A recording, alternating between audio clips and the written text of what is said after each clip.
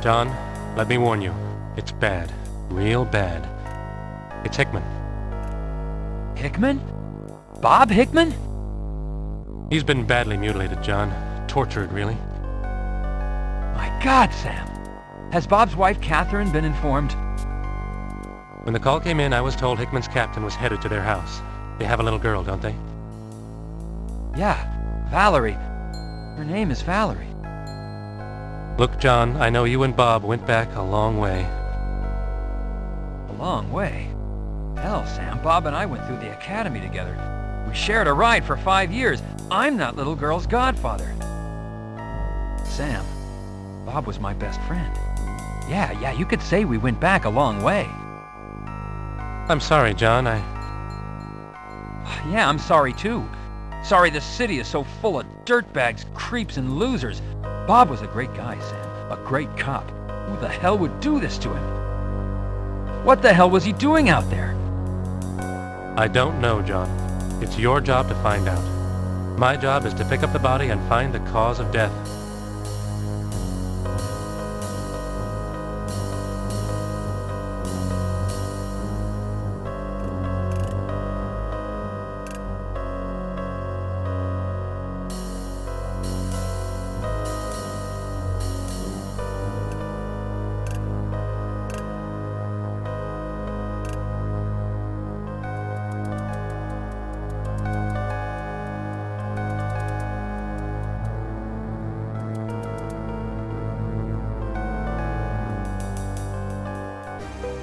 The tortured and tormented body of Bob Hickman, LAPD, lies lifeless among the alley debris, an obvious case of felonious homicide.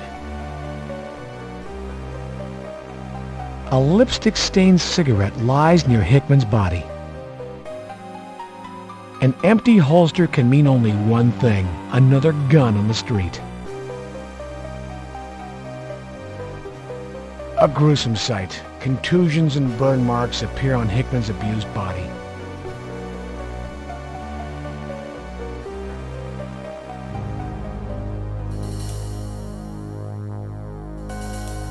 Detective, your car trunk is locked. The ground is devoid of tracks or marks.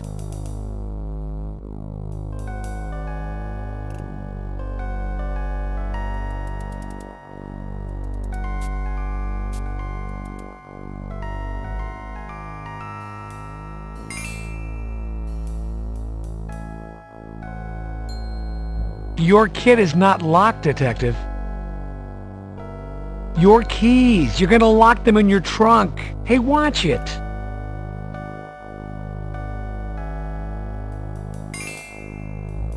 There is no need for banner tape at this time, Carrie. Detective, what are you searching for?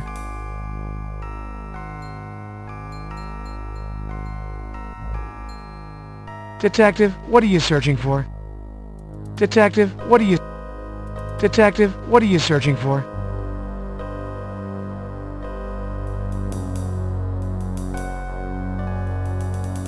Detective, what... Detective, what are you searching for?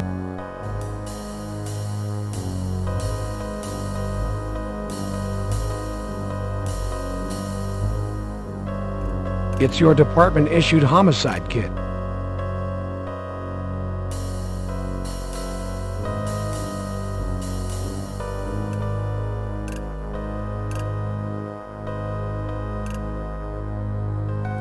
No need to put those on at this time, Detective.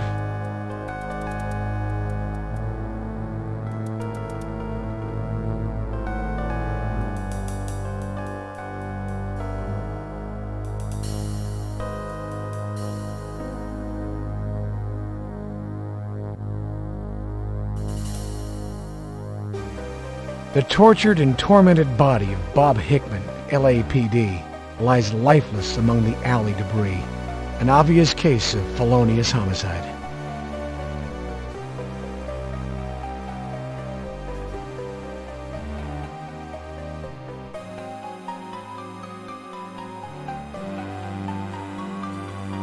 Recording information at the crime scene ensures accurate reports later. noting that a cigarette lay near the body could prove important later. An empty holster can mean only one thing. Detective, this information is already recorded.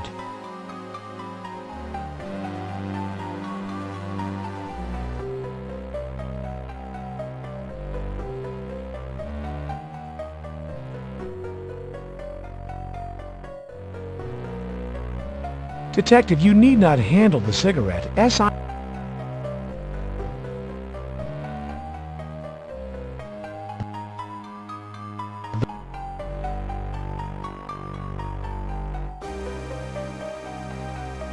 Let Chester from SID handle any possible evidence.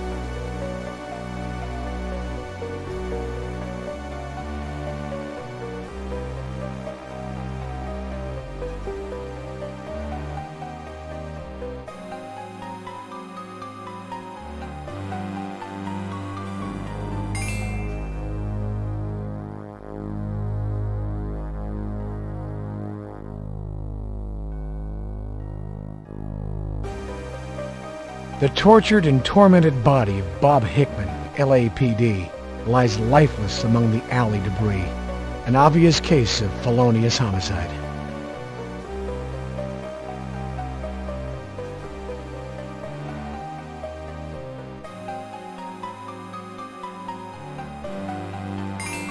Detective, this cigarette could be evidence.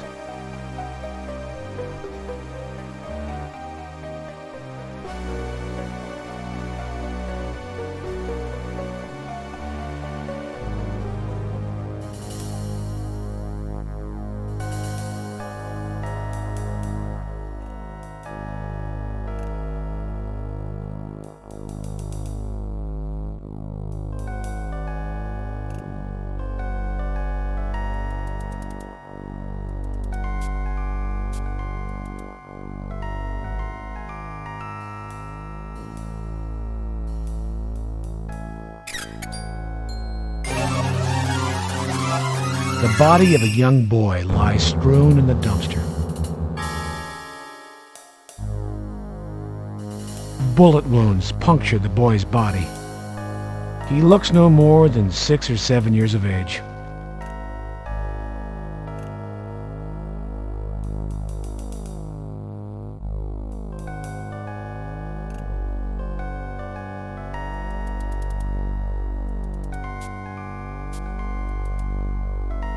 Recording information at the crime scene ensures accurate reports later.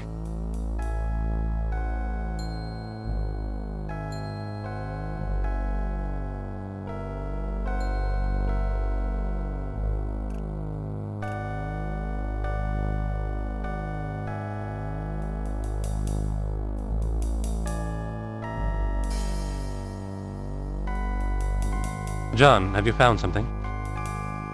John, have you found something? John, have you found something?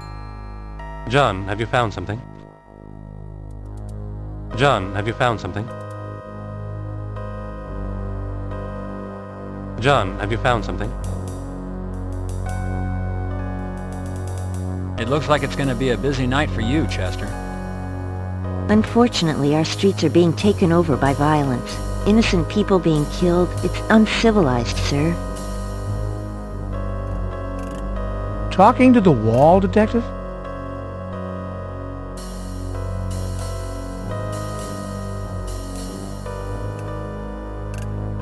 Officer, I want you to notify Detective Headquarters and Communications we've discovered another homicide. Approximate age, 6 years, apparent victim of gunshot wounds. Have Detective Headquarters run a search on children reported missing, matching this child's description. Yes, sir.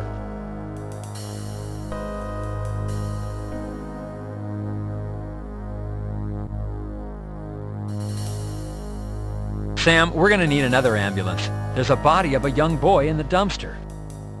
We'll get another car here, John. Officer Woodbury, when we're finished here, I want the neighborhood canvassed to see if anyone's missing a child, but has not reported it yet. Yes, sir. Alleys can be great sources of hidden treasure, Detective. No treasure here. The ground is devoid of tracks or marks. The ground is devoid of tracks or marks. Graffiti mars the neighborhood.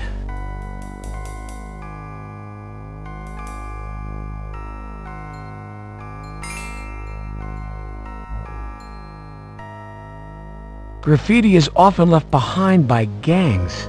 Recording the symbol could prove useful.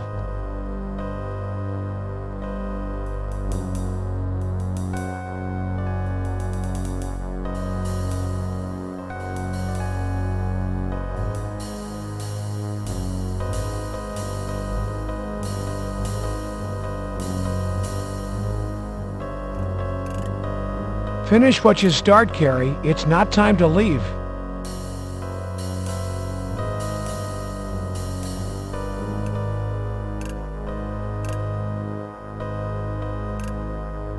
I'll be stepping in as lead investigator, officer.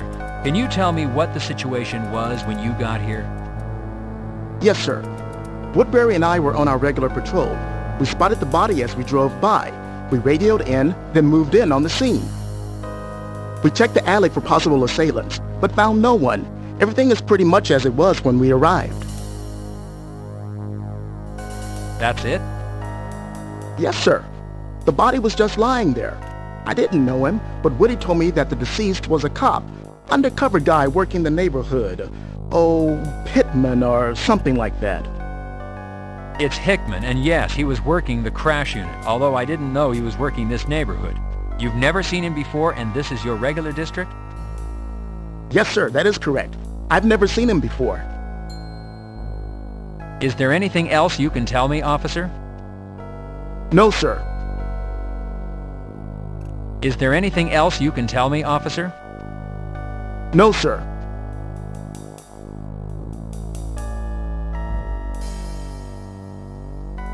Chester, take over on the evidence. Yes, Detective.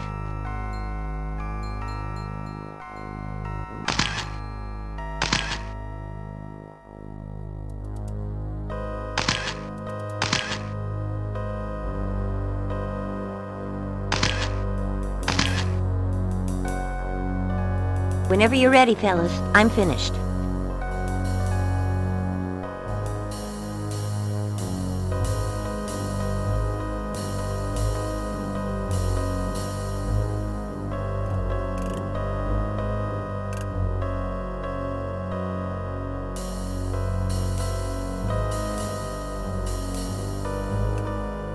John, we can handle it from here. Stop by tomorrow for the autopsy. We'll know more then.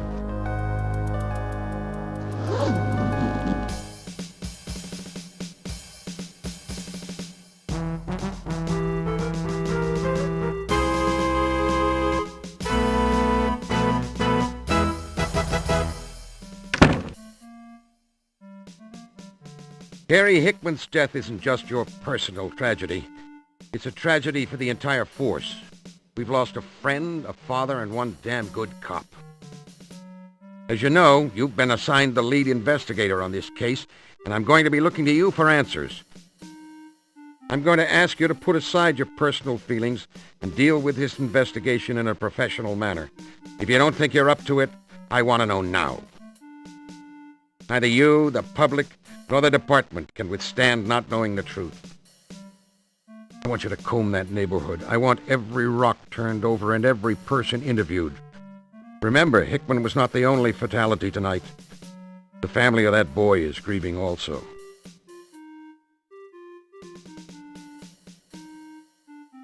Yes, sir. For your information, the boy has been identified as Bobby Washington. As for Hickman, I think there is something you should know. Maybe you already do. But here it is straight. Hickman's lieutenant, Jim Varaz, informed me that Hickman was having trouble with stress, trouble at home. Varaz told me that Hickman had been in a fragile mindset, that working undercover was getting to him. You know, the violence of the streets can get to anyone. Now, I'm not knocking Hickman. I just want you to know how the department viewed his current capacity. Okay, Carrie, you know what you need to do. Go out there and do it. Find who killed Hickman. Find who killed the Washington youth. Any questions?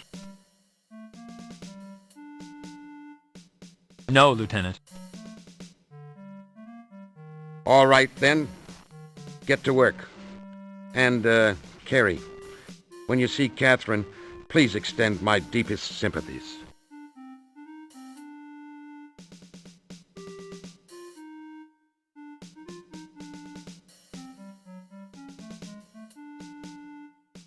Lieutenant.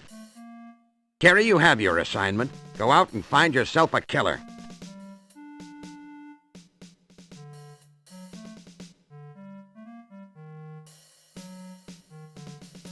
Go on now, go. Find yourself a killer.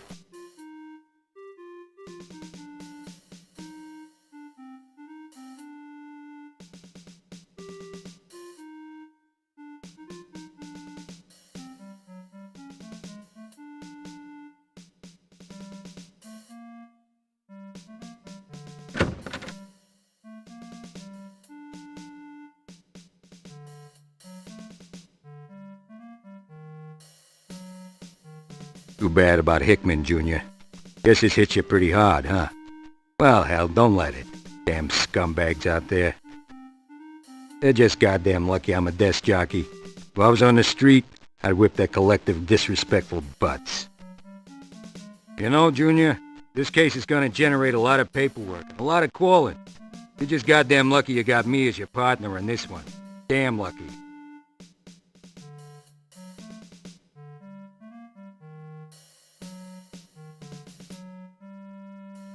It's your very own desk.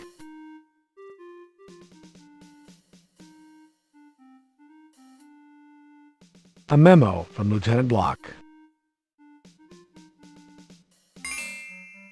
There's nothing much in there, just no need to... Don't move it, it's kind of cute there. Keep your hand... Leave that stuff alone. Leave your blotter in place, it covers all the coffee stains. No need to straighten up your... No need to straighten...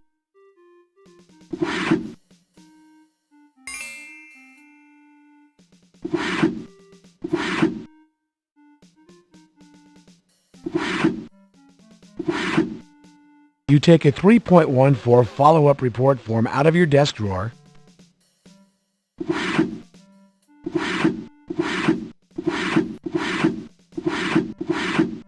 No need to straighten up your desk, it'll just get messy again.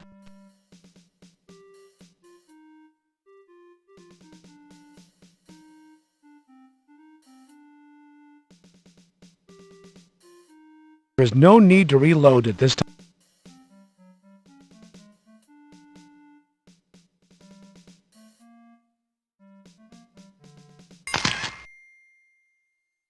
The photograph taken of you and Hickman at the lake, the time you caught the big one.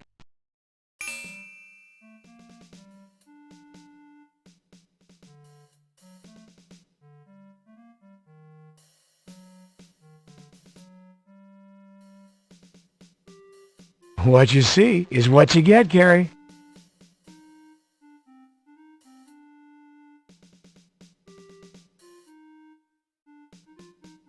Departmental Follow-Up Form 3.14.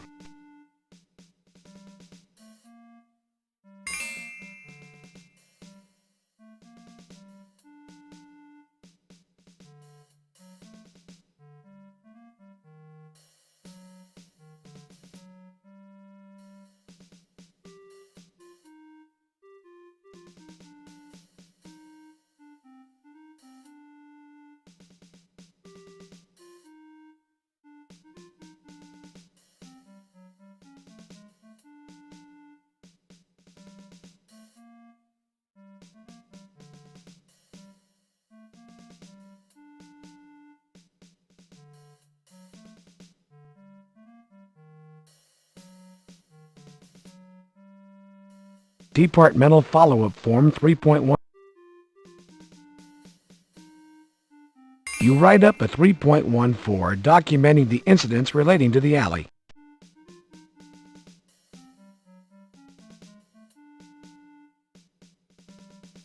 A more professional attitude toward your duty.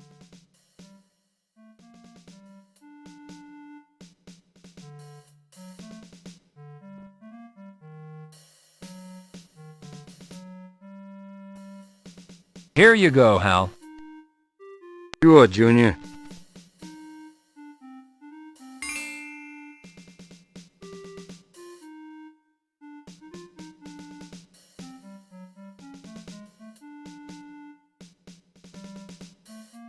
Hal, has anything come back on the cigarette found in the alley? Damn straight it has, Junior. SID identified DNA on the damn thing. Science is a wonder, ain't it, kid? You connect that DNA to somebody's butt, and you got yourself a case.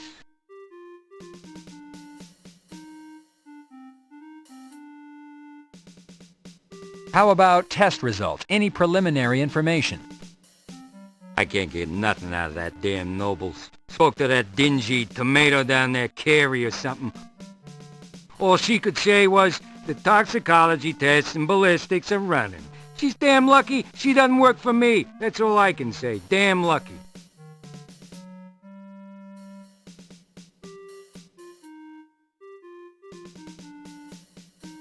Hal, have you made contact with the folks over at Crash? Were they able to give you any information on Bob? Now, those boys are men, I'll tell you that, Junior. Fighting in the trenches, battling the main streets. You're to tread lightly, Junior. They're working undercover in that neighborhood. Have been for a couple of months. Your man to talk to is Varaz.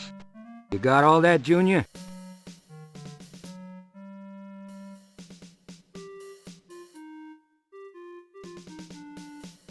The man is conducting a telephone interview. Don't bother him.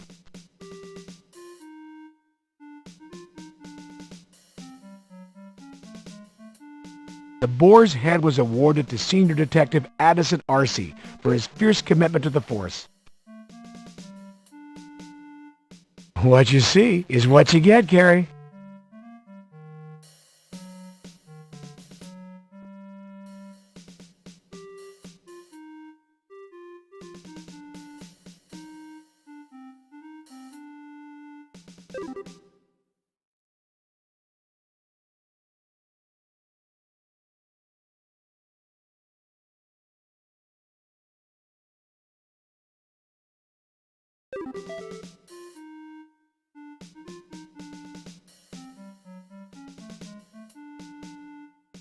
It's your wallet.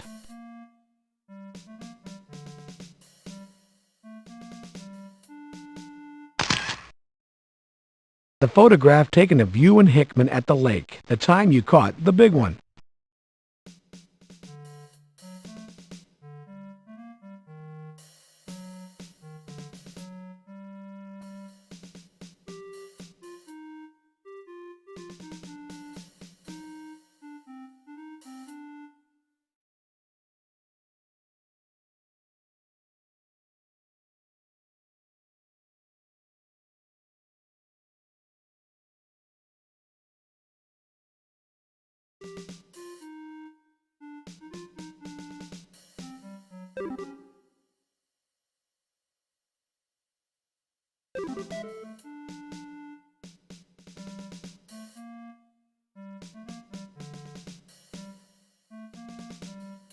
Your badge is a symbol of your commitment and your identification.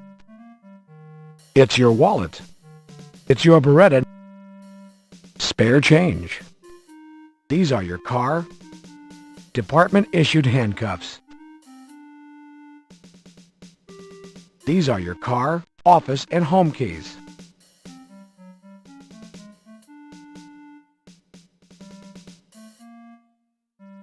Your department-issued memorandum book and pencil. The photograph taken of you and Hickman at the lake, the time you caught the big one.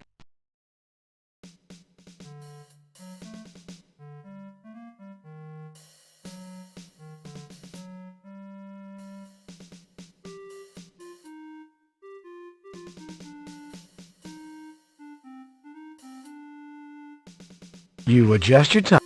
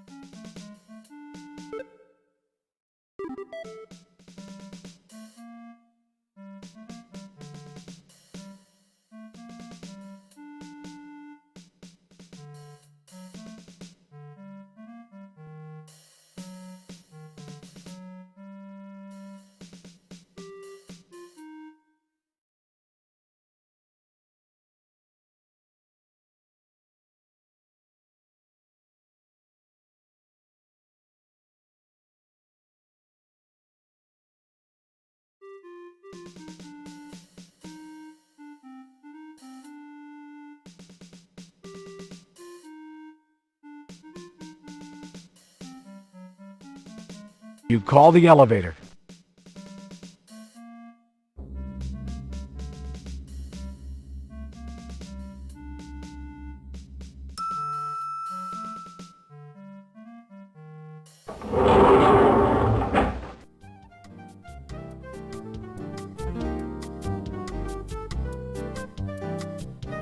You select the 8th floor as your destination.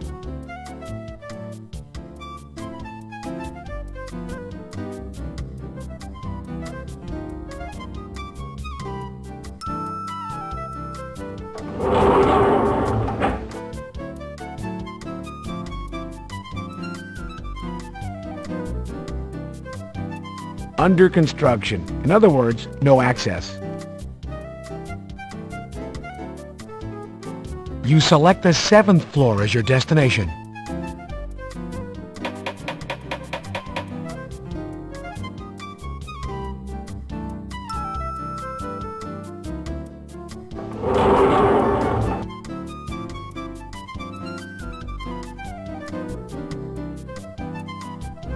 The anti-terrorist officers sure take their job seriously, Detective. He's trained to listen. He's trained to use hand signals only.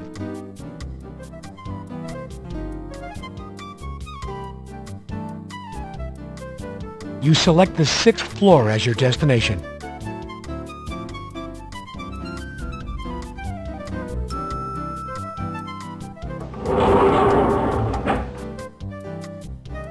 Go on, get out of here. I'm busy.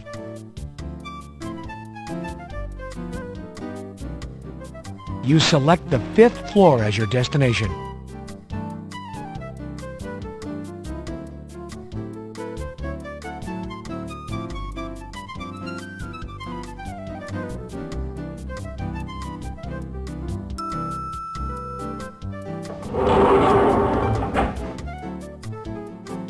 Hey, watch it.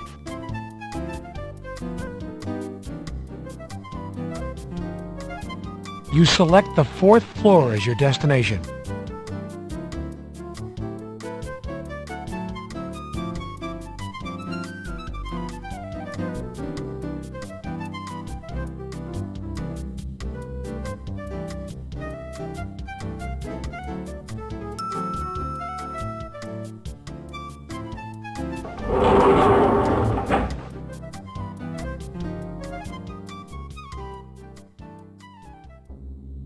Ron Ball, bomb expert, killed in the line of duty.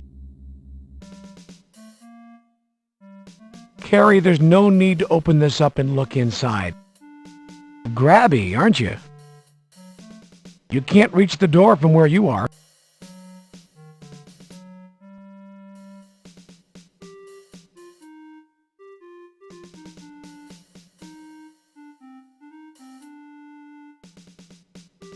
You ring the bell, but receive no answer. You ring the bell, but receive no answer. It's locked from the inside. It's locked from the inside. Besides, Carrie, if it's closed, it's closed.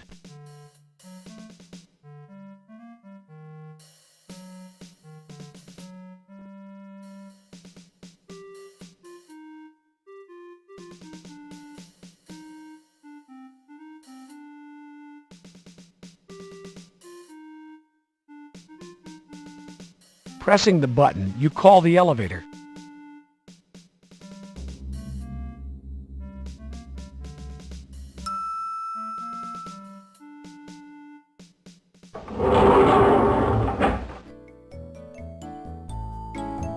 You select the 3rd floor as your destination.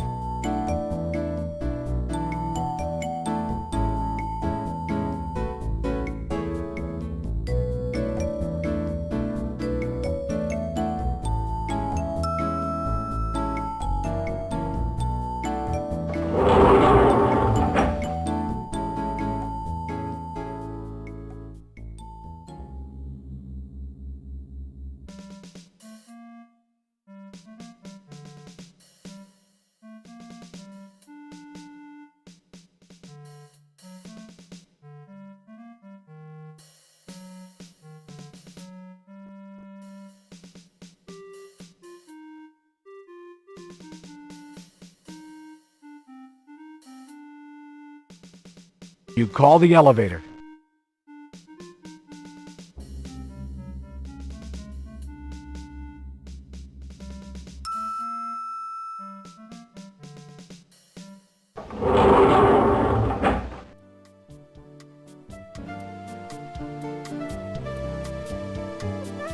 You select the second floor as your destination.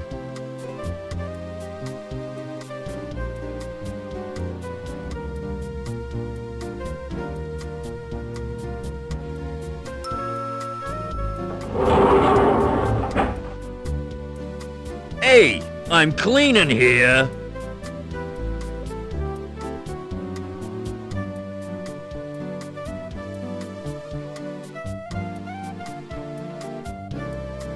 You select the lobby as your destination.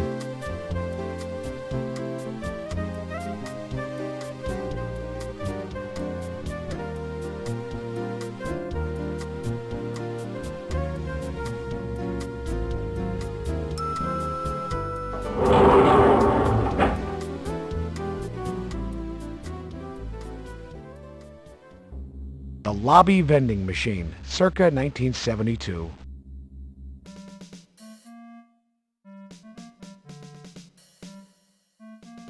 If you want a candy bar, you'll need to pay first.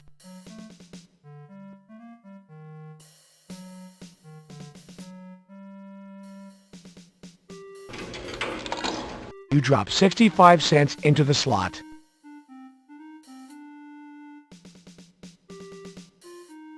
The lobby vending machine, circa 1972. Getting candy out of the machine is a little like winning a prize.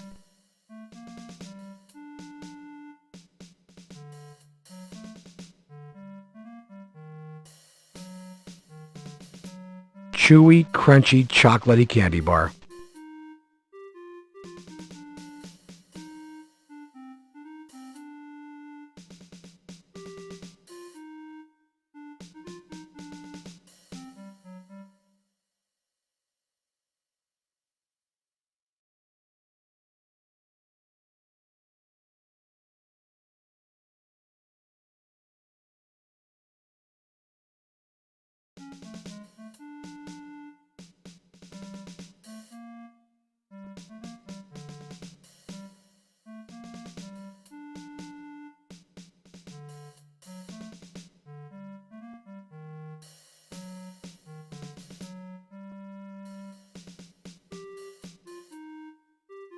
Hello, Bill.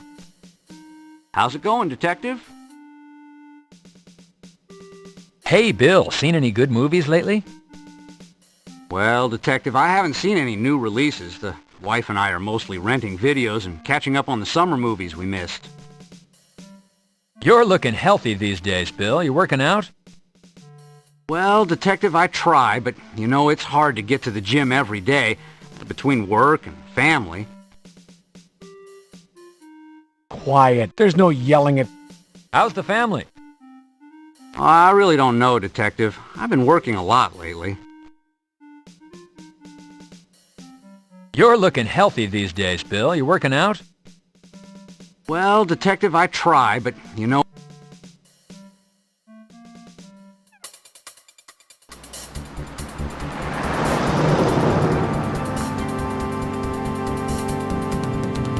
Last night, the LAPD was shaken to its roots as Officer Robert Hickman, Police Officer of the Year 1992, was found brutally slain in a South Central neighborhood. Heading up the Hickman investigation is veteran homicide detective John Carey. Carey is best known for solving the murder of Lane Blair, the stunning actress featured in many of the action-adventure Straight Shots movies. Detective Carey has been unavailable for comment, and all requests for a formal statement from the department have been denied. However, we have been told by an unofficial source that the department is looking at this as a gang killing. As the investigation continues... Oh, wait, here comes Detective Carey now. Detective Carey, over here. Christy Bilden with KKAT. Detective Carey!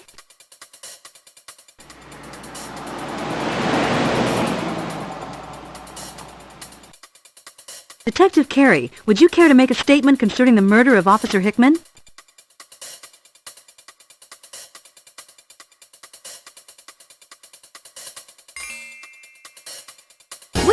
doing? Hey! The physical abuse I have just experienced at the hands of Detective Carey is consistent with the treatment I've received from this entire department in trying to report this story. As a reporter and citizen of this city, I fear for our First Amendment rights. I'm Christy Bilden, reporting for KKAT.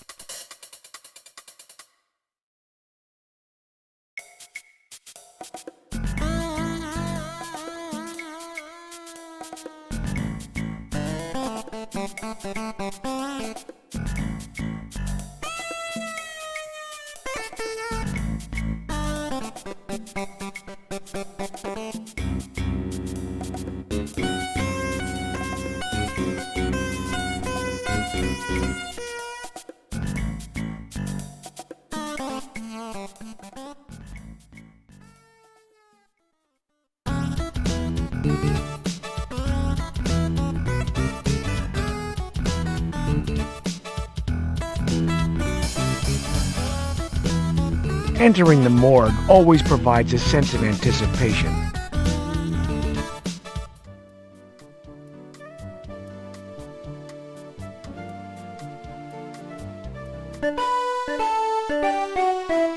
Hi, Detective Carey.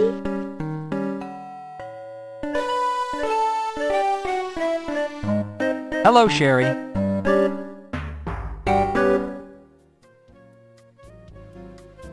I'd like to see Deputy Nobles. Is he available?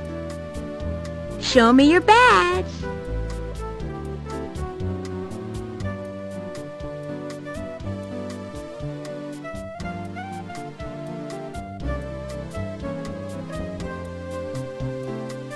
You can go on in, Detective Carey.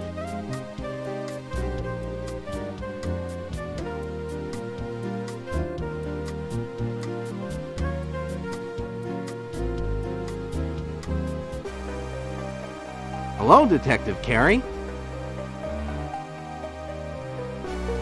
Why did the idiot think he was a king?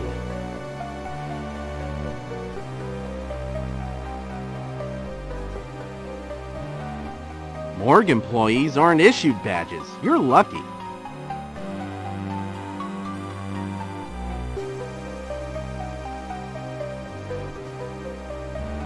Do you know why Sam hates playing cards with dead bodies?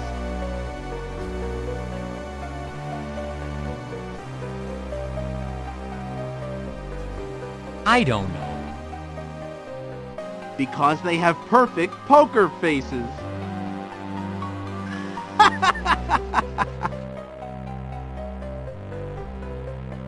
Go right in, Detective.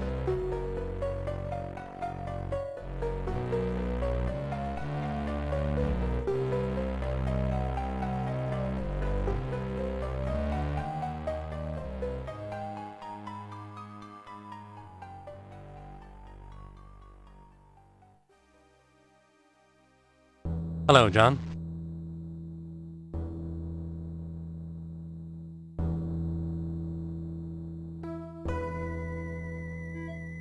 Sam doesn't require you to show him your badge upon each visit like some people around here.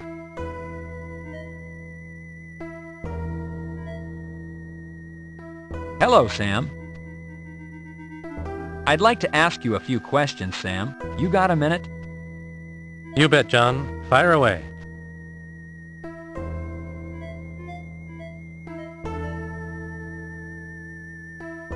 Sam, what can you tell me about the youth? Exactly what would you like to know, John?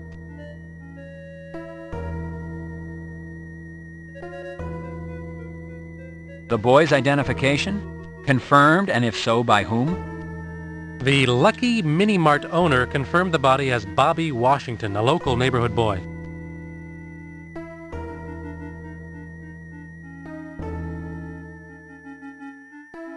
Has the boy's family been notified? Yes, and as I am sure you can imagine, the mother is near hysterics. Her name is Bernadette Washington, and she lives around the corner from the alley. The poor woman is so upset she can't yet bring herself to come down and claim the body, or the few small trinkets we found on the boy.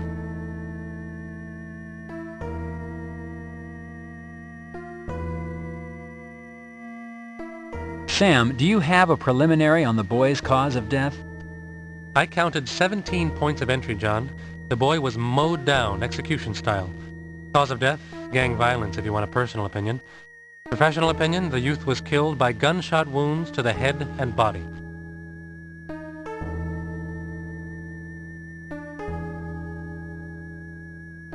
Has the boy's autopsy been performed yet? Yes, it was, John. I was able to pull 3 slugs out of the body. They look like 9mm. I've sent them over to SID for a ballistics check. The body is in cold storage, waiting for the family.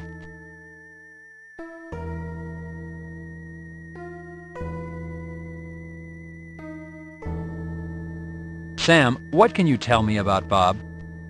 Why don't you begin at the beginning and begin by asking me the specifics? That way I won't miss any topic you might want to explore.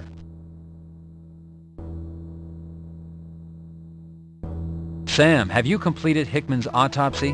What are your preliminary findings? The autopsy is complete. Beyond the surface evidence, I found a ruptured gastrointestinal tract. Fluids were sampled, and I'm having toxicology tests run, including all known poisons.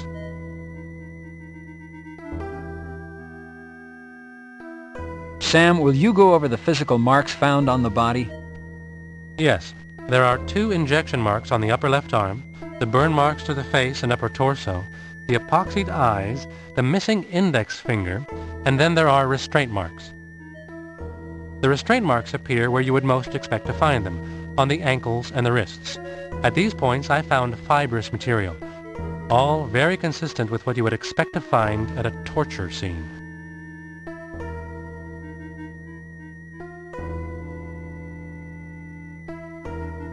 Sam, will you go over the physical marks found? Yes. There are 2 injection marks on the restraint marks appear. Sam, what can you tell me about the body lividity? Lividity appears 2 places on the body, first and most notably on the buttocks. This would indicate to me that Hickman died while sitting and then was left in that position for a period of time. Or, once killed, he was moved to a sitting position and then left for a time. The second area of lividity appears on the upper back and shoulder area, and I believe resulted from the time the body spent in the alley.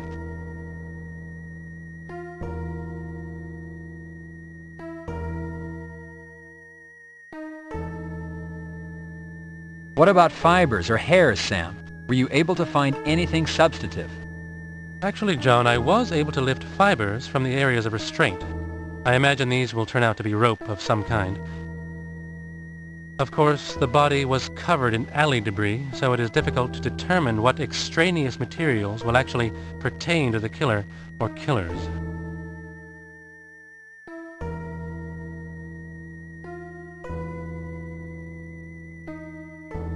Sam, do you have a preliminary back on the toxicology tests? Not yet, John, but I believe we'll find that Hickman died of poison, as opposed to, say, a heart attack. If Hickman was killed by poison, it could have been a slow and painful, and quite obviously torturous death. There are signs of stress around Hickman's eyes, which would indicate that he was alive when his eyes were glued shut, and he attempted to open them. Also, the burn marks on the face are a bit irregular, not perfectly round.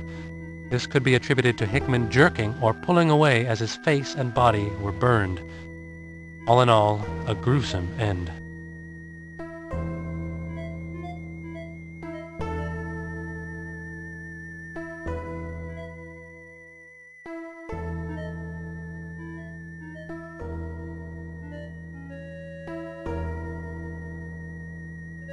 You notate the state of affairs.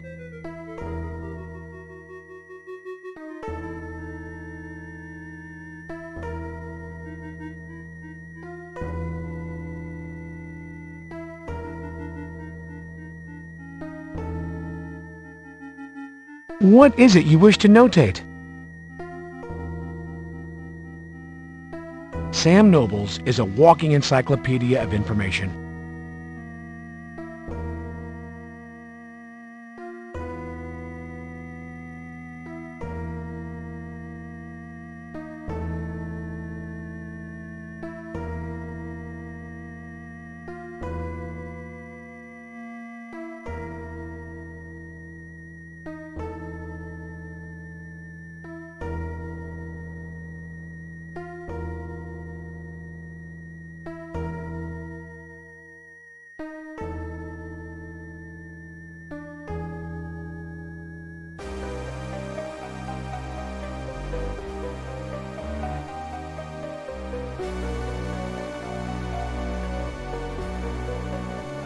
You like my jokes? I don't know.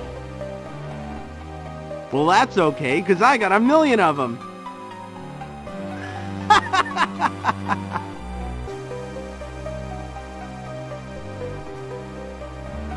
It's Hickman's personal belongings envelope. It's Bobby Washington's personal belongings envelope.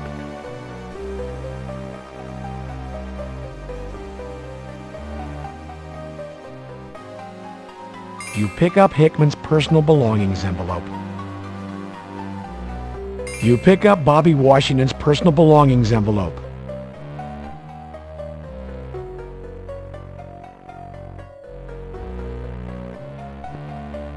See ya, detective.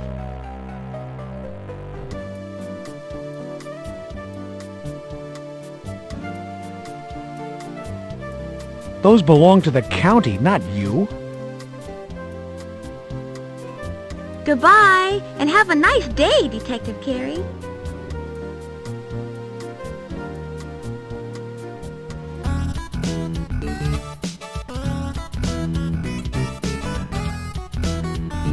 To protect the innocent, your trunk is locked.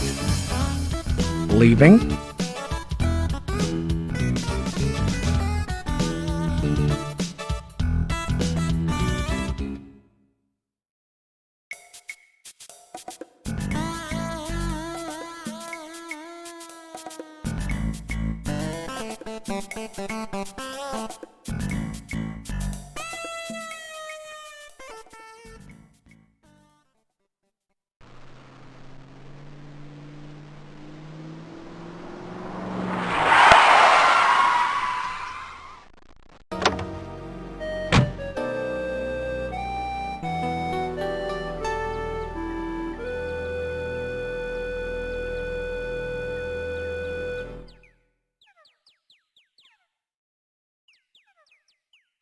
Knocking seems less intrusive than ringing the doorbell.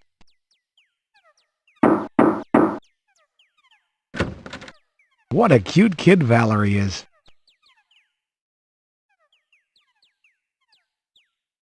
Hi, Valerie. How you doing?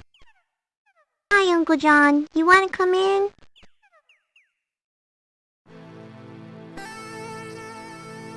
Mom, Uncle John's here.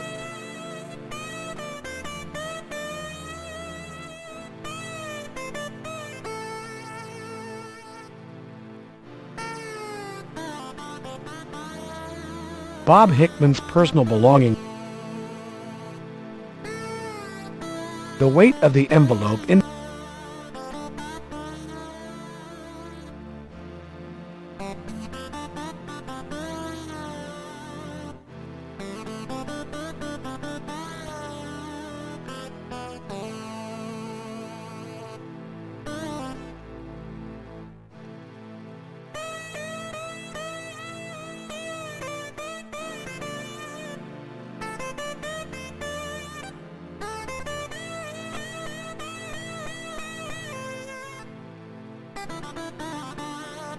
Hi, John. Thanks for coming over. How are you, Catherine? I don't know. I can't believe this has happened. It's like a nightmare. I keep hoping I'll wake up and Bob will be alive.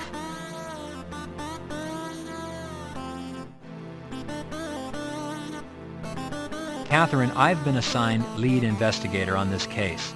I need to ask you some questions. Are you feeling up to it? I suppose so, John. I just can't believe this is happening. I don't know what to do.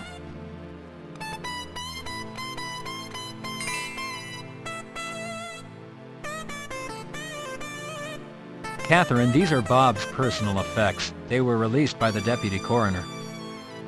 Thank you, John. Is his wedding band included? I didn't open it, Catherine. I don't know.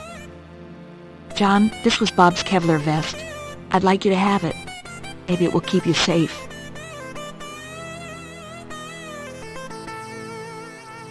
Thank you, Catherine.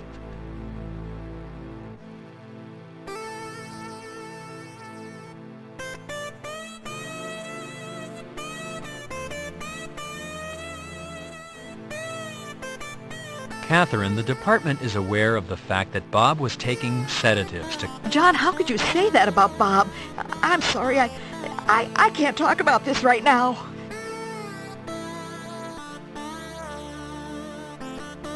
Valerie, do you understand what's happened?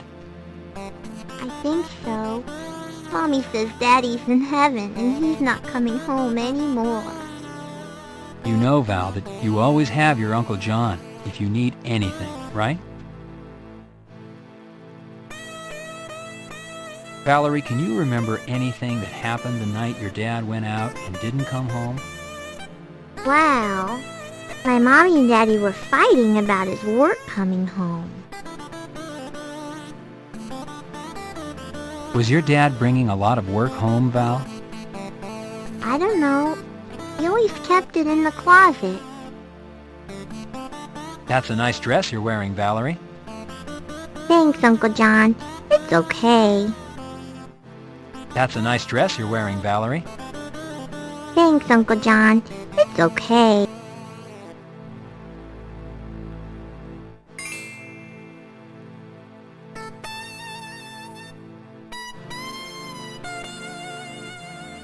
Reaching into the pocket, you discover pocket lint. Reaching into the pocket, you discover a prescription bottle. Reaching into the pocket, you discover pocket lint. Reaching into the pocket, you discover pocket lint. Reaching into the pocket, you discover pocket lint. Reaching into the pocket, you discover pocket lint. Your action is your...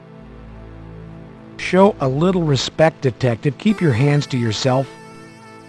Show a little respect. Show a little respect. Show a little...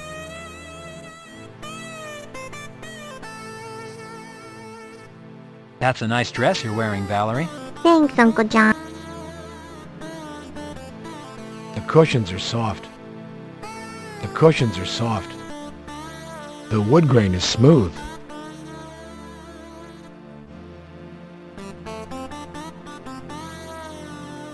Bob Hickman's prescribed sedatives. Kevlar bulletproof vest. Catherine doesn't need an interior. Bye, Uncle John.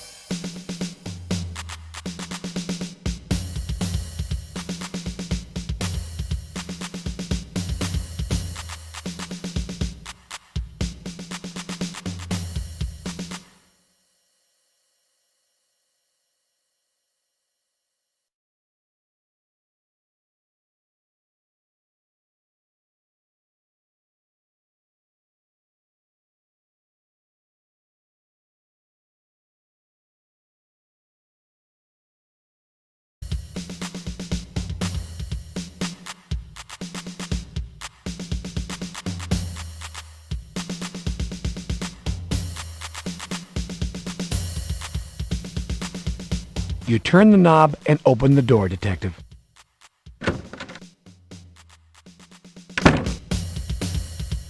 Howdy, partner. You're here mighty early. Ain't scheduled to qualify till Wednesday. You planning on a little practice shooting today?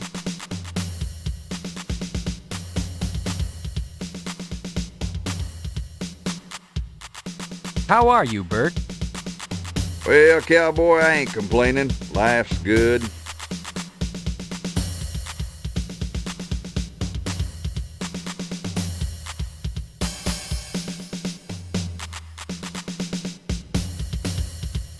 Hey there, partner. What you reaching for? Hey there, partner. What you reaching for? Hey there, partner. What you reaching for?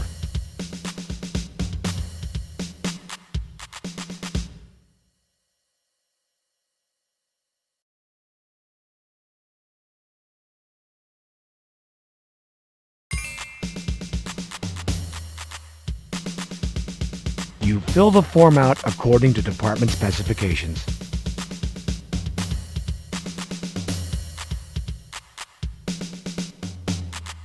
Hey there, partner. You can admire them all you want. Just don't be leaving here with them.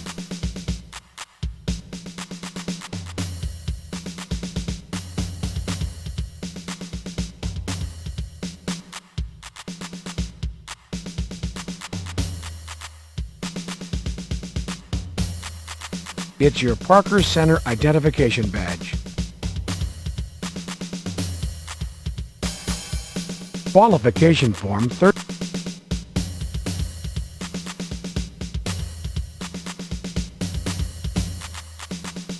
Filled out and ready to go, Bert. Thank you, partner.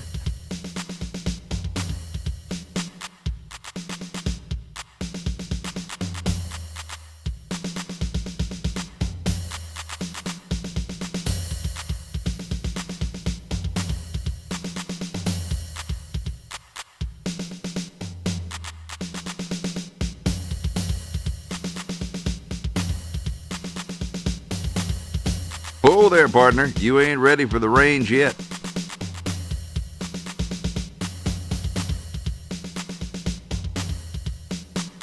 City ain't rich, partner. Pony up.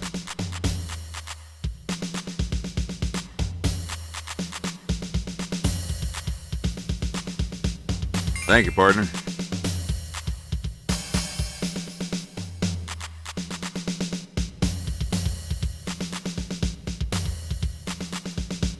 You pick up the headgear.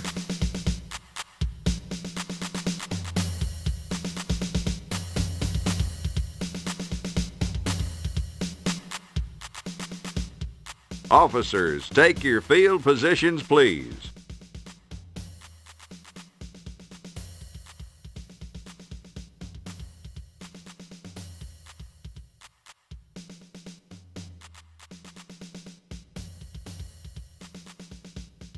Officers, take your field positions, please. Officers, headgear on.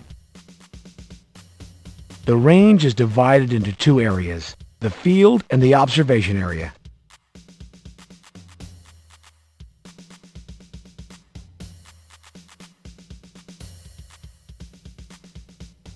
Detective, these are department issued and should be treated accordingly. Officers, headgear on.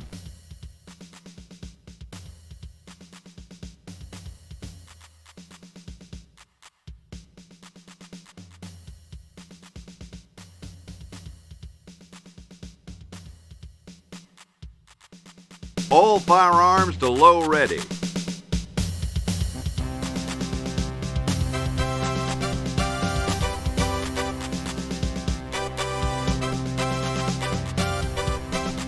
All firearms to low ready.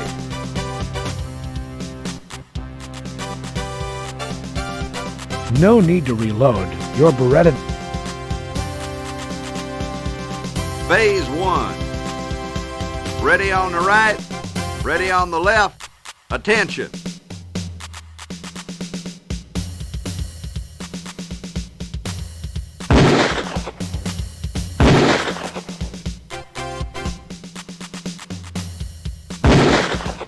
Gun to low ready. Prepare for phase 2.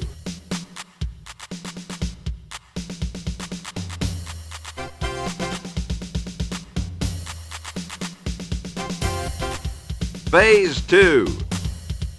Ready on the right, ready on the left. Attention.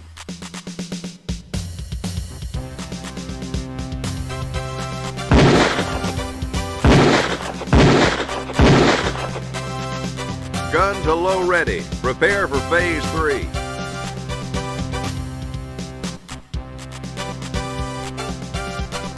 Officers, reload.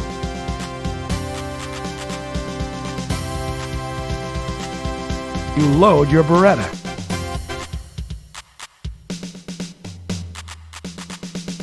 Phase 3.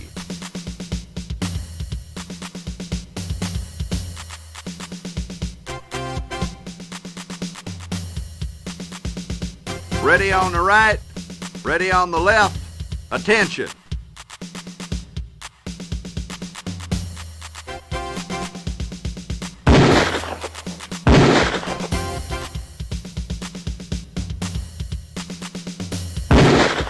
Gun to low ready. Prepare for phase 4.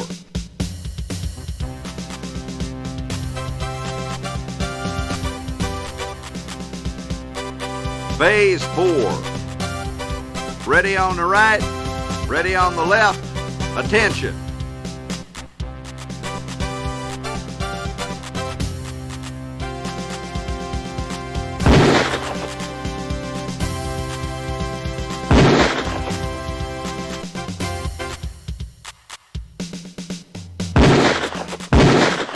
Gun to low ready. Prepare for phase 5.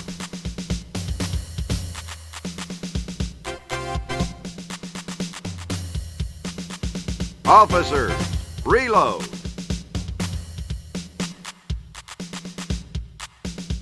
You load your Beretta.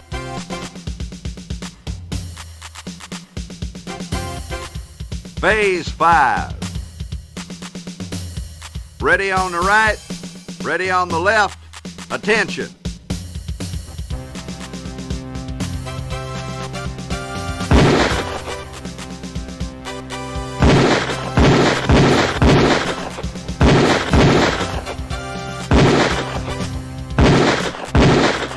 Gun to low ready. Prepare for phase 6.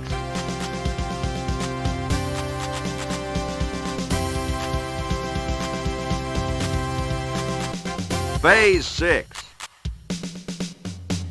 Ready on the right, ready on the left. Attention.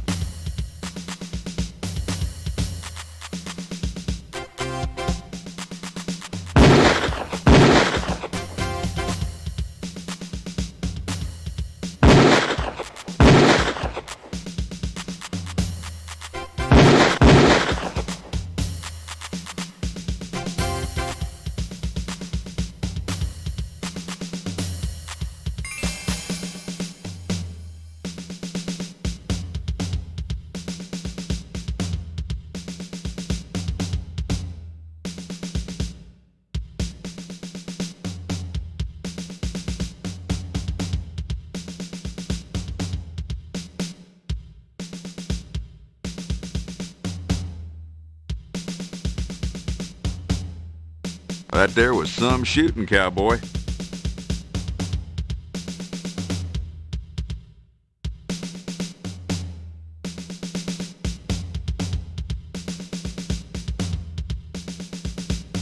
Thank you, partner.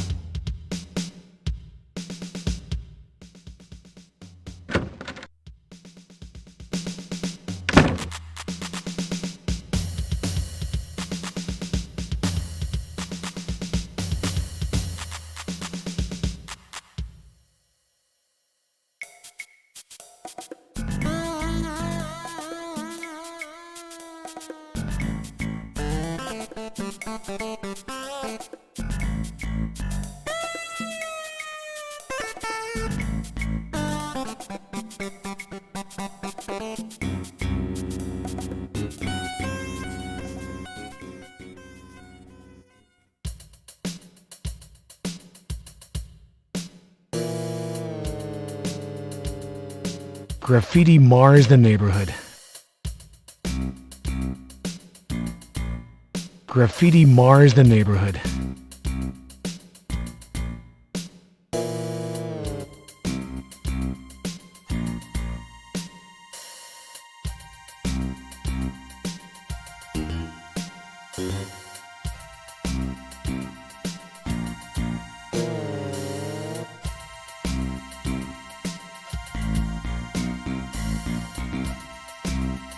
It appears that slugs from a firearm are lodged in the wall.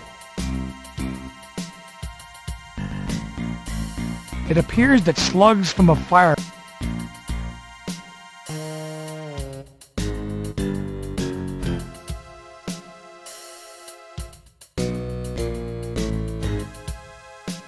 The baggies hold evidence found at crime scenes. 24-inch pry bar. Very handy. The jar is used to collect samples when SID is not called for. Rubber gloves used against infection or contamination. Department-issued 9-volt anodized aluminum flashlight. Chalk, made in the USA. The putty knife is made in the USA.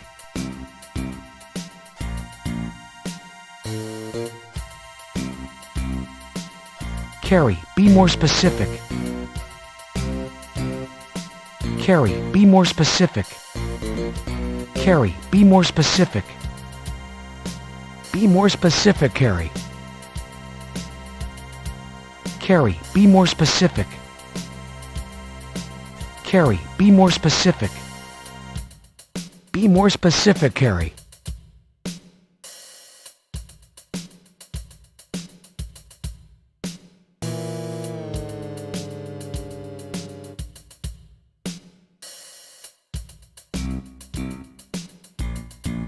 The velocity with which this projectile hit the wall makes it impossible to remove it by merely pulling.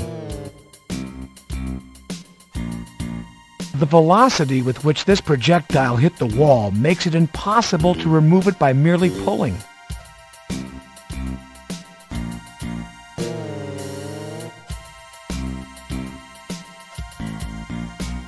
Those two items.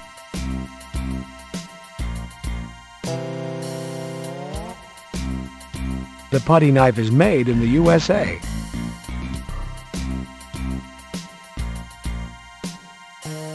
You loosen the slug from the wall. Be more specific, Carrie. Be more specific, Carrie. You loosen the slug from the wall.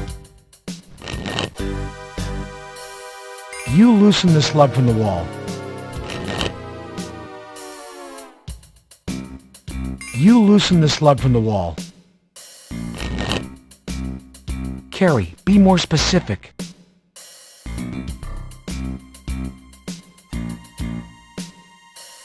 Carrie, be more specific. You loosen the slug from the wall. You loosen the slug from the wall. Be more specific, Carrie. You loosen the slug from the wall. You loosen the slug from the wall. Be more specific, Carrie. Be more specific, Carrie.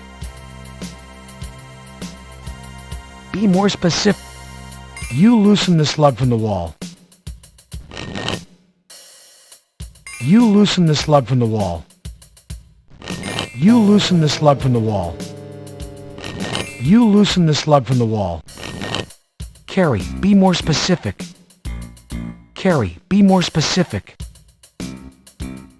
You loosen the slug from the wall. You loosen the slug from the... Be more specific. Be more specific, Carrie. Be more specific, Carrie. You loosen the slug from the wall.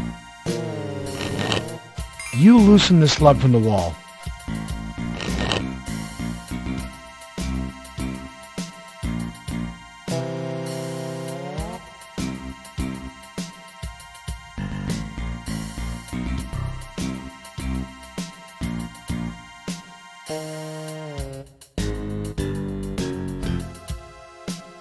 Careful, detective. The slug could drop into the grass. The surface feels like...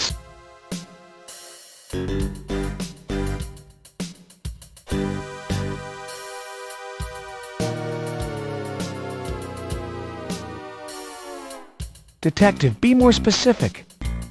Detective, be more specific. Detective, be...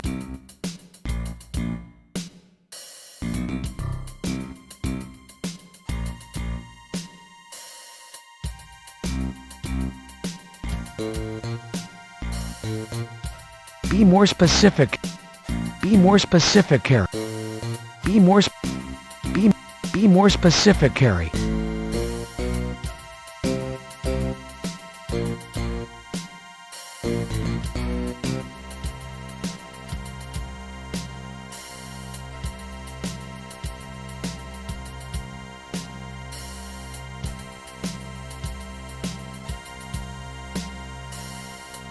The plastic is slippery.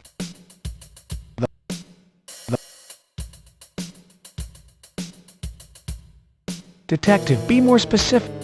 Detective, be more Detective, be more specific. Detective, be more The evidence has been Detective.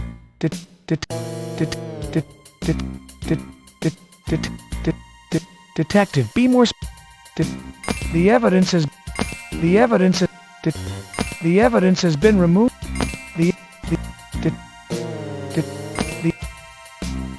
The evidence is the evidence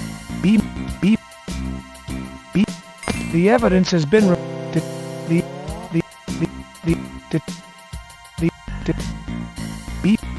the evidence is the evidence the evidence the evidence the evidence has been removed.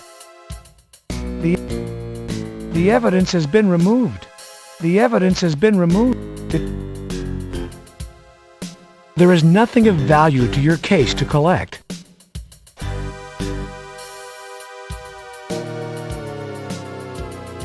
Deformed 9mm slugs taken from the cinder block wall in South Central.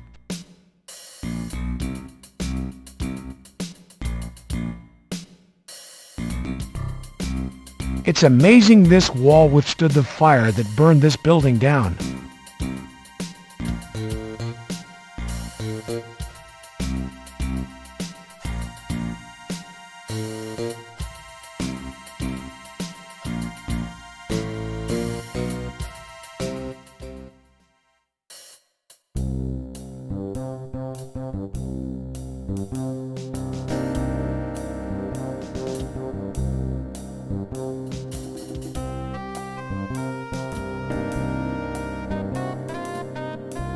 I'd like to ask you fellas a couple of questions.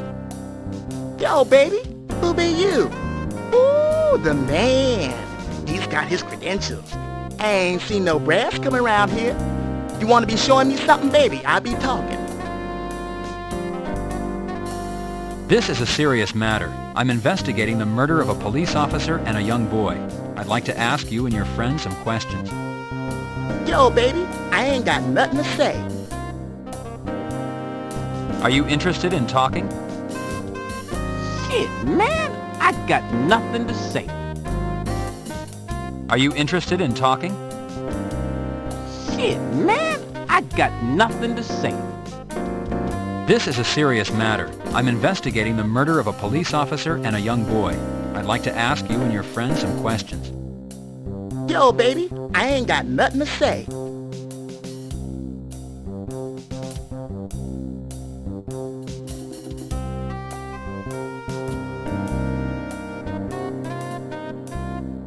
I'm Detective Carey, LAPD, Homicide.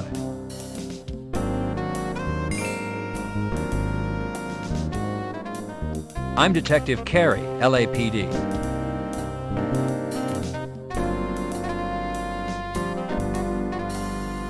I'd like to ask you fellas a couple of questions. You be the man. Ask away. Son, what is your name? Herbie Lewis. Last night there was a double murder, a police officer and a neighborhood boy, Bobby Washington. Do you know anything that might help us solve what happened to them? I be knowing nothing. That couple? What do you be doing down here anyway?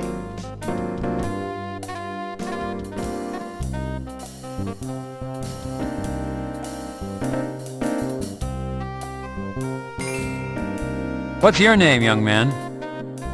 Emo Jones. Do you live in the neighborhood, Emo? You have an address, maybe a phone number? Yeah, I live here. 162 South Florence. No phone. Recording information twice is unnecessary.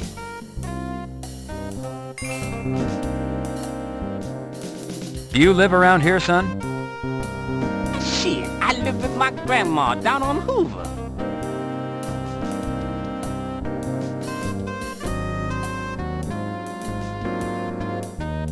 Did you know Bobby Washington? Gee, yeah, that little man was okay. He always be saying he gonna grow up and be the next Dave Stewart.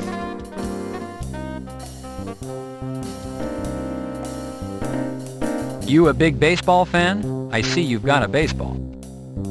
Yeah, baby. I like all them sports. This here ball, I find it. Find it in the field. What's lost is now mine. If you can think of anything that might help us, why don't you give me a call down at Parker Center? Just ask for robbery homicide detective Carey. You never know when I might be able to repay the favor. I be hearing you, baby. Yo, I be fly today. Never know when I'm gonna know something that can help. If you can think of anything that might help, you never know when I might be able to. I be hearing... Herbie, do you know anything that might help us solve last night's double murder? Shit, no, man. I was with my granny. You ask her.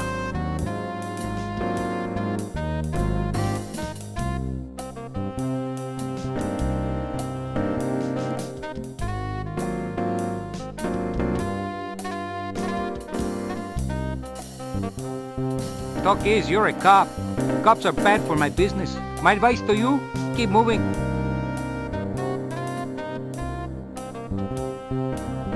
The door is locked up tight.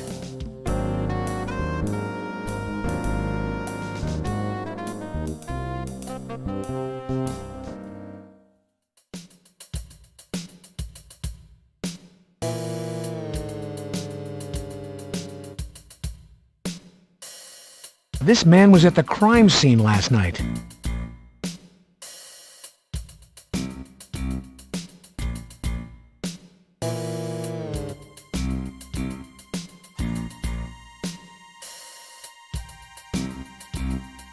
I'm Detective Carey, LAPD. I saw you last night in the alley.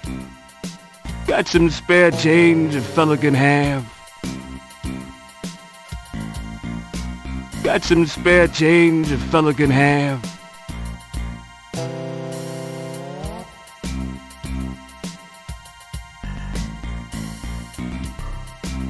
Got some spare change a fella can have?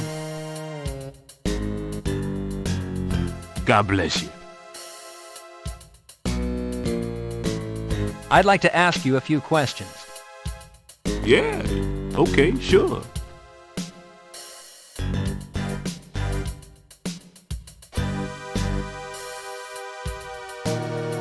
Even the smallest detail can have meaning. Even the smallest detail can have meaning. You were in the alley last night. I thought you might be able to tell me what you know about the murders. Yeah, it's just popping sound. You know, I don't know.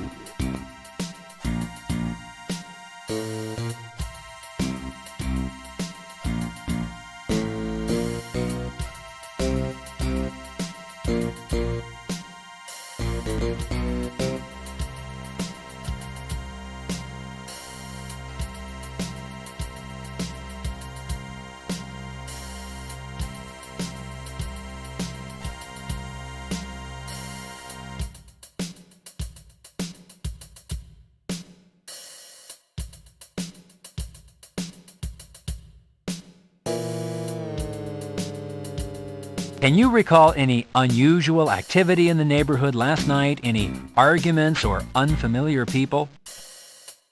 The cop was... he was dead. Could you be more explicit, sir? I didn't,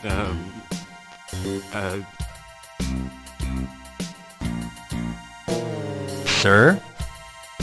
Yeah? Yeah, what? Sir? Yeah? Yeah, what? Even the smallest,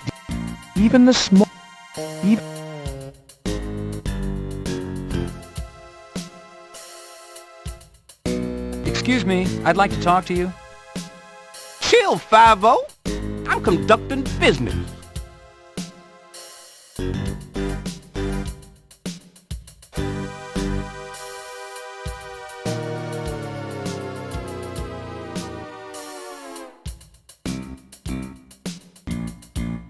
Hey, what's up with that? You popping me?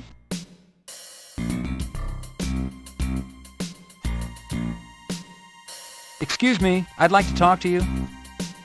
Chill, 5-0. I'm conducting business.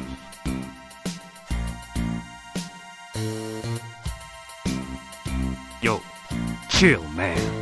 I ain't the one.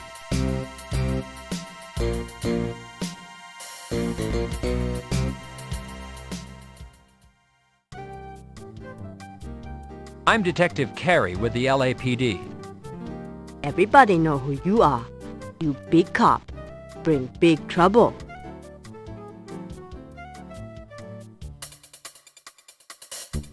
Detective Carey, would you care to make a comment on Officer Hickman's murder? No comment. What are you doing? Hey! Not too smart, big policeman. You push go on TV. Oh, it wasn't like that. You see, she... Yeah, you say for others. I see TV. I see you in neighborhood last night. You not come but for a dead cop.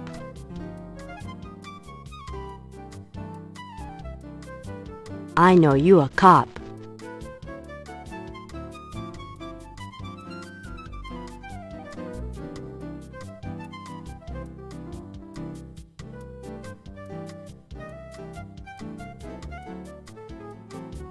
Can you tell me your name and what your position is here? I owner of Lucky Mini Mart. I work hard for my store. My name is Kimchi.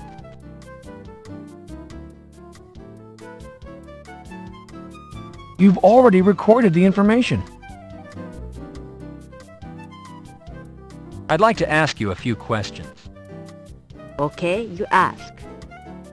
You said you saw me last night. Did you happen to see anything else? Anything out of the ordinary, such as different people or cars in the neighborhood? Well, if you think of anything, I'd appreciate hearing from you. Just call me at Parker Center. Ask for Robbery Homicide, Detective Carey. By the way, Miss Chi, did you know Bobby Washington? He was good boy. Always help me for free. He good boy. He try and stay away from gangs. No trouble. Bobby, good boy. Is there anything else you could tell me about Bobby, Miss Chi? What to tell? Boy's either good or bad. Good boy.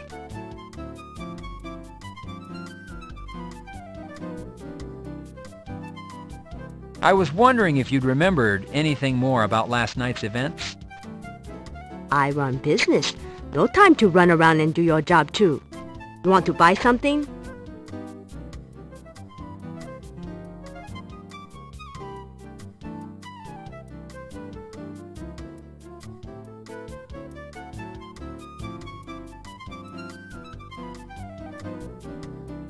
Fresh fruit is a rarity in these small convenience stores.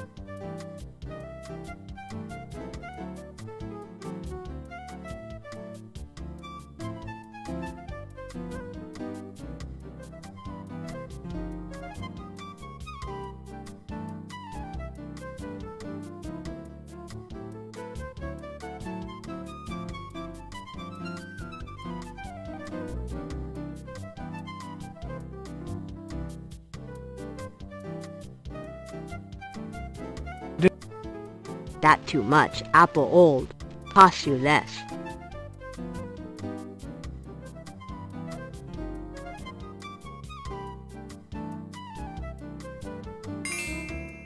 You pay fair price. Fruit is good.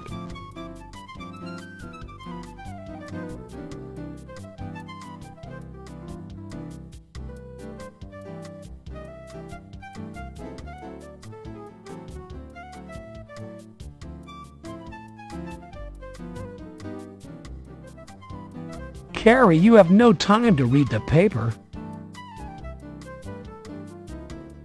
The counter has a plethora of merchandise. Ah, lottery tickets, fool's gold. Ah, lottery. Ah, lottery. The register looks as old as the store.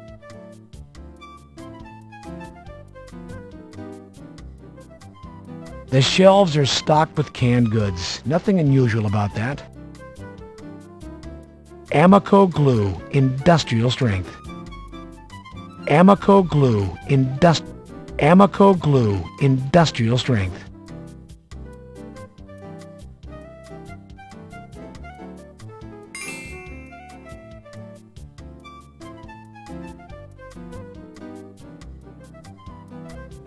You try cheat me, you pay more.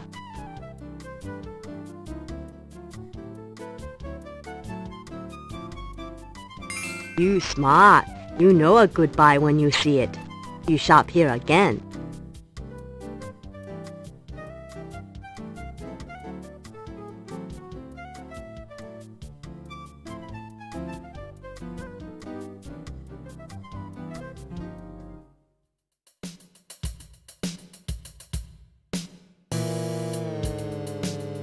I'd like to ask you a few questions. Yeah, okay, sure. You were in the alley last night. I thought you might be able to tell me what you know about the murders. Yeah, just popping sound. You know, I don't know.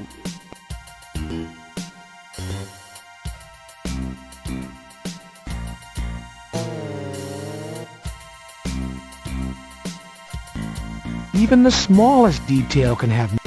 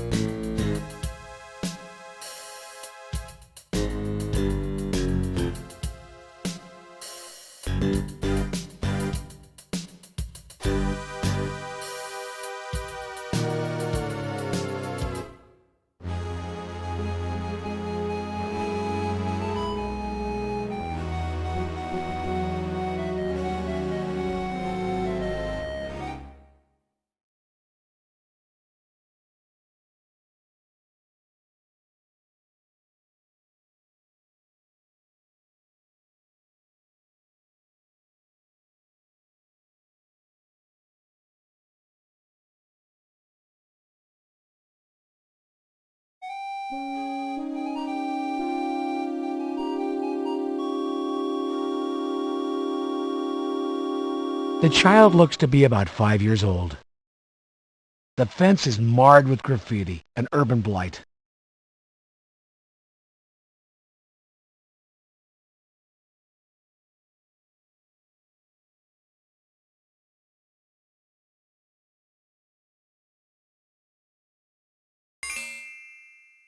I'm a police officer.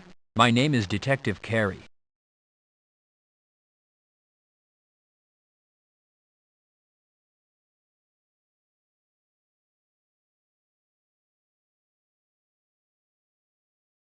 This child has not offered any important information.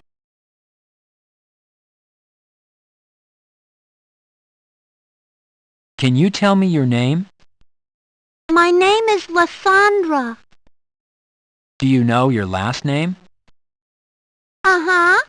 Washington.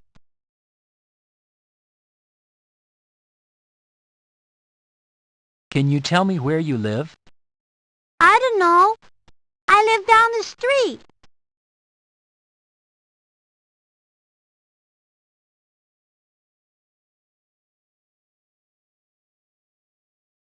How are you today? Taking your doll out for a walk? Me and my dolly are having a tea party. So it's tea time. We don't have real tea and cookies. We're pretending. Hello, Lysandra. Hi. I'm pretending I'm a mommy. Have fun. See you later. Okay. Bye.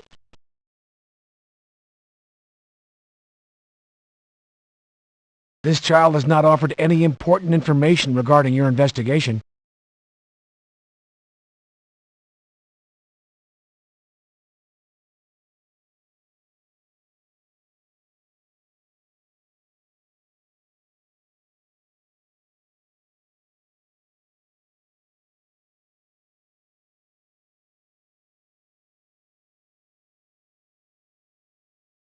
Would you and your doll like an apple?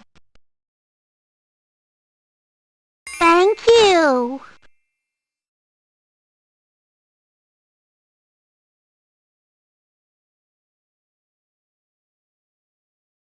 Hi, Lysandra. Hi, policeman. Hi, Lysandra. Hi, policeman.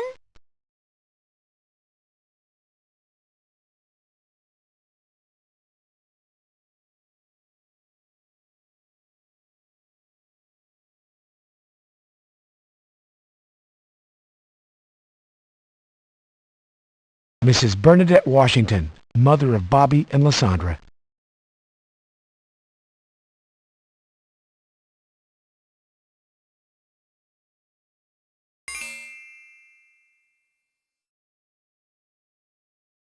I'm Detective Carey, LAPD Homicide. May I have a moment of your time? Yes, Detective, what is it?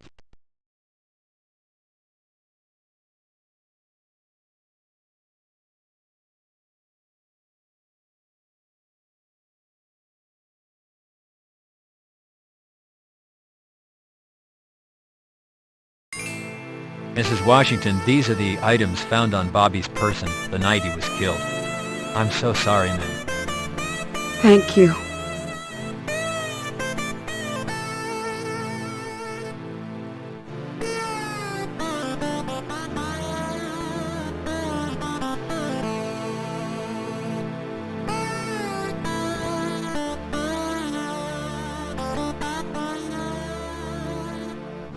Mrs. Washington, I have reason to believe that a young man by the name of Ragtop Spiff might be involved with your son's murder. Does his name sound familiar? That would be Raymond Jones. Anyone would hurt my child, it would be him.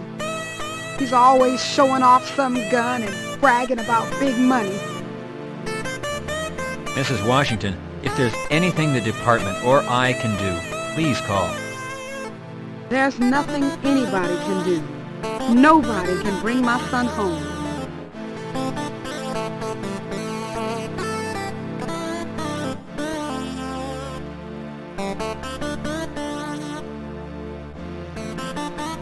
Mrs. Washington, can you tell me when you last saw Bobby? Was he with friends?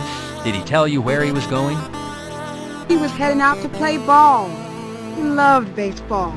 He always told me he was going to make me proud. He was going to be in the major leagues. He was a good boy, Detective. Never caused me any trouble. He was the man around this house. He was my little man.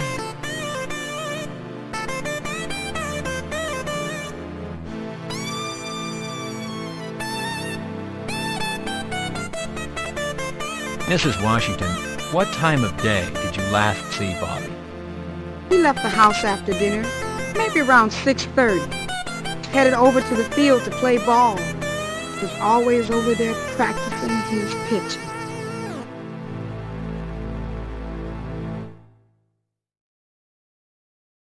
Mrs. Washington, what can you tell me about gang activity in your neighborhood?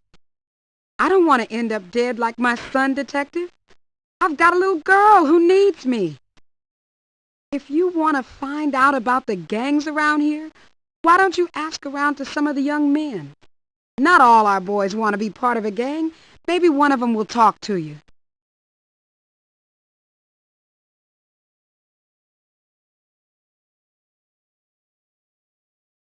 Mrs. Washington, is there anything the department can do for you? You can find who killed my son. You can make these streets safe for the children.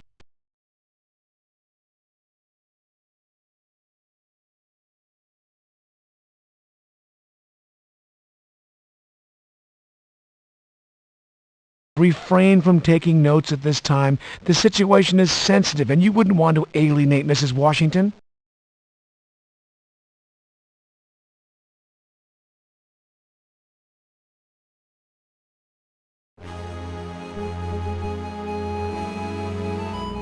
Hello, Lysandra.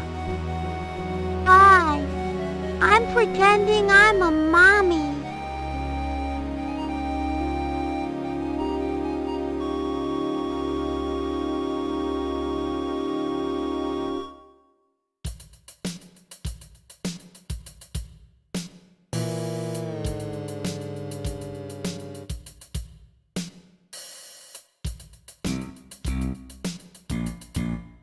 Even the smallest detail.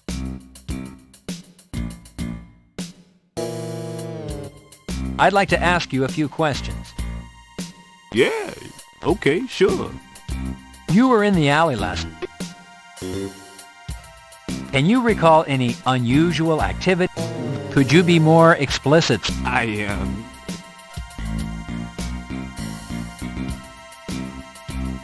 Got some, Even the small. got some spare change.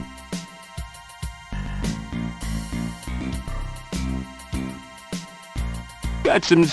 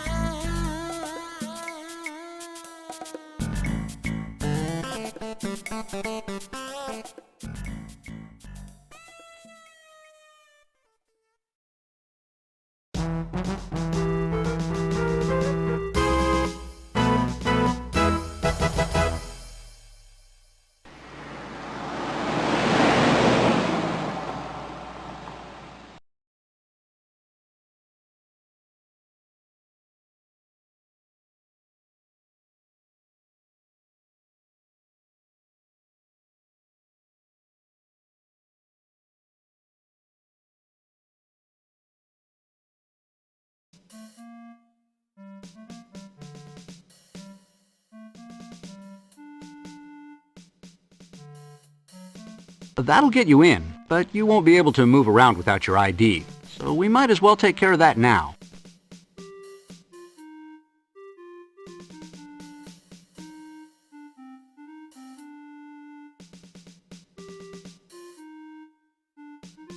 Detective, I'm wearing my ID.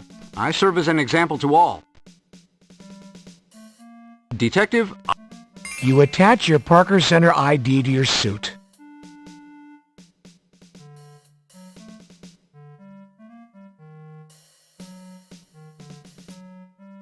Yes, sir, I realize you're a detective and I'm not.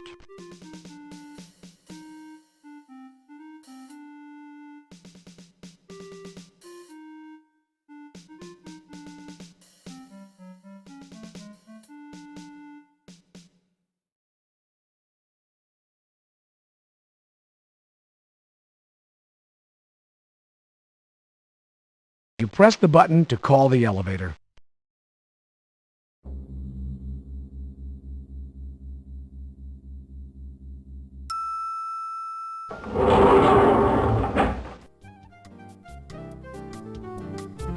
You select the basement as your destination.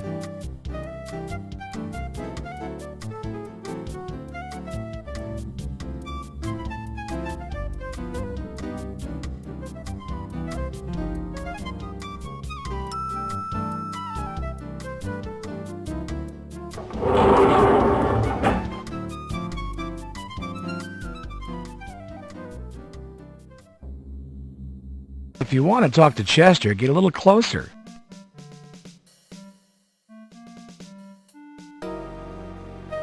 Hello, Detective. How can I help you?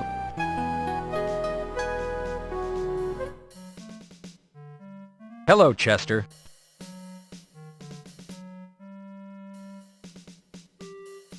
What about fibers found on either of the bodies, Chester? We're running the standard tests. Looks mostly like dirt from the alley. We'll know more a little later.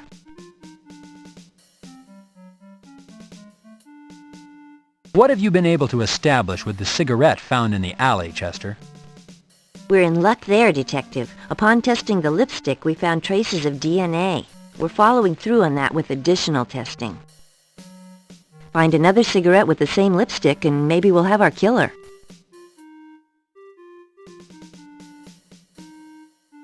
Chester, have you processed Hickman's body fluids? They're in the process, Detective. We don't have any results back yet.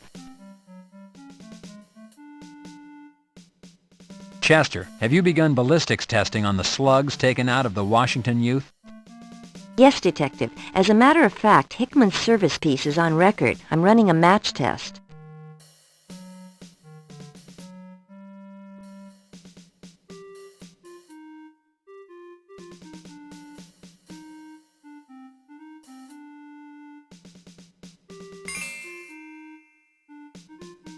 Chester, I pulled these from a cinder block wall not far from the alley in the 77th Street area. I'd like ballistics run on them.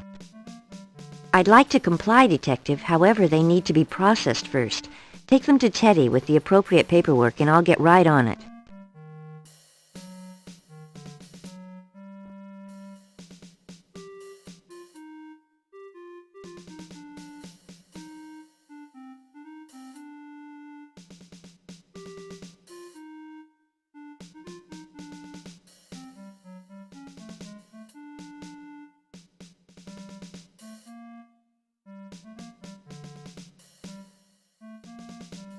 See you later, Detective Carey.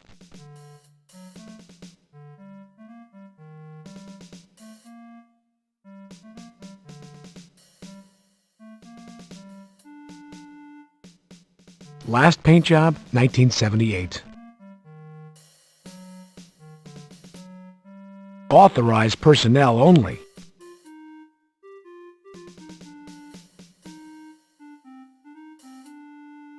Pressing the button, you call the elevator.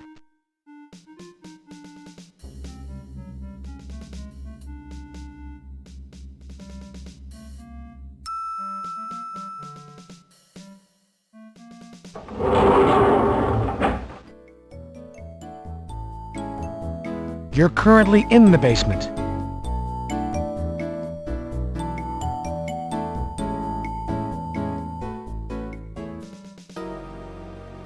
Hello, Detective. How can I help you?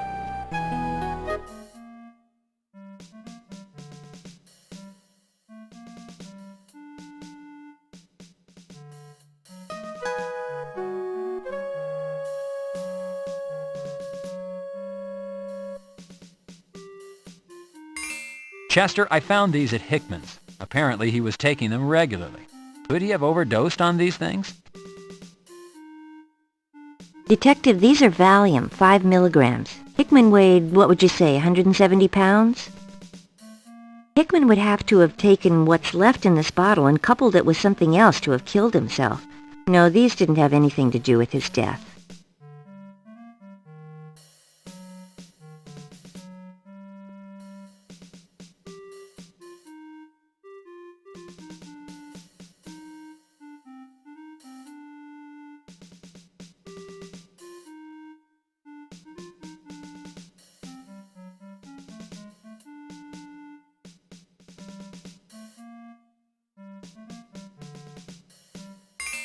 Chester, I'd like you to take a look at this and see if you can match it to the glue found in Hickman's eyes.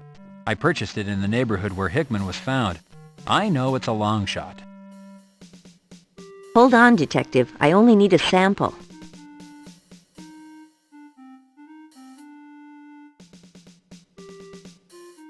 Hello, Chester. See you later, Detective Carey.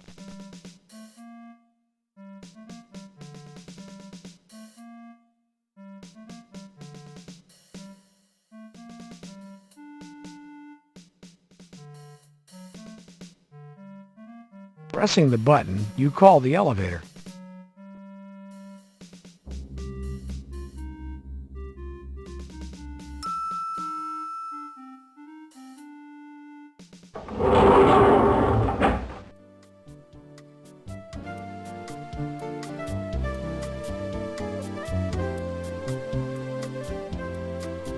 Your action is unwarranted. You select the 4th floor as your destination.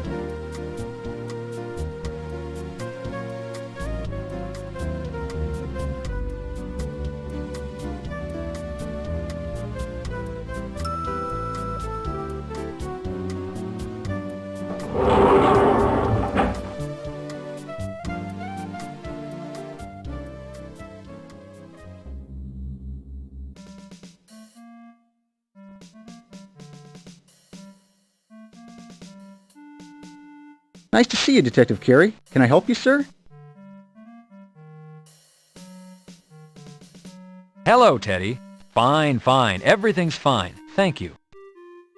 Did you know Hickman, Teddy? Yes, sir. His work with Crash always had him up here. I can't tell you how many guns he brought through here. It's amazing he lived for as long as he did working that detail. How are things going, Teddy? Pretty good, Detective. Went fishing last week. Got skunked. How are things going, Teddy? Pretty good, Detective.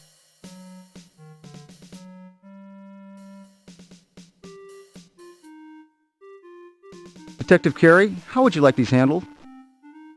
I'd like a ballistics check run on them.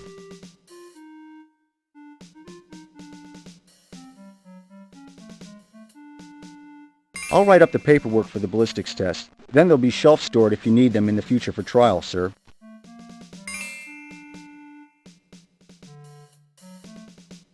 I'll have this filled out in a second, sir.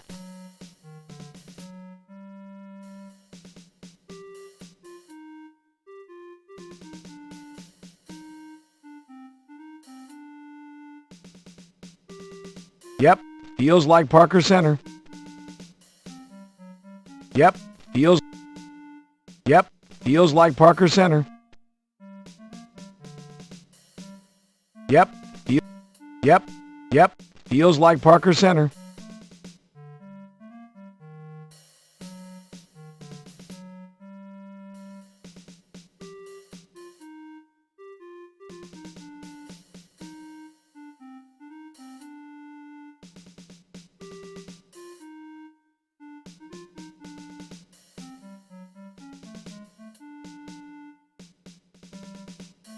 Pressing the button, you call the elevator.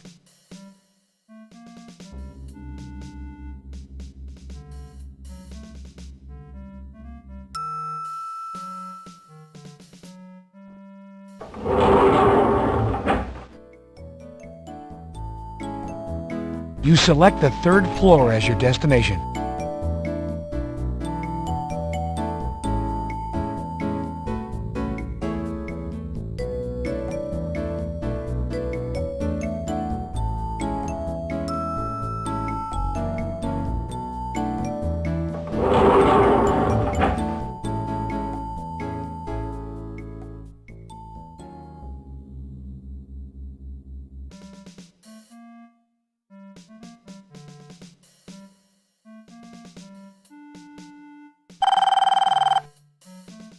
You young... Hey, it's unprofessional to be snooping around another detective's work. Your action is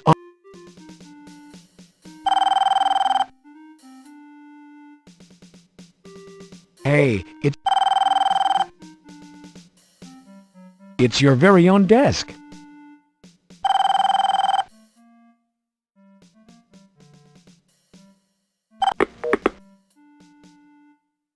Hello, robbery homicide. This is Detective Carey. May I help you? Yo, baby, what's up? Be emo. You be wanting a piece of the straight action, huh? I got the news for you. I know some straight up talk. Yo, baby, yo, you hear me talking? Yes, Emo, I'm here. Are you telling me that you have information concerning last night's murders? Straight up, baby. I'll be waiting by the field if you be interested.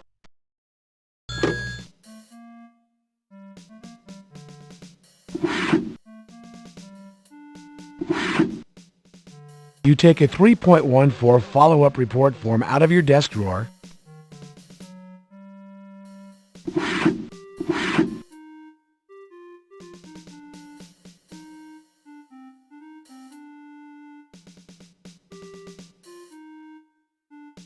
Those two items don't go together. There is no need to...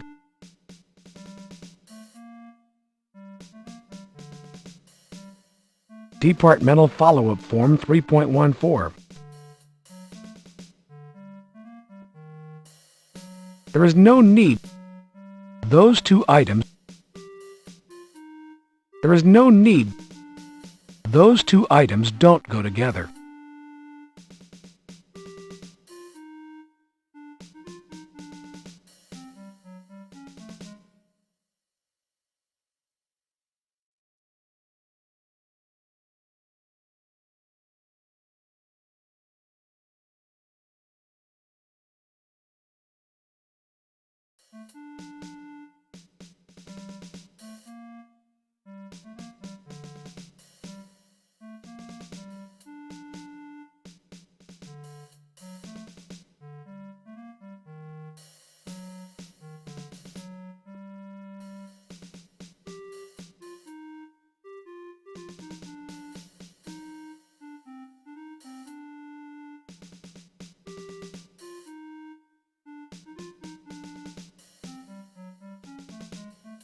You call the elevator.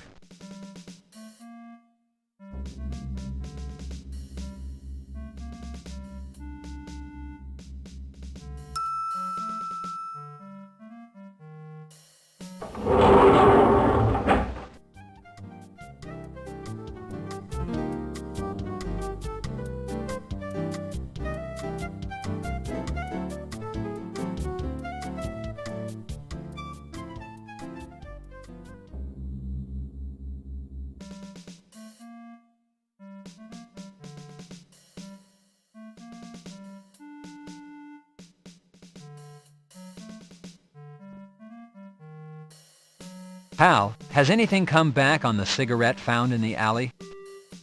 Damn straight it has, Junior. SID identified DNA on the damn thing. Science is a wonder, ain't it, kid? You connect that DNA to somebody's butt, you got yourself a case.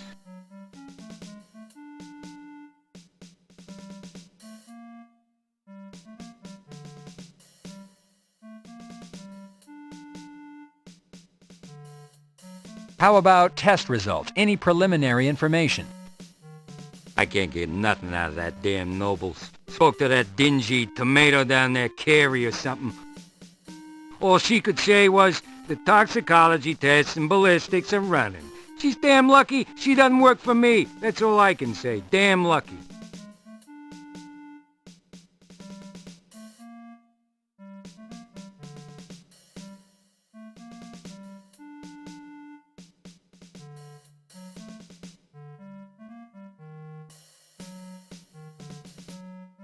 Here you go, Hal. Sure, Junior. Look, Junior, I'm not gonna do all of the paperwork around here. Fill out the damn report and then give it to me. These forms are used as follow-up reports, not napkins.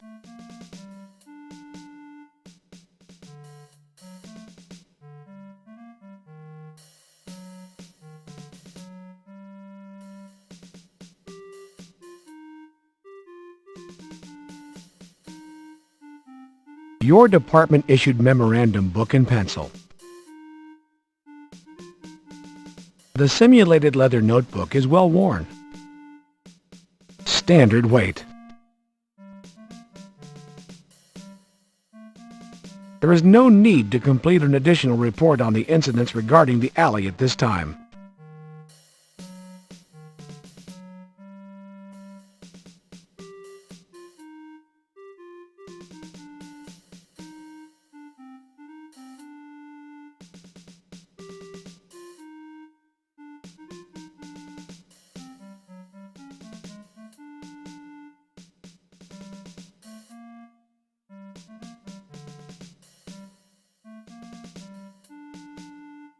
You call the elevator.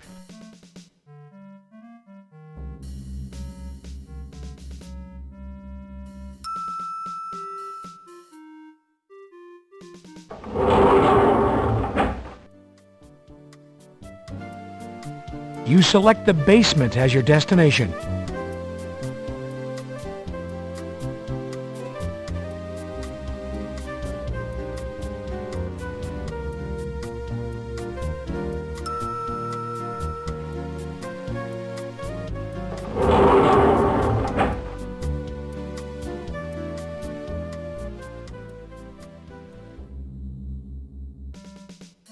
Pressing the button, you call the elevator.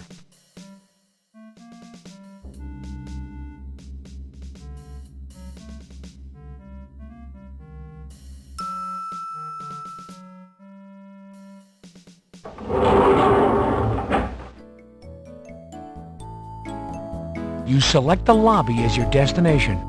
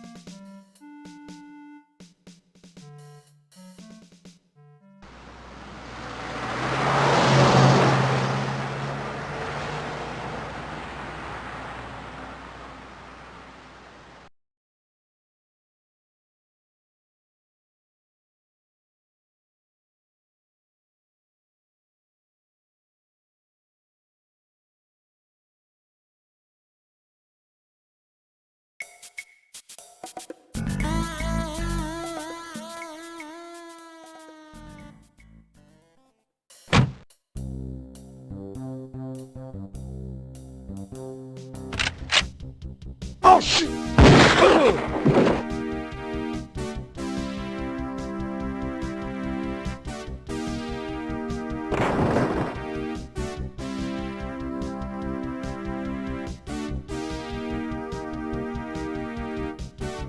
That should provide some protection. To attempt to enter your vehicle and drive away will surely You can't reach your trunk from here?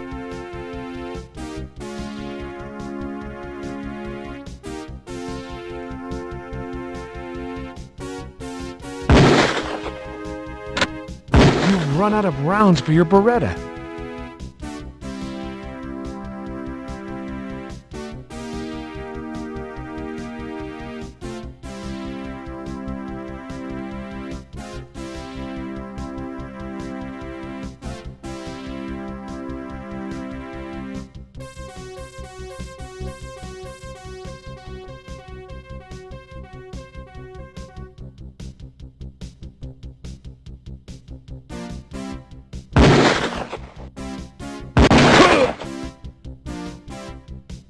You're hit. Your trunk is locked.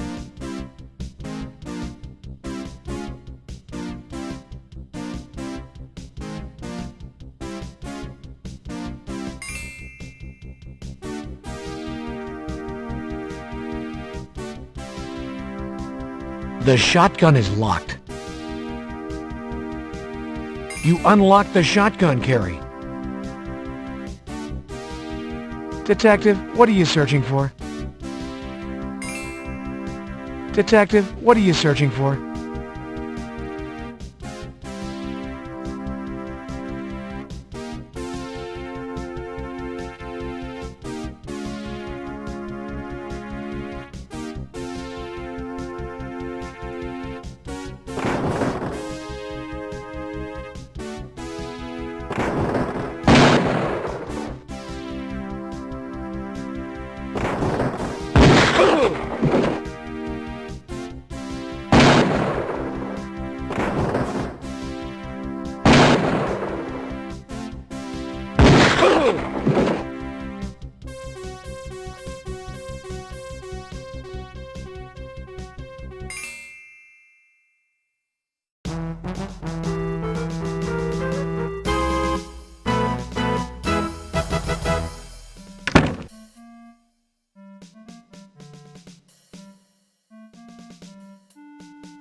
So what's it gonna be, Carrie?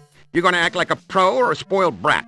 Have I made a mistake in assigning you a lead investigator on this case? No, sir, I'll have you know I've had dozens of calls this morning on you shoving that reporter yesterday. Everybody in town, from the chief to the mayor to outraged Joe citizen, saw you push her. Damn, you were all over the news. Lieutenant, it wasn't... Besides you appearing uncooperative, you were downright politically incorrect. You shove one more reporter, and the department's going to get slapped with a civil suit. Shoving anybody else, and I'm going to give you the boot myself. Lieutenant, I'd like to explain. Then there's the small issue of last night's events, Carrie. Would you mind telling me what you were doing in the middle of a crash sting operation? Sir, I received a telephone call from a possible informant. I set up a meeting. I walked into an ambush. So it would seem, Carrie, so it would seem. However, your tete-a-tete cost the department thousands of dollars and months of work. Crash has been undercover for months on that operation. They were a fly's hair away from busting a gun-running ring wide open. With your help, the only catch they made was that local punk, Spiff. Luckily for you, your informant, what's his name, Emo? What kind of name is that? Has turned into a little songbird. Emo's sitting pretty in the hospital, singing how Spiff's the one who killed the Washington boy. Emo contends that Spiff wanted the boy to deliver guns to gang members, and he wouldn't do it. The only redeeming aspect of this whole affair is that Hickman's gun was found in Spiff's apartment when they entered under warrant. SID is running ballistics on Spiff's gun to see if they match the slugs taken from the dead boy. And speaking of SID, they've run ballistics on your firearms, and they're ready to be picked up. The police commission's going to want to know where and into whom your bullets went last night. These tests are vital. Check with Chester before you head out. Thank you, Lieutenant. Sir, it would appear to me that if Spiff is found to be connected to the Washington boys' murder, might not he also be connected to Bob's? It doesn't work that way, Carrie. While you were out being a cowboy, another body showed. The M.O. is similar, very similar. Again, it's one of our own. His name is Rene Garcia. Worked out of Hollenbeck. Garcia's body was found on the front lawn of a singer. What do they call those guys? Rappers? By the name of Yo Money. Must be some big star. I'm getting static from upstairs. Anyways, Garcia was found by this money man's bodyguard. He was walking a lady to her car that had been there for a party about 4 a.m. I want you to get over there and see what's going on. And remember, Carrie, no cowboy tricks. Just try and be nice, okay?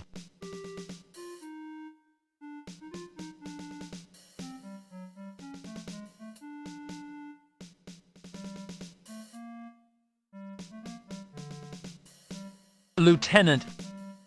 Carrie, you have your assignment. Go out and find yourself a killer.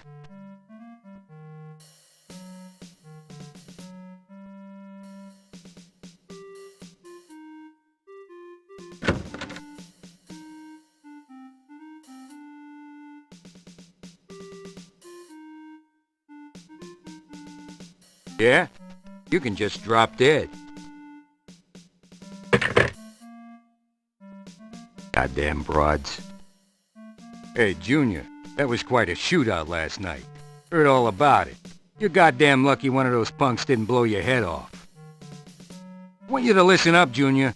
Playing cowboy only takes you so far in this damn job. If you want to make it as long as I have, you're gonna have to curb your appetite for action. You hear me, Junior? You're just goddamn lucky you weren't killed.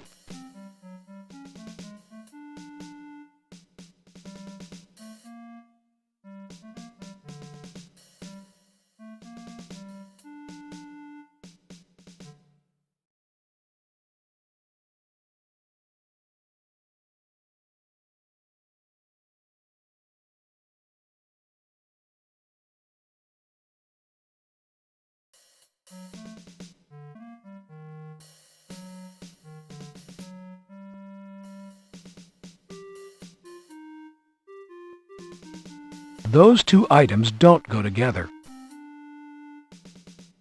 You complete a 3.14 documenting the gunfight and the players involved in the ambush.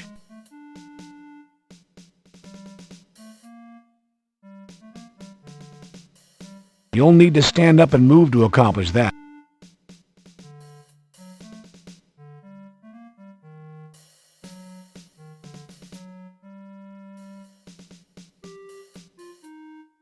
Here you go, Hal. Sure, Junior.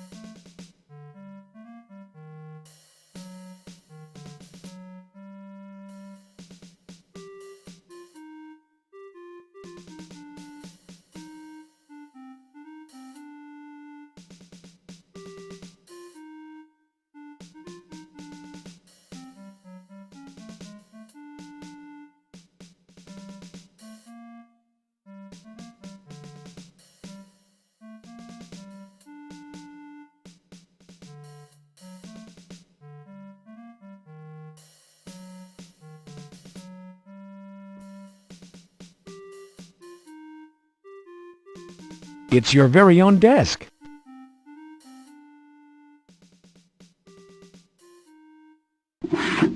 You take a 3.14 follow-up report form out of your desk drawer,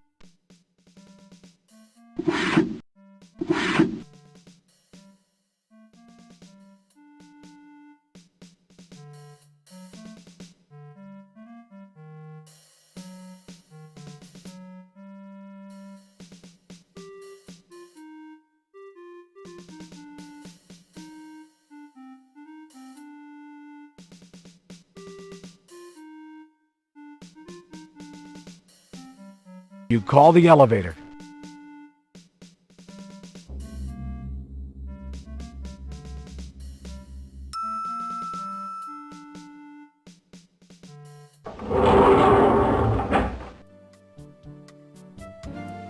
You select the basement as your destination.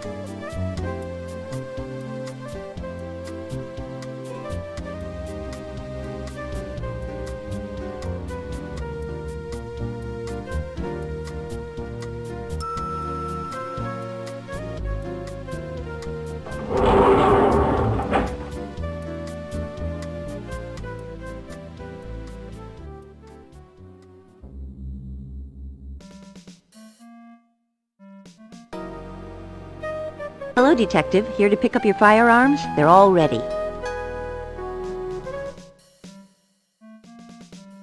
Thanks, Chester. I appreciate it. You know, Detective, Nobles and I are heading over to the shortstop tonight for a beer. Would you care to join us? Are you asking me out on a date, Chester? Not in your wildest dreams, Detective.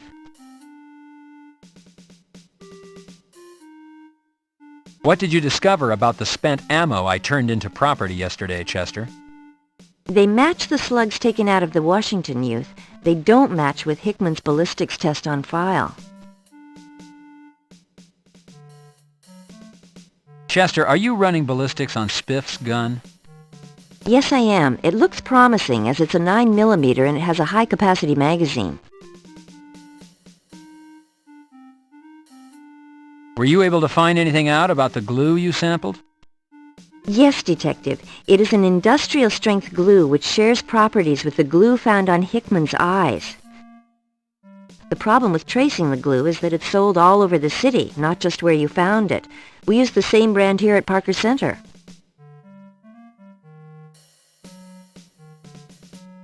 Chester, have you processed Garcia's body fluids? They're in the process, Detective. We don't have any results back yet.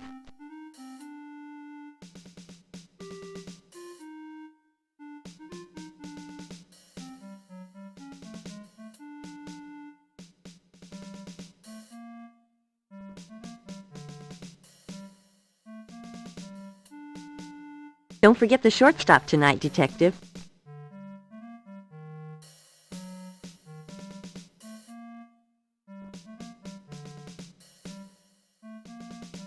Pressing the button, you call the elevator.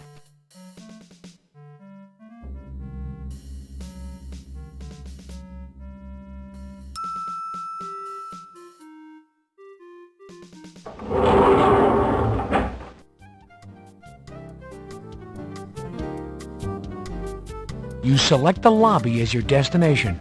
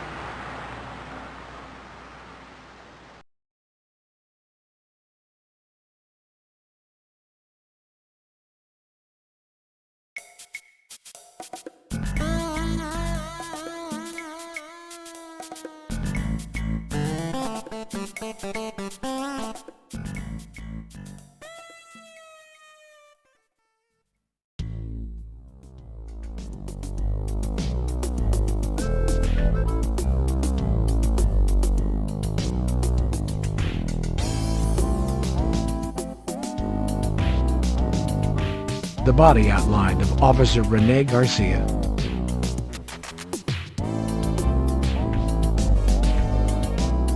The body outline of Officer Rene Garcia.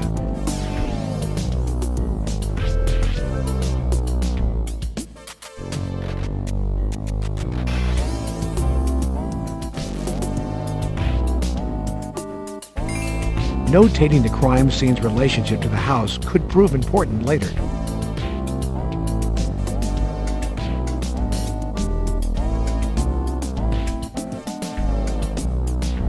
What you see is what you get, Carrie. Indigenous plants decorate the well-tended flower bed. A 1989 Lamborghini Countach, the 25th anniversary model.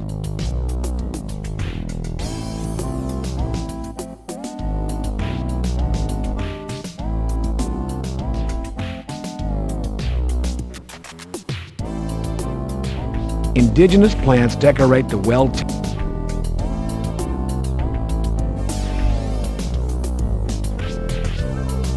It looks like a woman's shoe. What exactly do you wish to notate? Detective, What exactly do you wish to notate?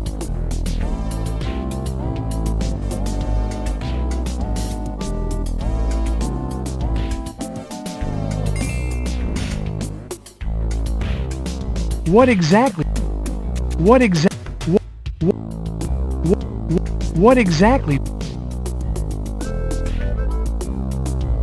Notating that a lady's shoe was found near the crime scene could be important later. Indigenous plants decorate the well-tended.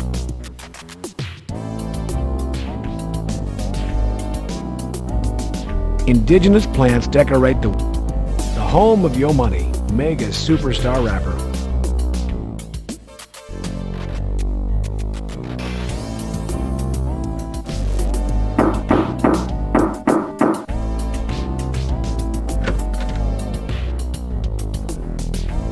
Yeah? What do you want?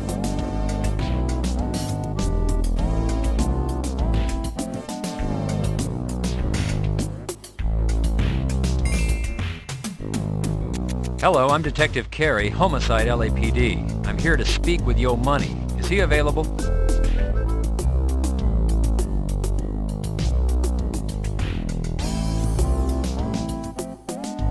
Is Yo Money available? I need to speak with him. Come on in. Yo Money's been wanting to talk to you, Pops.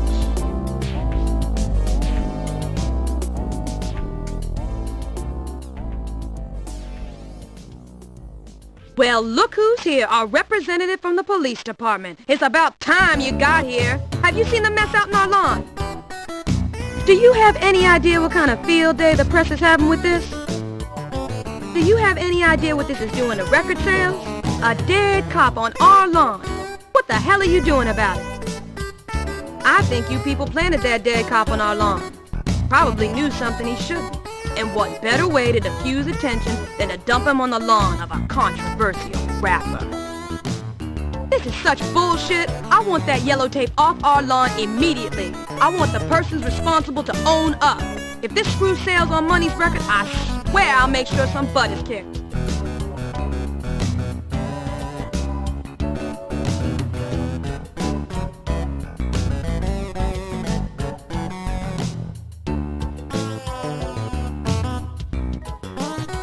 Please calm down, miss. I'm here to discuss the situation. Oh yeah? Well then, let's hear it. I'd like to start by asking a few questions. I have nothing to say to you other than this is our home and we've been victimized. We didn't ask for a dead cop on our lawn.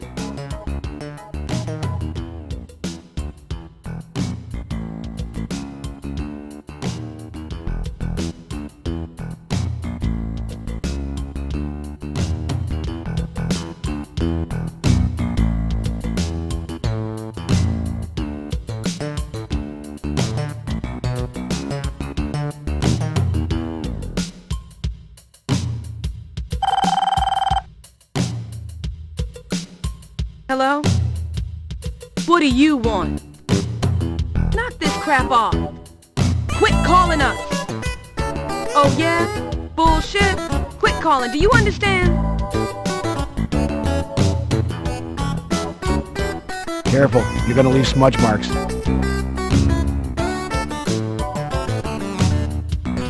People are watching.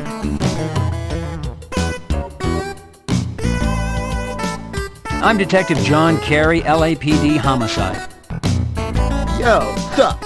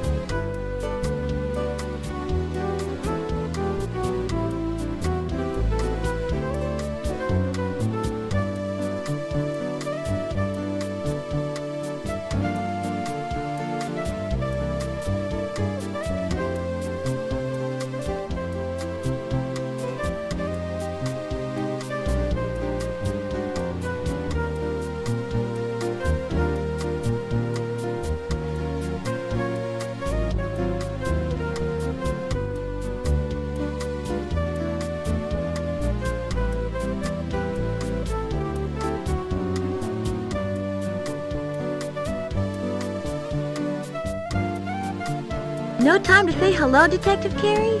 Wow, you must be real busy. You can go on in, Detective Carey.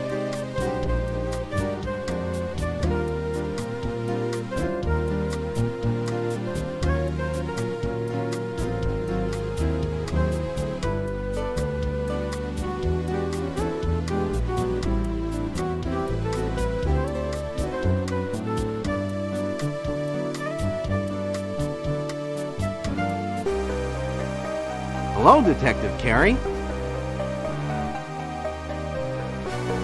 You like my jokes?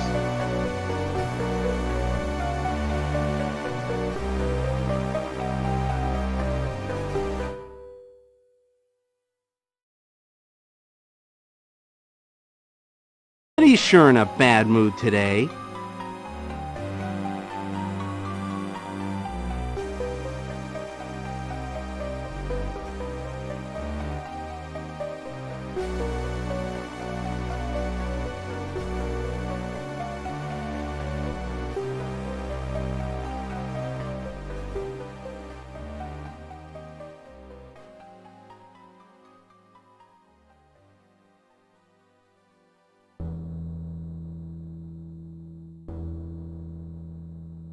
Hello, John. John, why don't you join Chester and me at the shortstop tonight? I'll buy you a cold one. You look like you could use it. Thanks, Sam. It sounds good. I'll try and make it.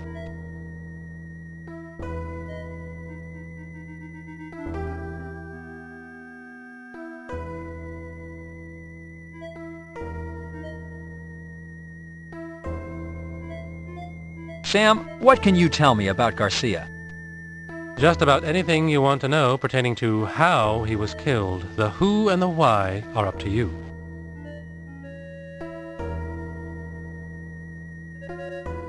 Has the autopsy been performed? Yes, it has, John. Garcia was tortured the same as Hickman. Injection marks in the upper left arm, irregular cigarette burns to the face and upper torso, missing extremities, this time toes, glued orifice, this time the mouth, and a ruptured gastrointestinal lining. Your killer is getting more brazen, John. Garcia was able to watch as he was tortured. He could not utter a sound, but he could witness his slow death.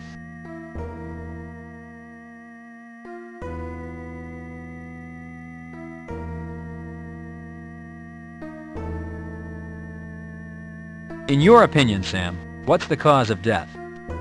I have to believe it's poison, although there are none of the telltale signs one expects to find, such as colored sputum, vomit, or odor. We might be dealing with something we do not yet have a test for.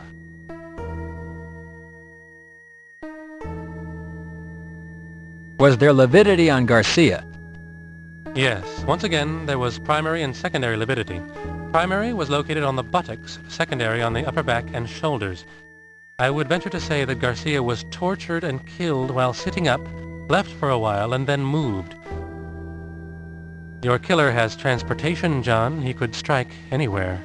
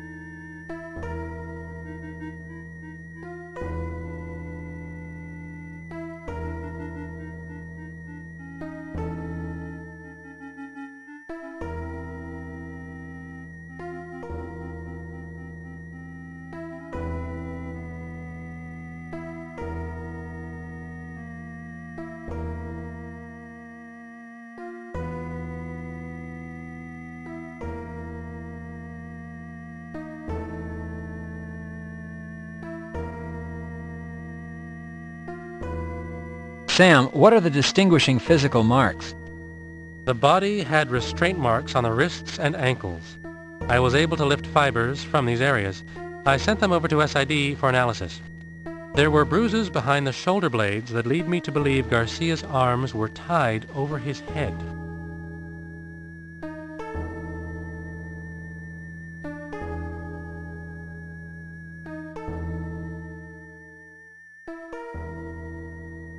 How about a toxicology report, Sam? Body fluids were taken and sent to SID. They're running every poison test known to the scientific community.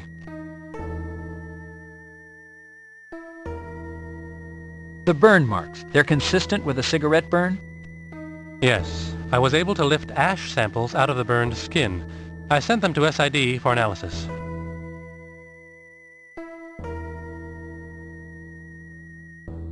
What about fibers or hairs, Sam? As with Hickman, there were fibers at restraint points. However, I found additional fibers and ash in the hair. The fibers were red, and I would venture to say the ash came from cigarettes. Both samples have been sent to SID for analysis. Is there anything else, Sam? Well, yes. Neither Hickman nor Garcia had food residue left in what once was their stomachs.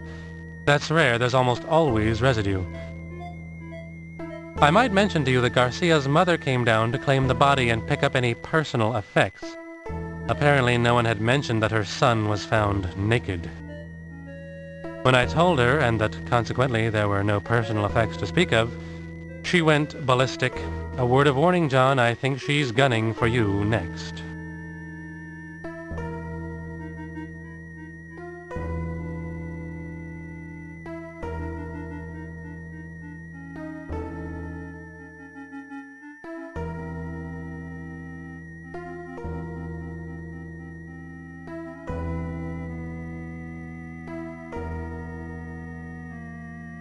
Sam Nobles is a walking encyclopedia of information.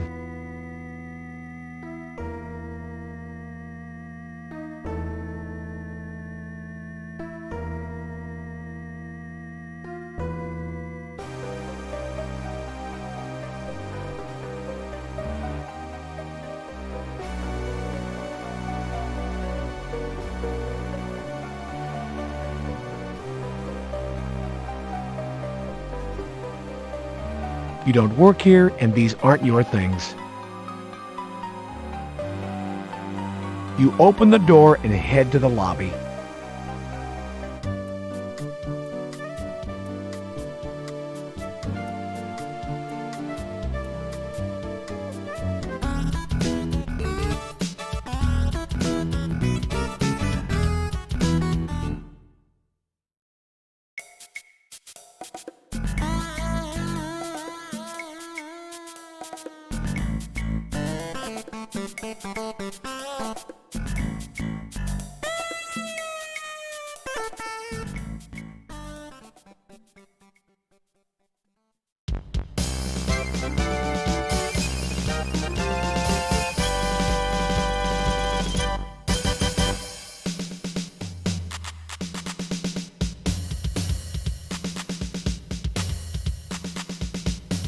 You turn the knob and open the door, Detective.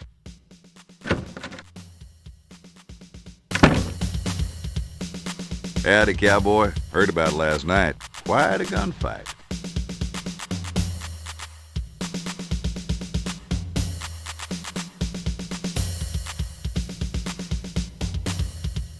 Partner, I know who you are. Remember, you're talking to Bert here.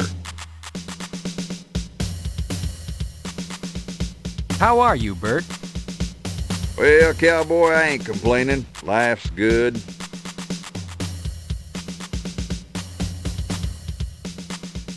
Hey there, partner. You can admire 'em all you want. Just don't be leaving here with 'em.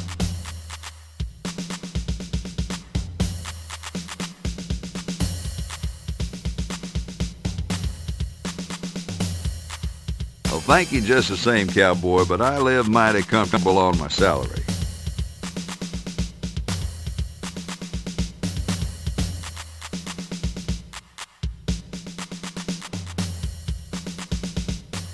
Hey there, partner. What you reaching for?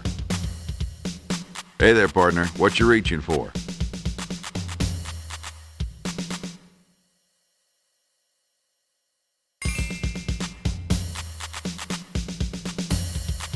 You fill the form out according to department specifications.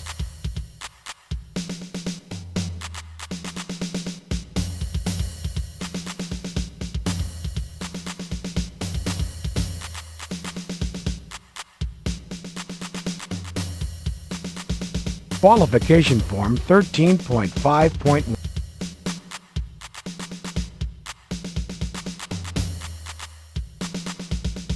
Filled out and ready to go, Bert. Thank you, partner.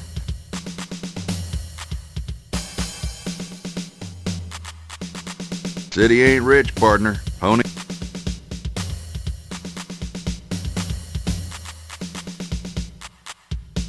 Thank you, partner.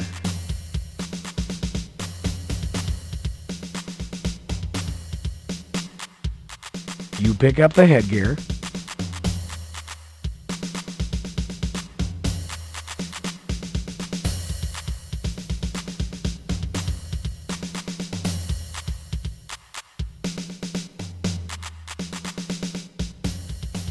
Officers, take your field positions, please.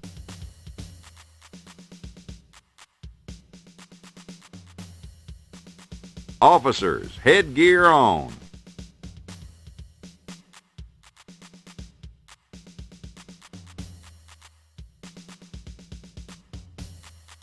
Officers, headgear on.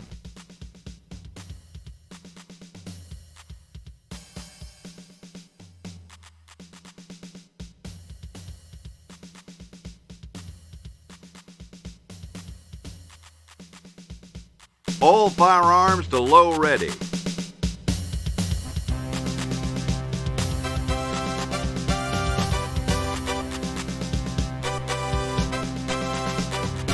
All firearms to low ready.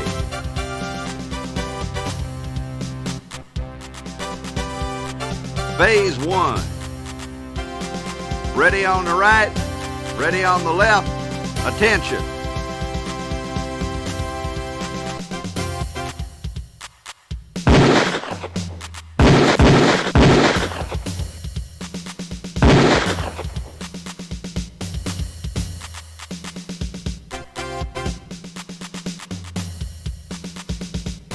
Phase 2.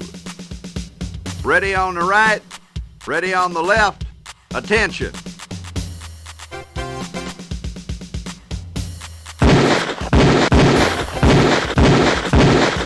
Gun to low ready. Prepare for Phase 3.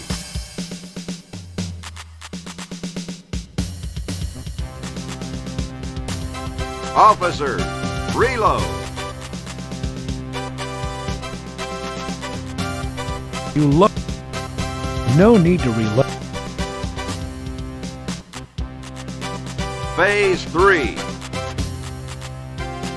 Ready on the right, ready on the left, attention.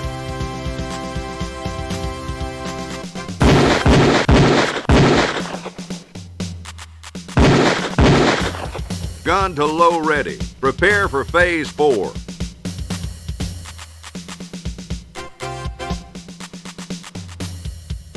Phase 4. Ready on the right, ready on the left, attention.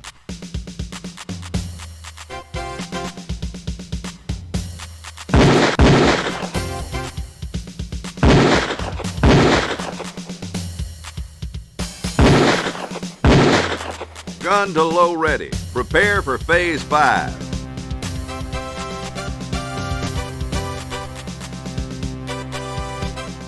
Officers, reload. You load your Beretta. Phase 5. Ready on the right, ready on the left, attention.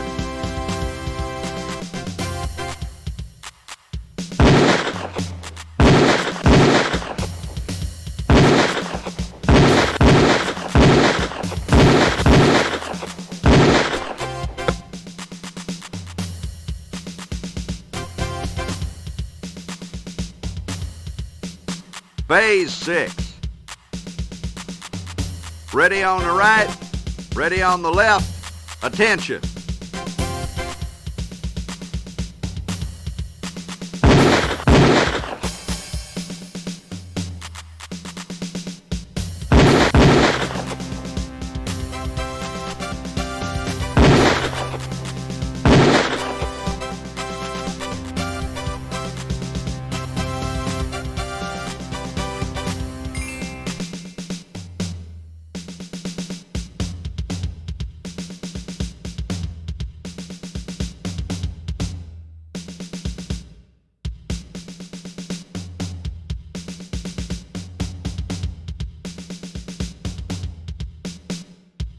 That there was some shooting, cowboy.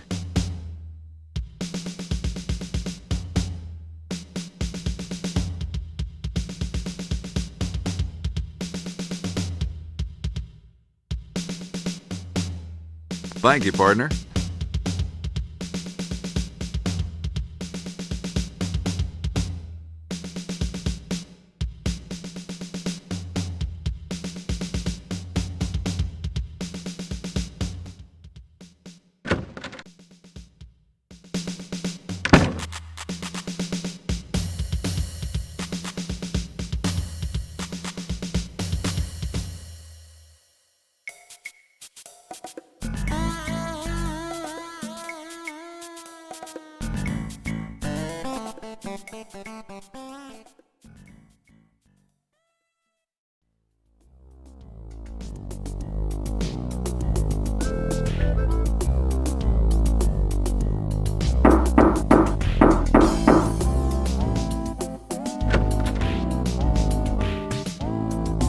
Yeah?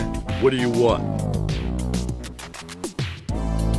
I'd like to talk to Yo Money. Is he available? Yeah, but he's a busy man. Make it quick.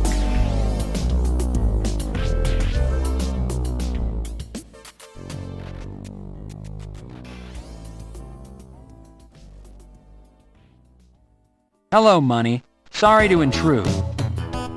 Yo, man, what's your business?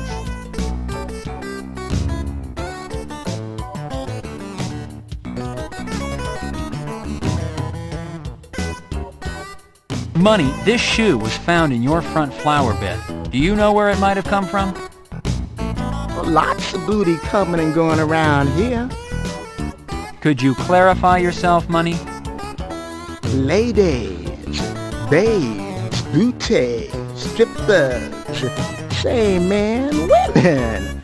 We got lots of women coming in and out of here.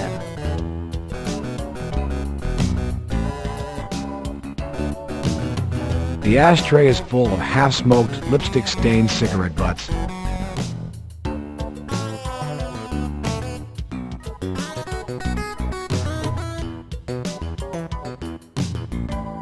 Do you recognize this shoe? I found it in the flower bed out front. What are you saying?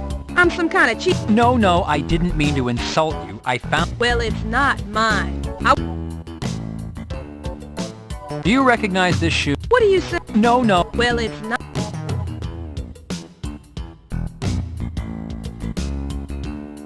People are watching.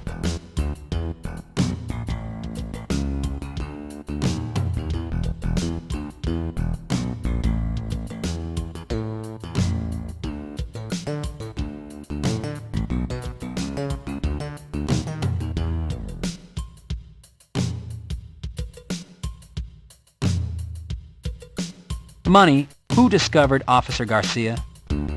Yo, my man, he was just there. Who knows? We all found him. Danny D saw him. I saw him. He was just there, man. Money, the body was found around 4 or 5 a.m. Had you been out the evening before, or were you home? Had a house party.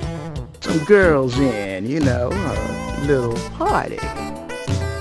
Were you familiar with all the guests, or were there people here you didn't know? Yo, I don't take the strangers, man. We had some girls in, for my bros. A little entertainment. Me and Nicolette, we was mostly upstairs. The party, one of those perks of working for me.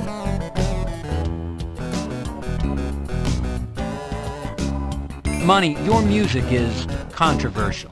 Do you know of anyone who would want to harm your reputation further? Shit, man. Everybody's got enemies.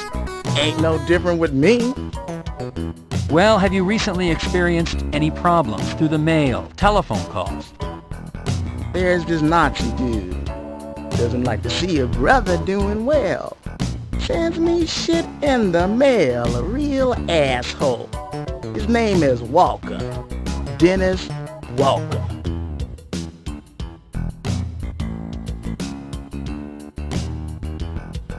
What can you tell me about this Dennis Walker?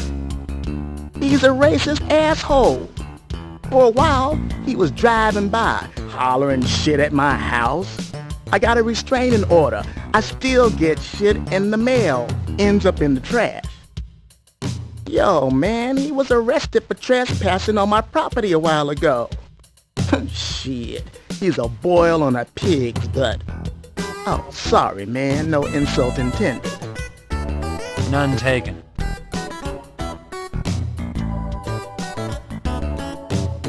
I'd like to ask... I have nothing to say to you. I'd like to ask... I have nothing to say to you. If you remember anything out of the ordinary that happened the night the body was found, please call me at Parker Center. Just ask for robbery homicide. 10450. If you remember anything out of the ordinary that happened the night the body was found, please call me at Parker Center. Just ask for robbery homicide. 10450. People are watching.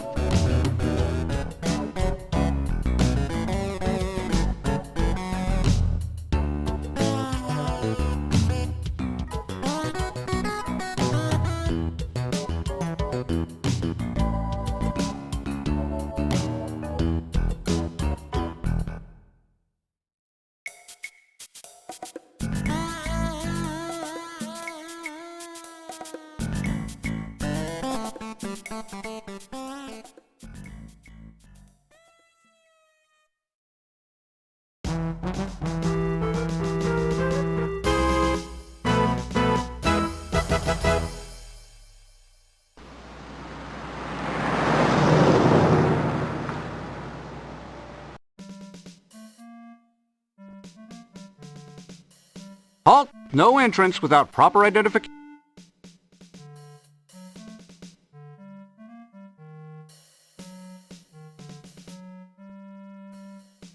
You attach your Parker Center ID to your suit.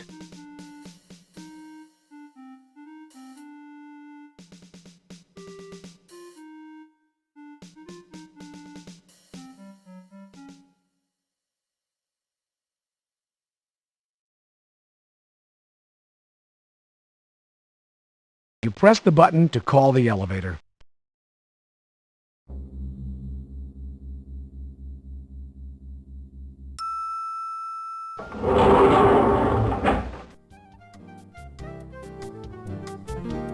You select the basement as your destination.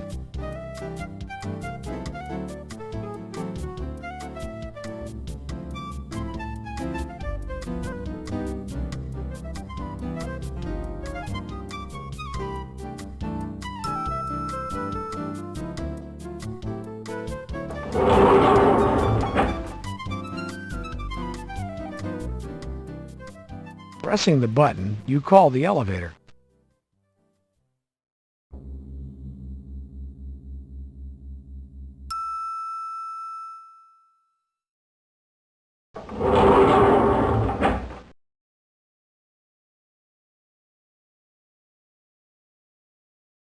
You select the third floor as your destination.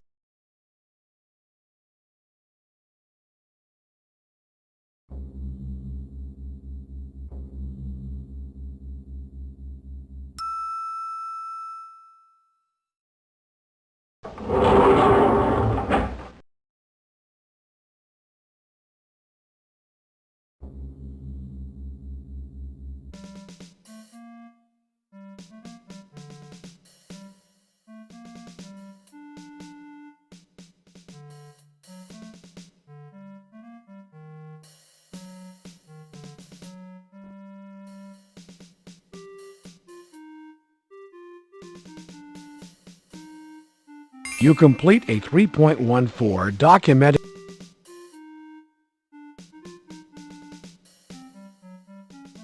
A more professional attitude toward.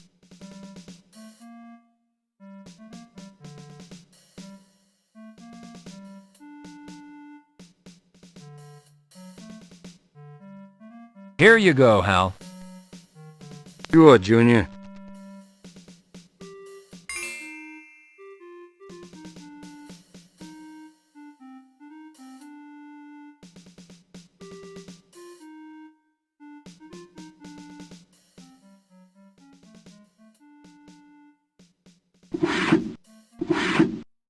You take a 3.14 follow-up report form out of your desk drawer.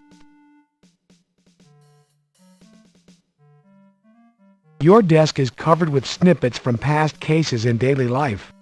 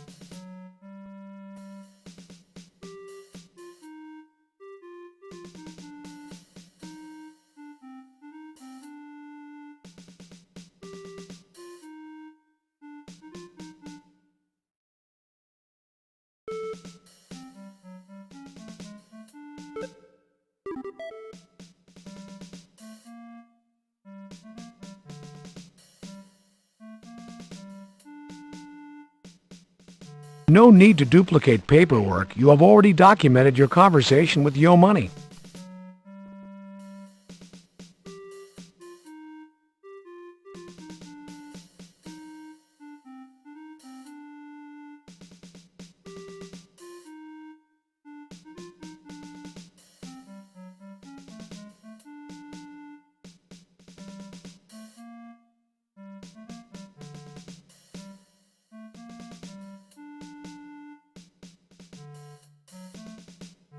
You call the elevator.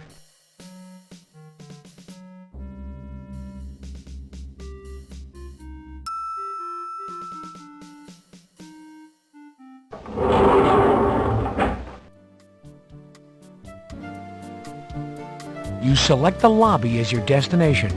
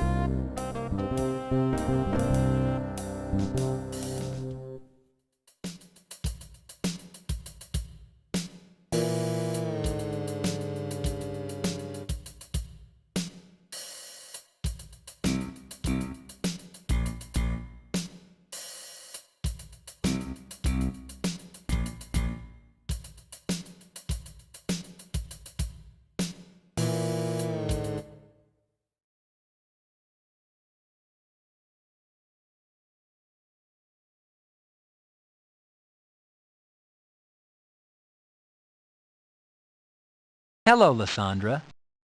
Do you want to know a secret? I see a real pretty lady in the alley. I seen her when my brother was dead. Hello, Mrs. Washington. Detective Carey, hello. How are you today, Mrs. Washington? A little down, Detective. How are you today, Mrs. Washington? A little down, Detective.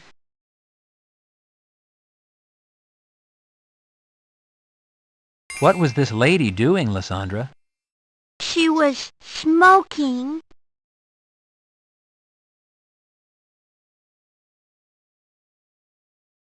Lysandra, what did this lady look like?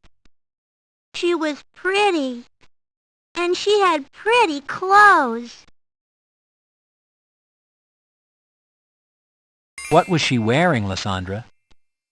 A pretty red dress.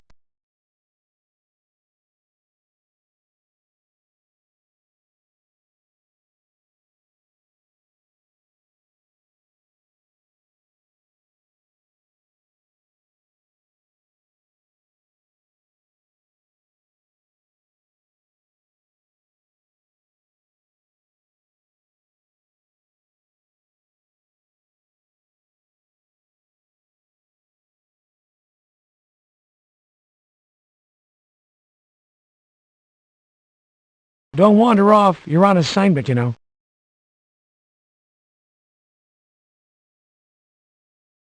The information about the woman in red might be important if it's true. The information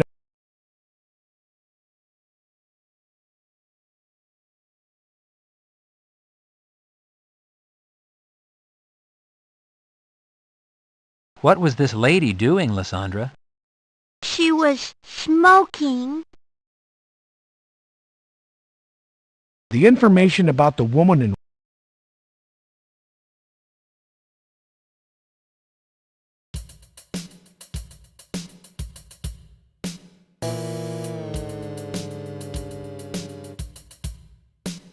What you see is what you get, Carrie. Your action is unwarranted.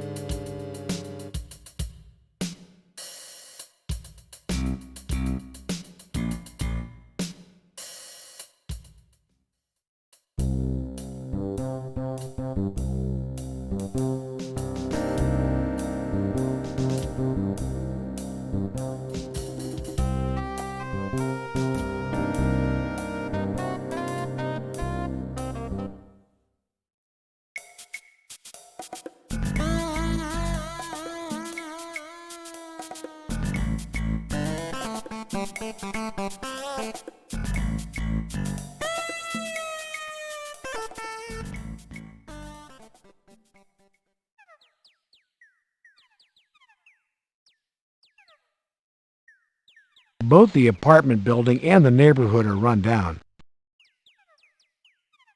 Both the apartment building and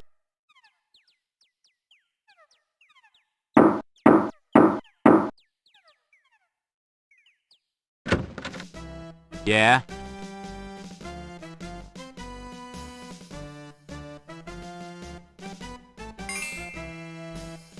I'm Detective Carey, LAPD. Are you Dennis Walker? Yeah?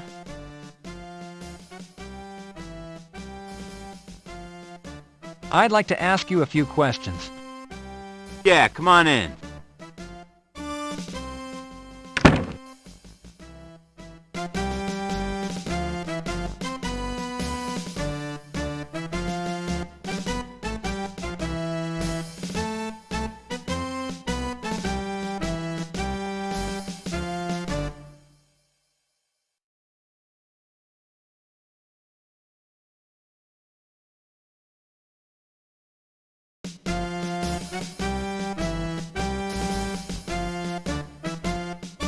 Dennis, you know a man by the name of Yo Money. He has a restraining order against you. Is that correct?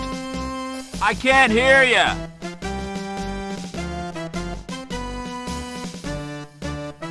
Dennis, you know a man by the name of Yo Money. He has a restraining order against you. Is that correct?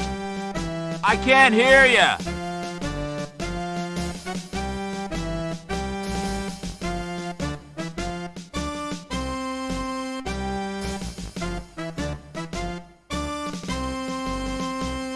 Dennis, when was the last time you talked to or came in contact with Yo Money? What did you say?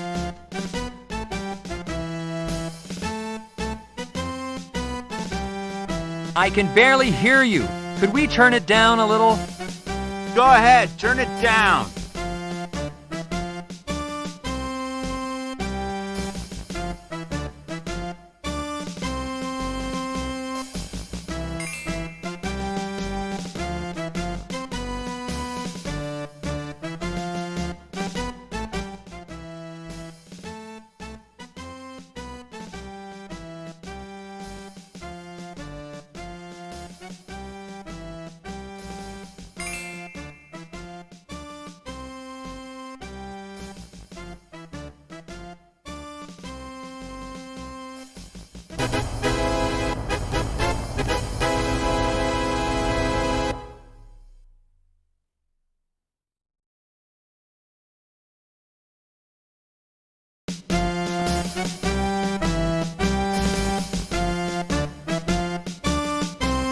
I can barely hear you. Could we turn it down a little? Go ahead, turn it down.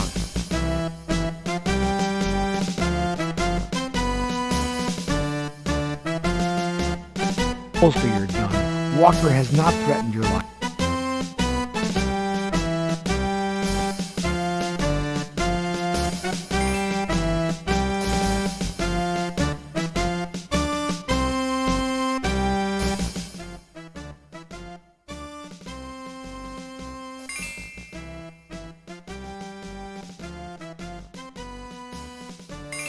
Freeze! Hands in the air.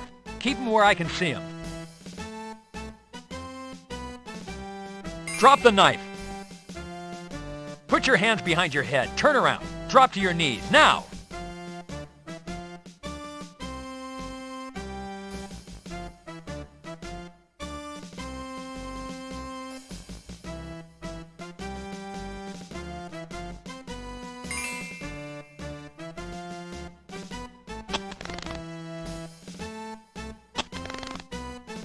You have the right to remain silent. Whew, that girlfriend of Walker's is something else. Tough for being so petite. Hell, Junior, all women are bears, goddamn grizzlies. What if you thought that little tomato was tough? Wait till you meet Garcia's mamacita. Now that's one tough bitch. She's in giving the lieutenant an earful right now, poor son of a bitch.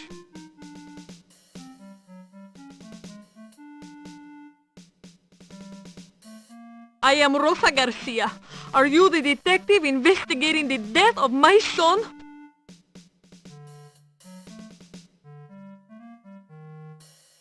Yes, I'm Detective John Carey. Let me extend my sincere sympathy for your loss, Mrs. Garcia.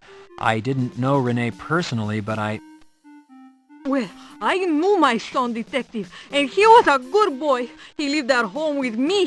He helped me with my errands. He went to church. I have been told by your lieutenant and the coroner that Renee's poor body was found exposed. I want the person responsible for doing this to my son caught and punished. Yes, Mrs. Garcia, I understand. Do you understand, Detective? Do you have a son? Well, no. Well, then you do not understand. Rene helped to take care of me. I have heart trouble. I cannot do heavy lifting. Rene cleaned the house. He did the laundry, cook our meals. Maybe he once in a while would go to a movie, but he did not date any of those fast-talking modern-type women. He was waiting for a good girl. He was saving himself. And for what? For some pervert to strip him, murder him. You find who did this to my son. Find who killed my son, my beautiful son.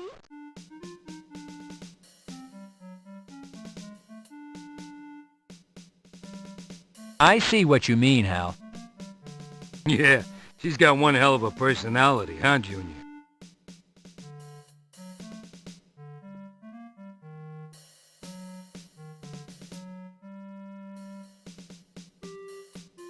Those two items. You complete the report on Wendy James' arrest and attempted assault on an officer.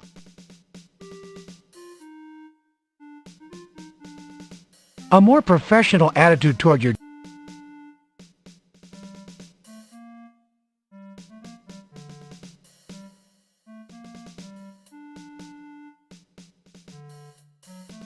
Here you go, Hal. Sure, Junior.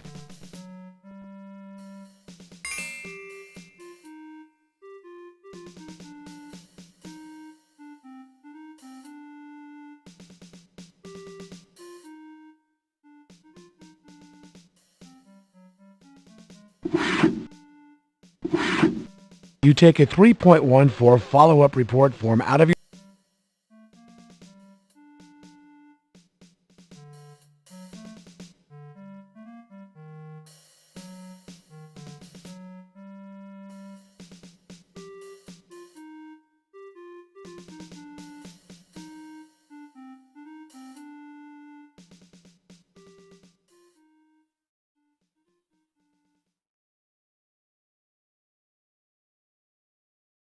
You call the elevator.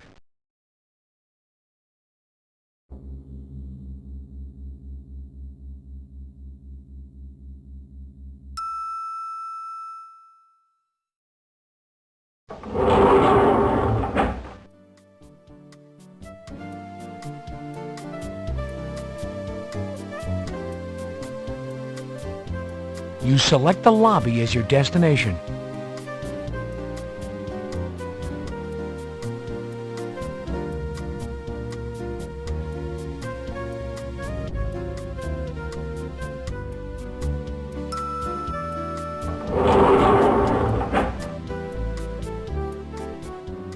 You press the button to call the elevator.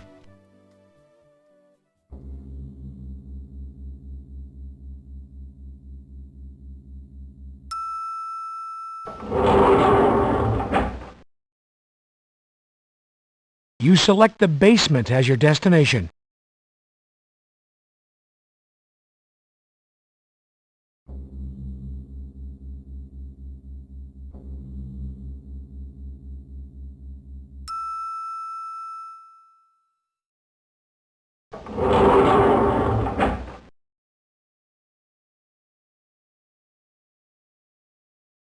You adjust your tie and smooth the wrinkles from your suit.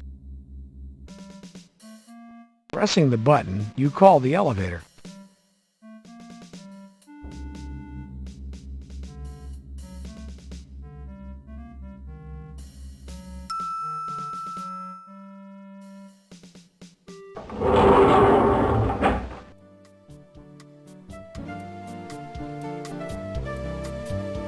You select the lobby as your destination.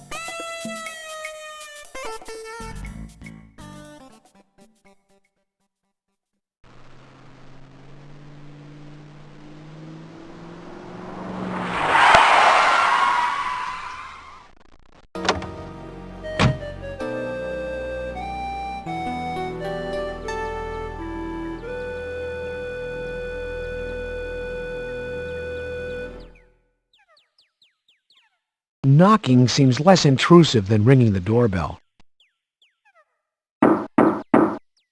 It appears no one is home at this time.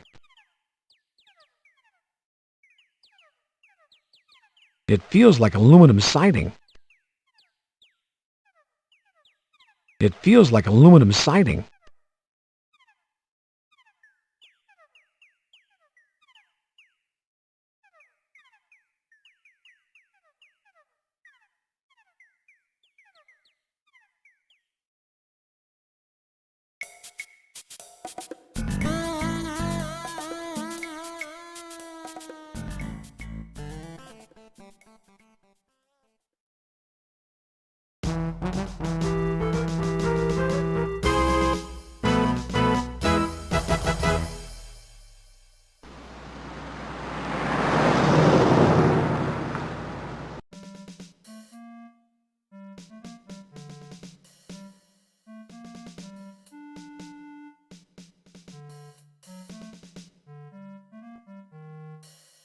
You attach your Parker Center ID.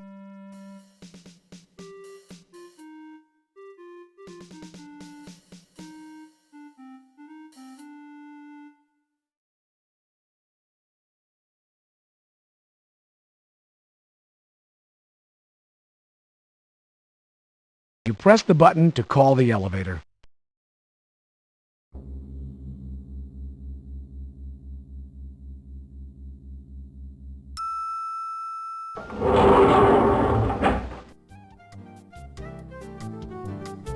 You select the third floor as your destination.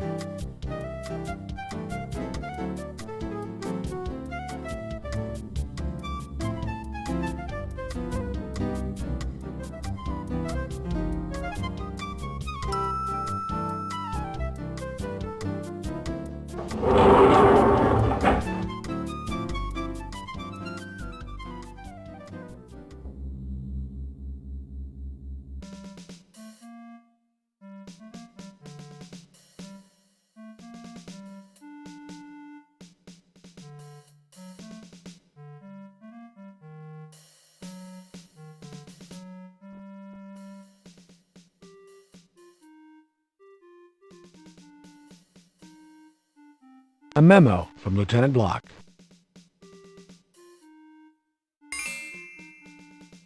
There's nothing much. No need to straighten up your desk. It'll just...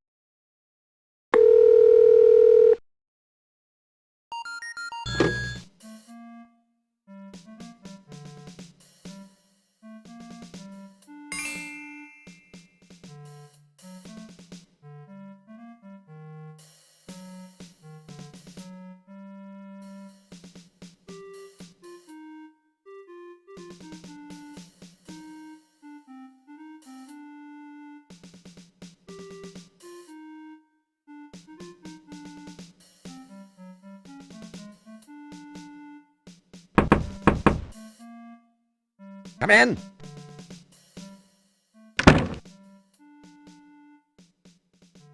Excuse me, I'm on an important call.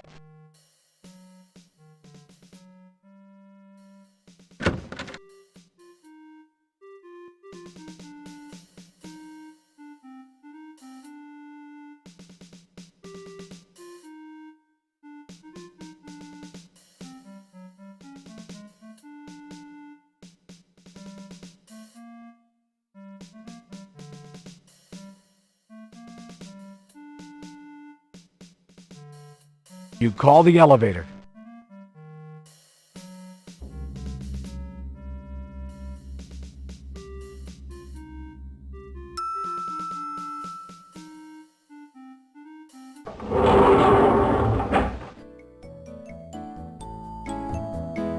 You select the lobby as your destination.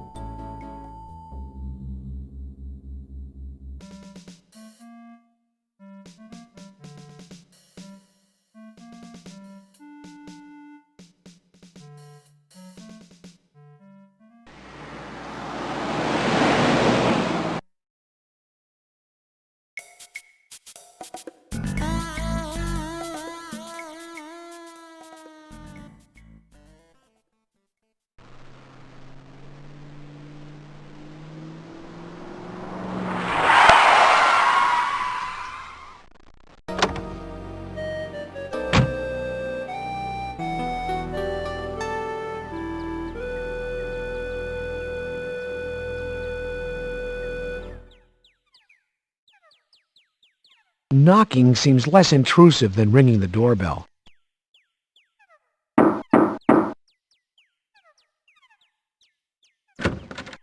Hello, John.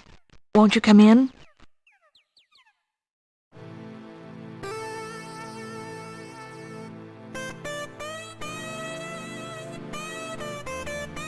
It's nice of you to stop by, John. I'm sorry you missed the funeral.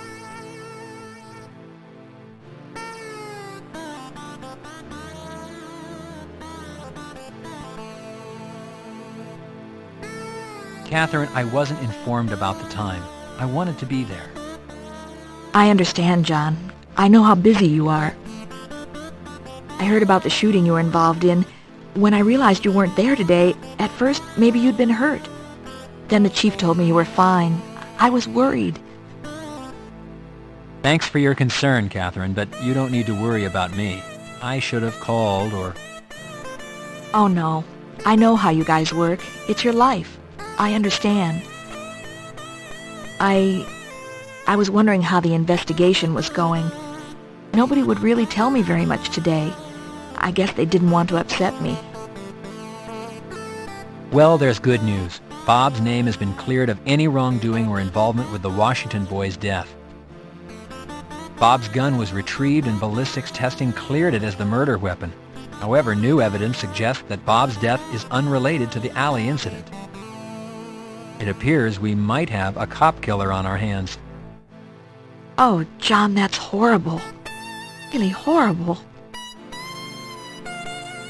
Catherine, I know this is a rough time for you, but I need to ask you to think back to the night of the murder. Can you think of anything out of the ordinary happening that night? Any phone calls? Anything Bob might have said? Did he mention anyone, maybe a name you're unfamiliar with?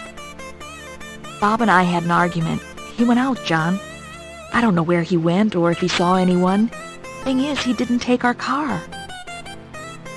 I don't think anyone picked him up. I mean, we started arguing and the whole thing just blew up. He was gone before I really had a chance to understand what happened. Can you tell me what you argued about? We fought over his drinking. Everything was manageable until he started taking sedatives to calm down from work. The combination made him mean. He'd yell at Valerie and me for no reason. That's how he left when he went out that night. He'd been drinking and taking pills. John, I sent Bob out there to be killed. It's all my fault. You're wrong, Catherine. It's not your fault. Someone took Bob's life, and I'm going to find that person. John, I sent Bob out there to be killed. It's all my fault. You're wrong, Catherine. It's not your fault. Someone took Bob's life, and I'm going to find that person.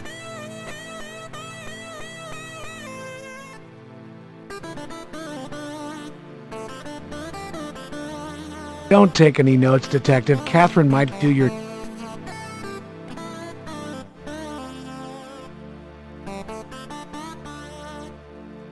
John, I'm going to be gone for a couple of days. I'm taking Valerie to my mother's. I think she and I could both use some rest. I'll call you when we get back. Have a safe trip, Catherine. Thank you, John. Thank you for coming by.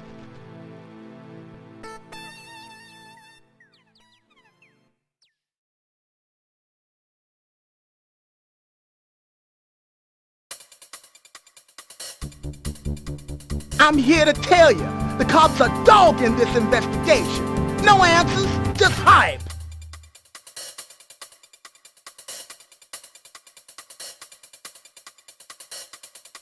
Believing that the discovery of murdered police officer Rene Garcia earlier this week is a vicious plot manufactured to discredit him and his music, rapper Yo Money denies any relationship between the lyrics in his music and the increasing violence against the police. Officer Garcia's murder brings the toll to 2 Los Angeles police officers slain this week. Whether the LAPD is being targeted, or as Yo Money believes a group is out to discredit his music, one thing is clear. The Los Angeles police are not able to protect themselves from this rash of violence. My question is, if the LAPD can't protect themselves, how can they protect us? I'm Christy Bilden, reporting for KKAT.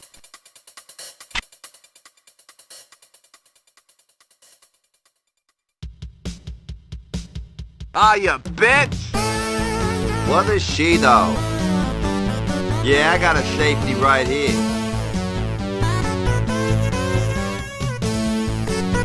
Here's the cold one I promised you, John. Enjoy.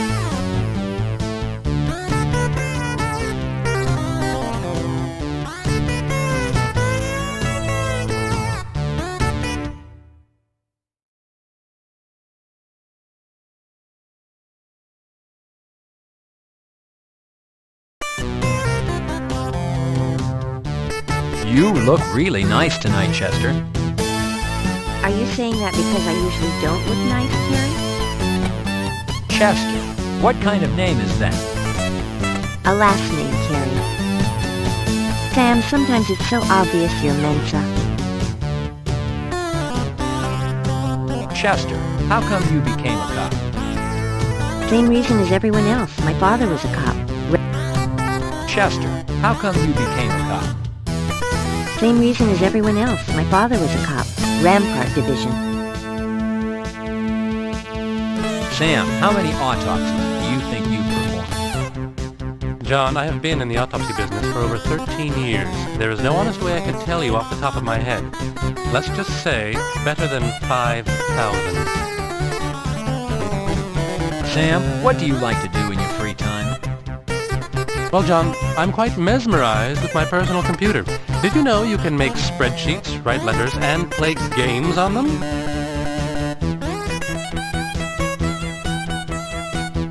Sam, how long have you and Chester known each other?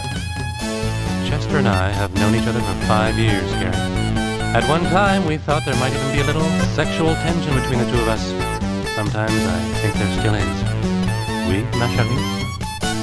Sometimes I think there still is, Sam. Sam, I think you've had enough to drink. Sam, have you ever dated Sherry Moore? Someday I hope to make that girl mine, John. Sam, have you ever dated Sherry Moore? Someday I hope to make that girl mine, John.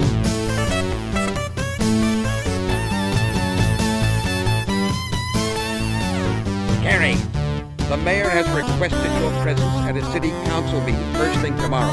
I want you out of here tonight before you have too much to drink. I need you alert and articulate tomorrow. And you, Chester, what are you doing here consuming alcoholic beverages in your uniform? I should slap you with a 181 personnel infraction. I won't force you and Carrie to pick yourselves up and go home. And remember, Carrie, tomorrow, City Hall, 9 a.m. I guess it's time to pack it in, guys. See you later.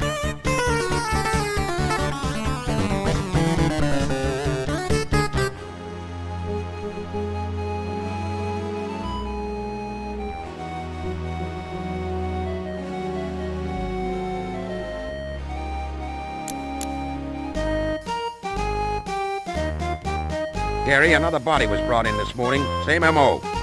This time it isn't an officer. It's a female. Current status, Jane Doe. She was found in Griffith Park.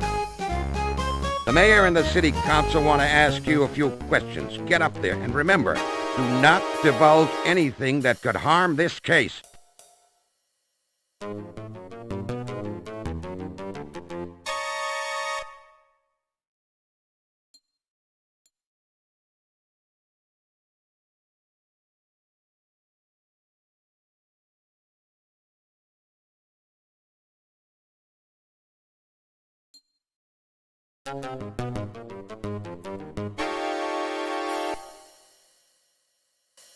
Ladies and gentlemen, I see Detective Carey has been kind enough to attend this session. Detective Carey, please step up to the podium.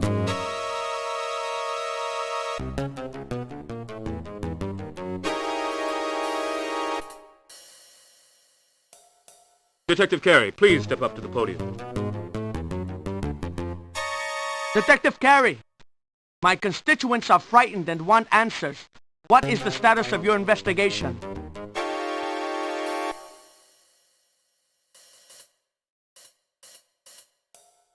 Councilman De La Cruz, certain aspects of the investigation cannot be discussed publicly without jeopardizing the case. However, I can assure you that the investigation is making progress and that the department is providing 100% backup and support. Hey, Carrie, if the cops can't protect themselves, how are they going to protect me and my family? Detective, we need protection. What are the police doing about that? Detective Carey, I own a business and I'm afraid to stay open. Where the department can, they are adding patrols. However, we must depend on the cooperation of citizens. Carrie, are my children safe? How do I know this murdering wacko isn't a cop? Detective Carey, Christy Bilden with KKAT. What can you tell us about the body found in Griffith Park this morning? From what we understand, the victim was not a police officer, which would indicate that this killer is not necessarily targeting one group. Your comments, please.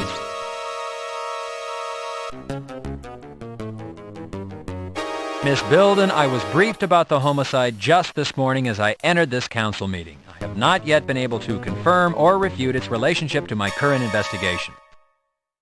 Mr. Mayor, I think this city is going to hell. As a business owner, I'm confronted with vandalism and theft every day. Now I have to worry about some crazy cop killer? I mean, what's this city coming to? Detective Carey, 2 Los Angeles police officers have been killed in as many days. The citizens of this city are in fear over the threat to the police and how this is affecting their safety. Detective Carey, what are you doing to find this murderer? And are our citizens' fears justified? Mr. Mayor, the police department has always had to deal with the threat of violence. Tragically, someone has now moved from thought to deed.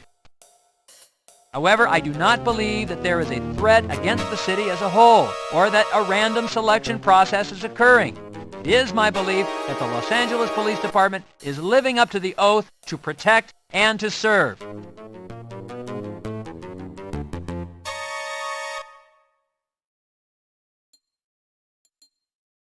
Detective Carey, the council invites you to join our discussion. Please do not leave. Detective Carey, the council invites you.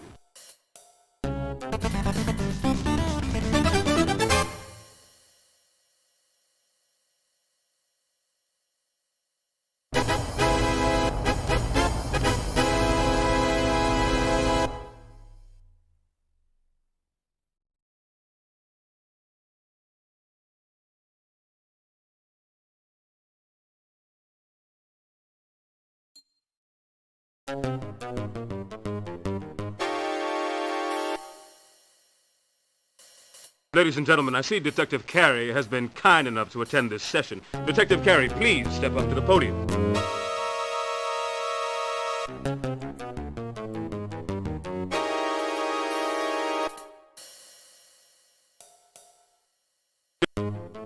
A concerned citizen.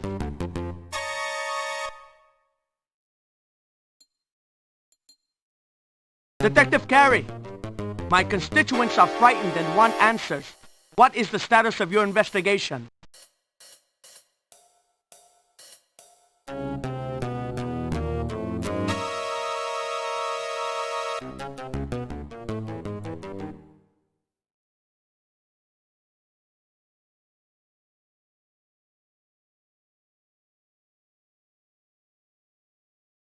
Hey, Carey, if the cops can't protect themselves, how are they gonna protect me and my...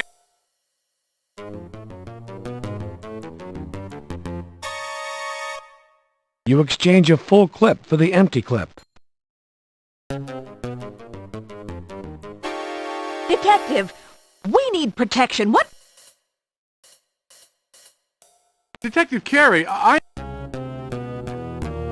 Carey, on my... Detective Carey, from what we understand... Miss Bilden, I was briefed... Mr. Mayor...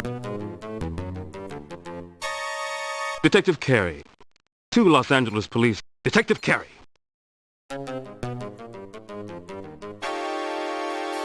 Mr. Mayor, the police... However, I do not... Detective, to whom do you wish to speak?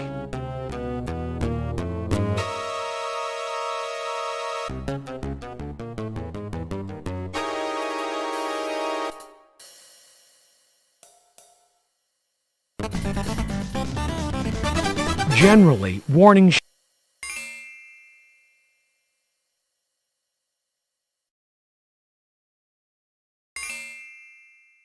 Drop the stick! Put your hands behind your head!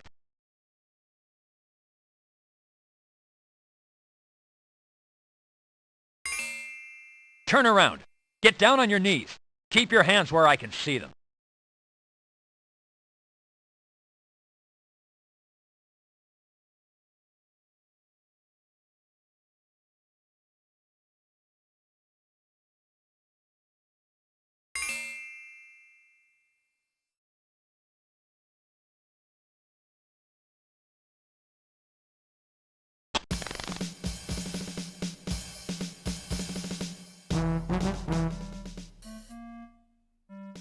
What a morning I've had. First the mayor and the city council, and then Walker. Geez, the feds are talking to Walker right now.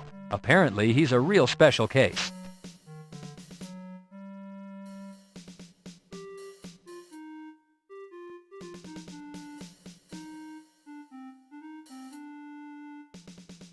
You complete report 3.1.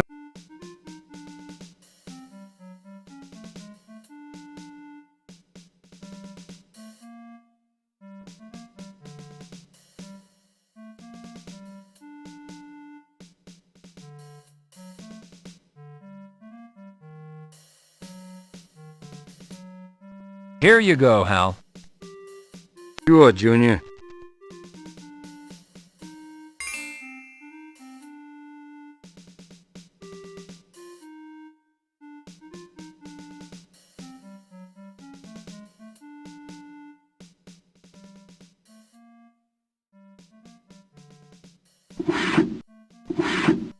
You take a 3.14 follow-up report form out of your desk drawer.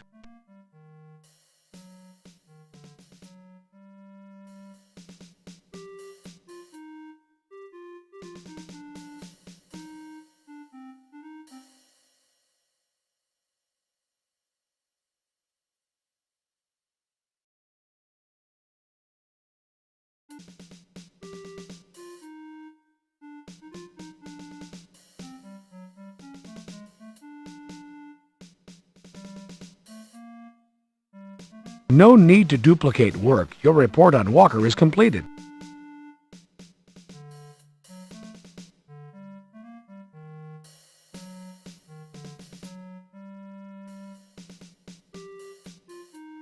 Here you go, Hal. Sure, Junior. Look, Junior, I'm not gonna do all of the paperwork around here. Fill out the damn report and then give it to me.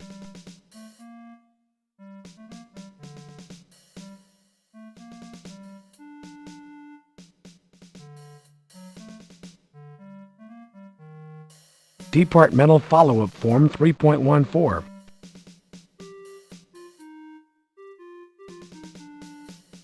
No need to duplicate work. Your report on Walker is completed.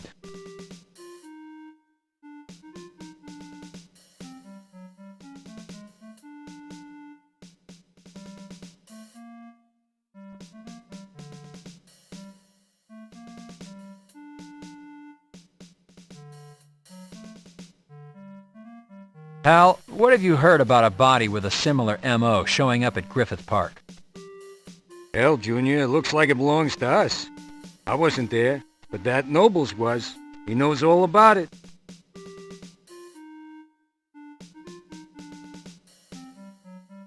What have you got in the way of updates, Hal?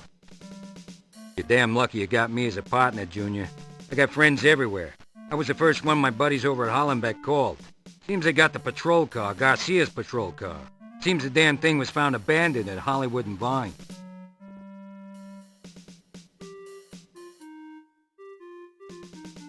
Hollywood and Vine? That wasn't Garcia's patrol area, was it? Hell no it ain't, Junior. Seems our good son ain't so good. Either that or hell, Junior, he was good at something damn good.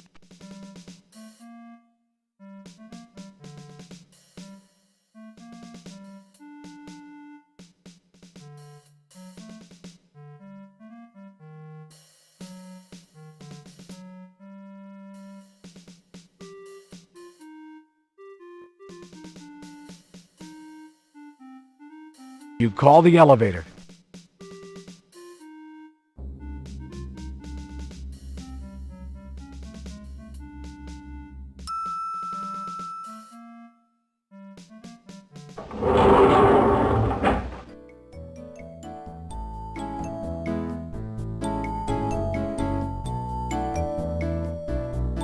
You select the second floor as your destination.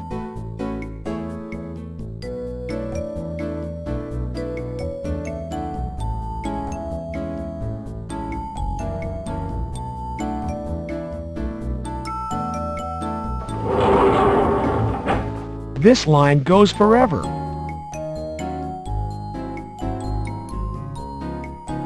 You select the fourth floor as your destination.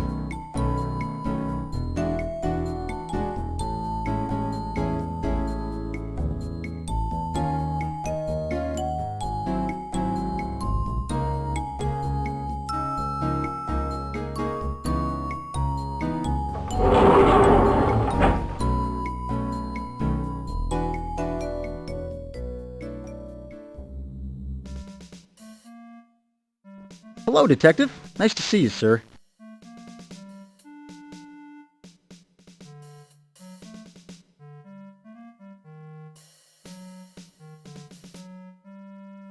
Sir, you want to book this into property? Maybe you should just return it to your lady friend. I found it outside the home of Yo Money. It wasn't exactly part of the crime scene, it was off to the side. I don't know yet if it's related. What do you think about this shoe?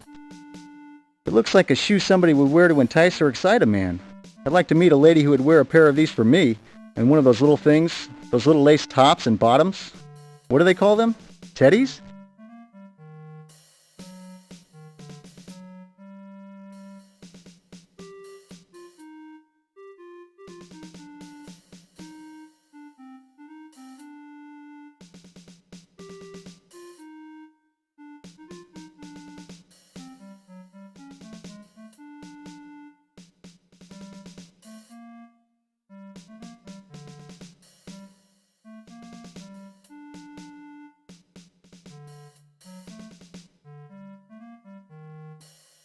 Pressing the button, you call the elevator.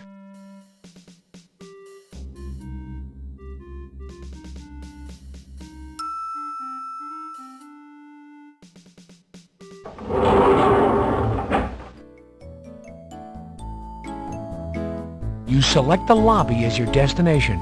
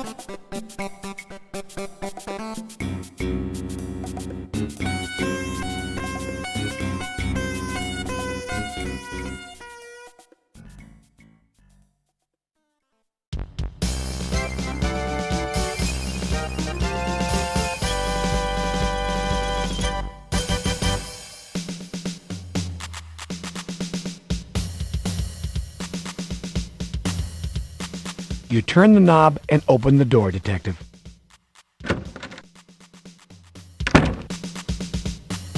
Hello, partner. Today's the day. You ready to qualify? Hey there, partner. What you reaching for?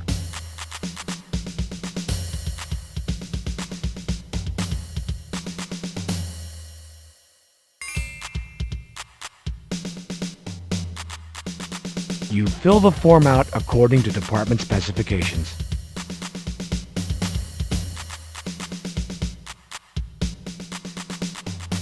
Qualification Form 13. Checking. You verify your... This form has only one purpose, and this is not it.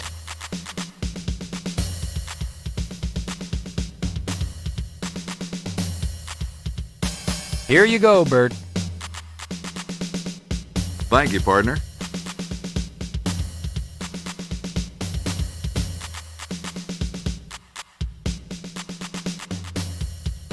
You pick up the headgear.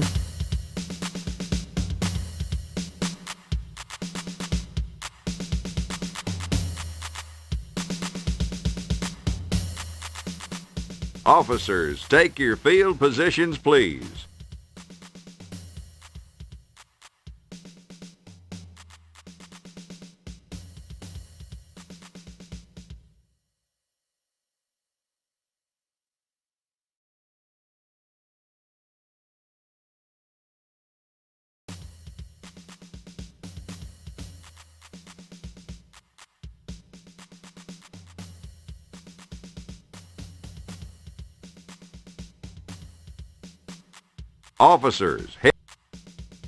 Officers, headgear on.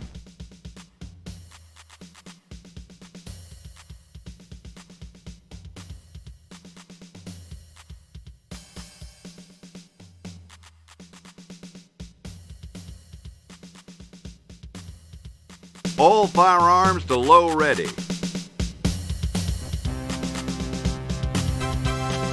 You load your Beretta.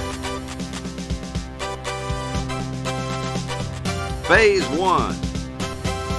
Ready on the right, ready on the left. Attention.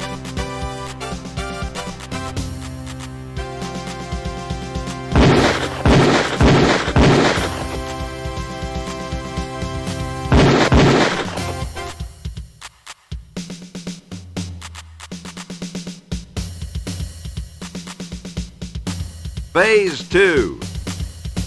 Ready on the right, ready on the left. Attention.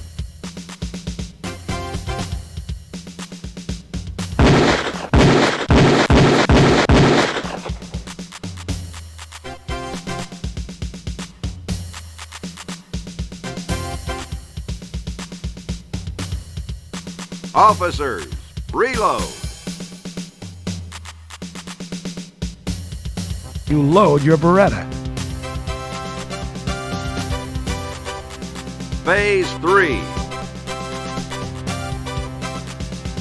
Ready on the right, ready on the left. Attention.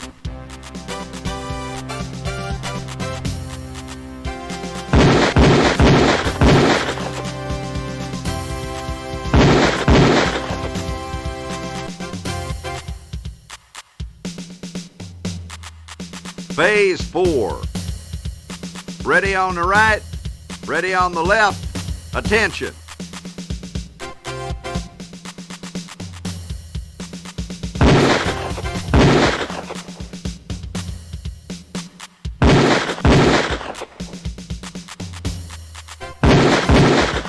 Gun to low ready. Prepare for Phase 5.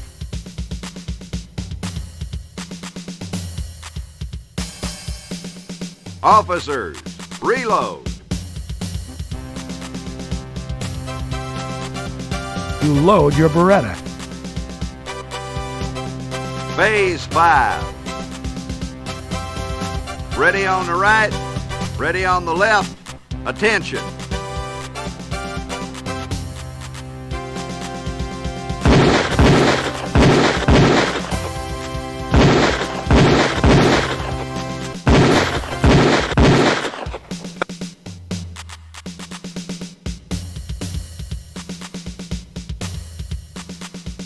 Phase 6.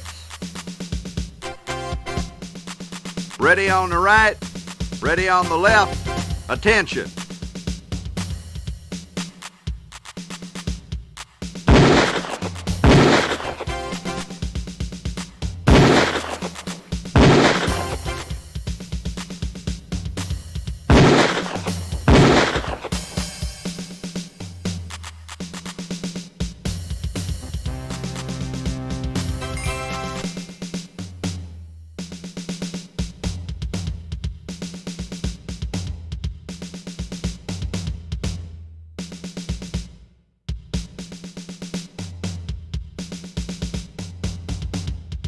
Those two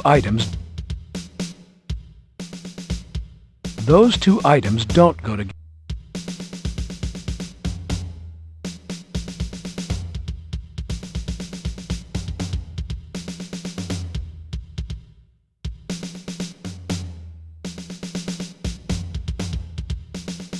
Hey there, partner. Out there was some pretty fancy firing. Your score's going to impress the brass. I'll be sending your results over to your lieutenant.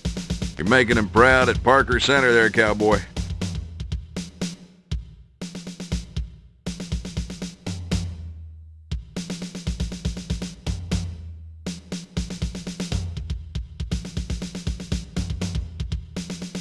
Thank you, partner.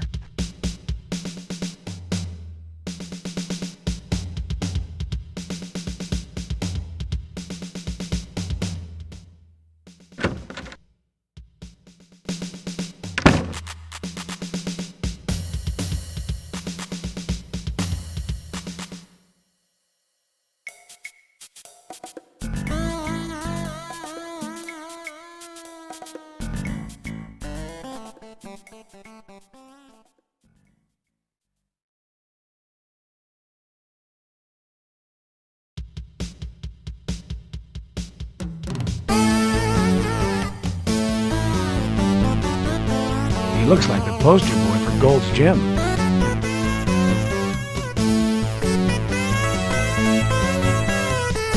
Hello, Neil. How are you? Fine, kid. I see you're having trouble with the press. That's too bad. Things are tough, Neil. Well, kid, if the heat's too much, better get out of the kitchen.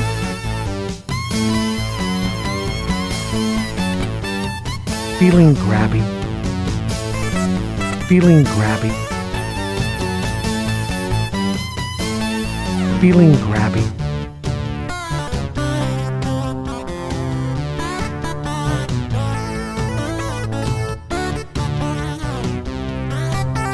Hi there, how you doing? Hey, can't you see I'm concentrating here?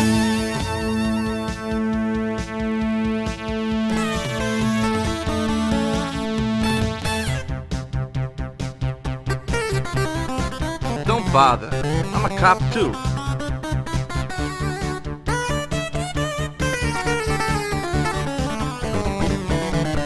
There's no reason to ID yourself to this guy.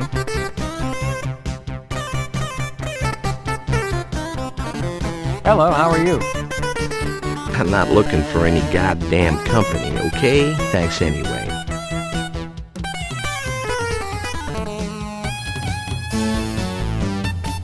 This guy looks pretty buff. Better approach him differently, Detective.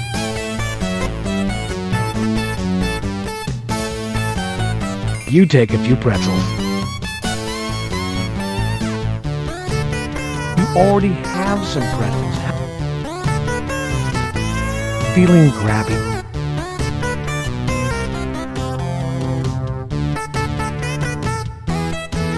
The buttons are well worn. This must be a popular game.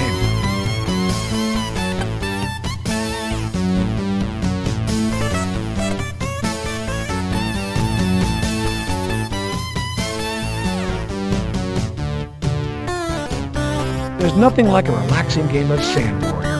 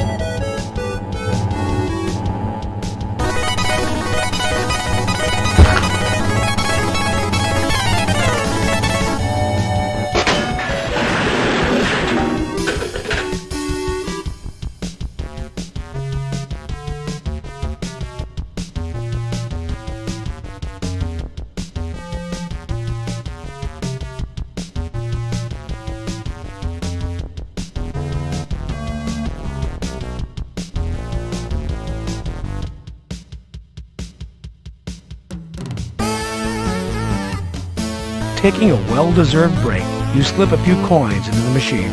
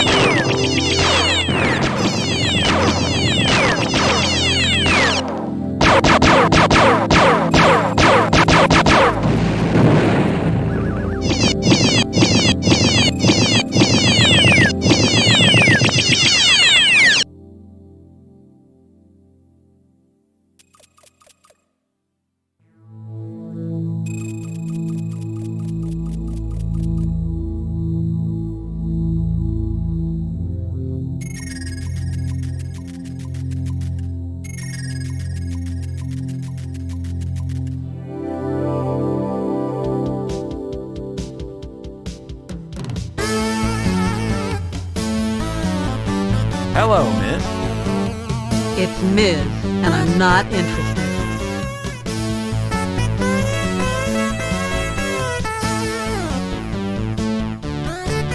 Save it, bud. Everyone in here is a cop.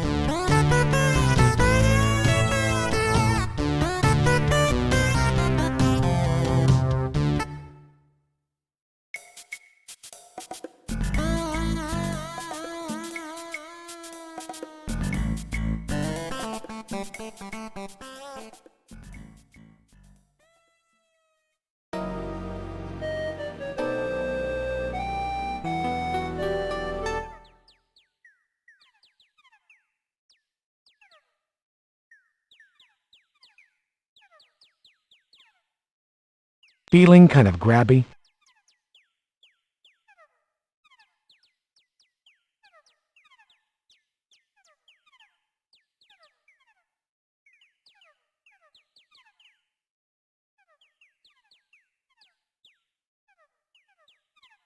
Hey, you whippersnapper! Can I help you? Ah, buddy, that's not my job. I don't care where you're from. Just as long as the front office says you're okie dokie, well, you're okie dokie by me. Okie dokie? Good.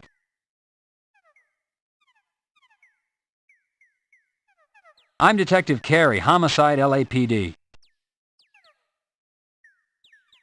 Say, buddy, what do you want? I'm looking for a patrol car that was brought in from the Hollywood and Vine area. It had been abandoned. Say, what's the word, huh? What word? That's right, Greenhorn. What word? Yeah, what's the word? You don't know the word, I can't let you in. Well, thank you for the information and your time. Hey, no problemo, old buddy. That's what we're here for, helping our friends.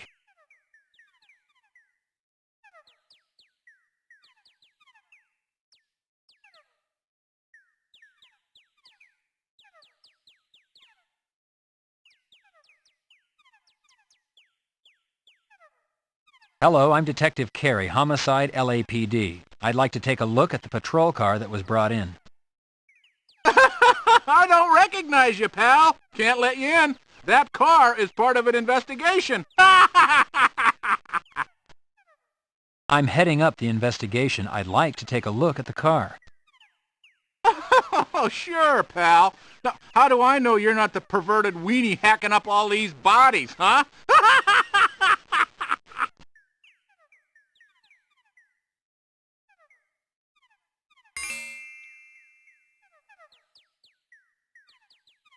Well, tell Beavis that Butthead sent you. He'll know what it means.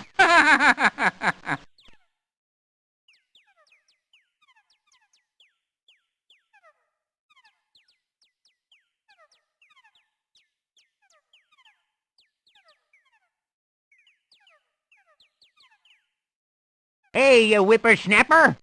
Can I help you? Beavis, I was told to tell you that Butthead sent me. Huh?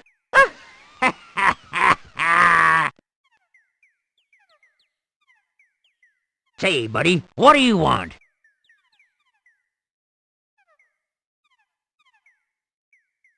I'm looking for a patrol car that was brought in from the Hollywood and Vine area. It had been abandoned. Well, come right in there.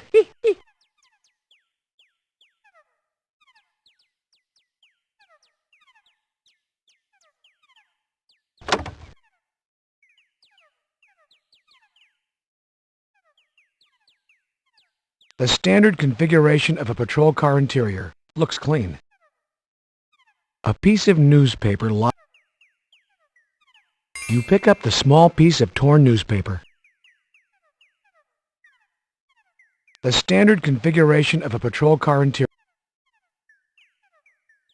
Feeling touchy today, Detective? Feeling touchy today? Feeling touchy today, Detective? Feeling touchy?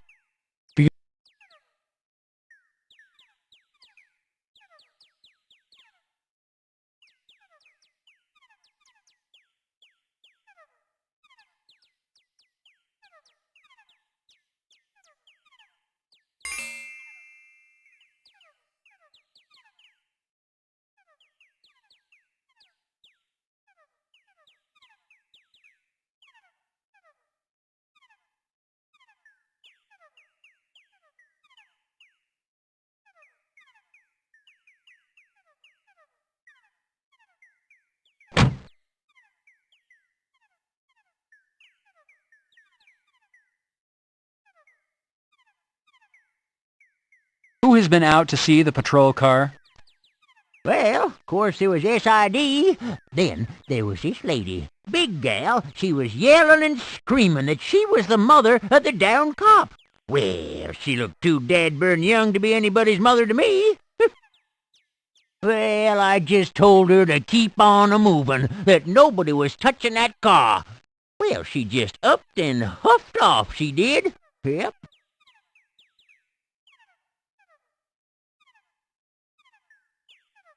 SID has swept the car for prints? They sure have, mister. You know them. Fast, efficient, and quick. Muy rapido. Too bad, though. Overheard 'em talking. Yep, they said nada. Nothing. Zipperoonie. No prints, no way, no how. That's what they said. Mm-hmm.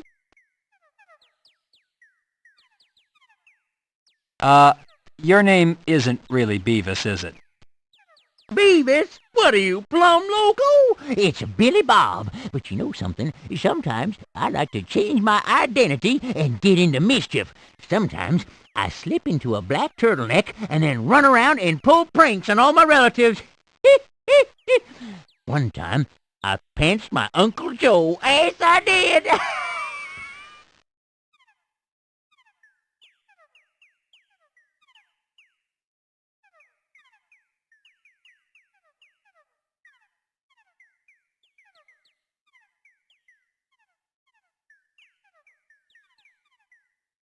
What has this guy told you worth recording? What information have you found to record?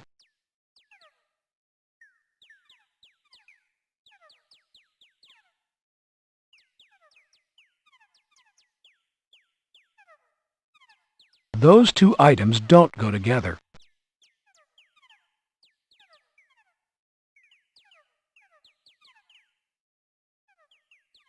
Well, thank you for the information and your time, Billy Bob. Hey, no problemo, old buddy. That's what we're here for, helping our friends.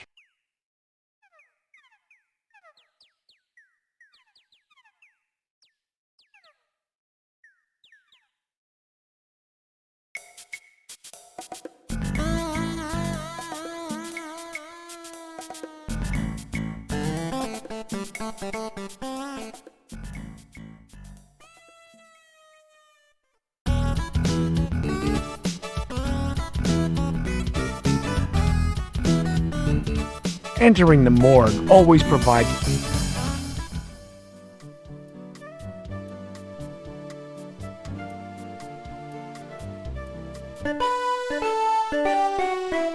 Hi, Detective Carey.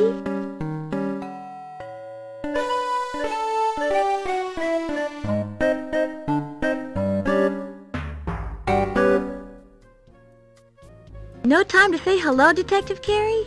Wow, you must be real busy. You can go on in.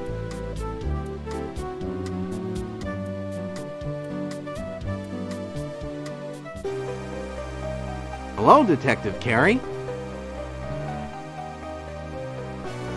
Do you know what you get when you cross a peach and an avocado?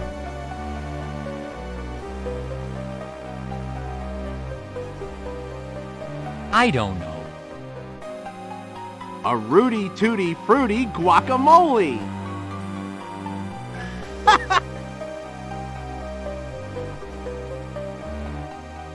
Go right into...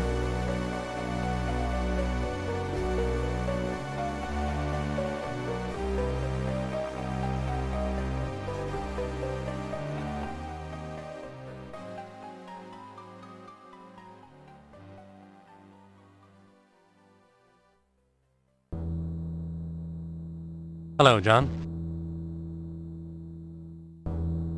Hello, Sam. How's the world of the living, John? I don't know, Sam. I'm surrounded by death. Sam, I understand another body was found this morning in Griffith Park. What can you tell me about it? More than you probably want to know, John. More than you want to know.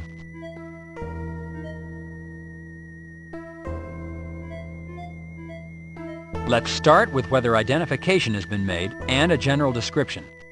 Identification has not been made. The description is as follows. African-American female, mid-30s, found under a tree in Griffith Park by Park Police at 10 a.m.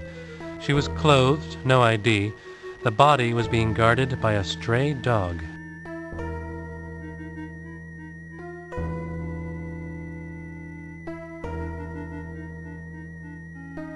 Has the autopsy been performed yet? As soon as she arrived, John. Same M.O. The burns, injection marks, the glue, it's all there. Body fluids and a tissue sample have been taken. Both have been sent to SID. Your killer is keeping busy, John. Very busy.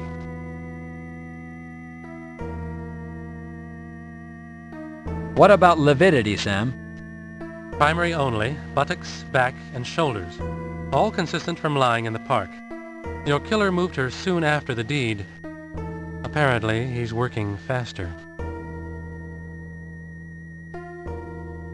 What about the injection marks, Sam? Everything the same? Nearly so. The injections were not so high up on the arm as the first two victims, but it was the left arm.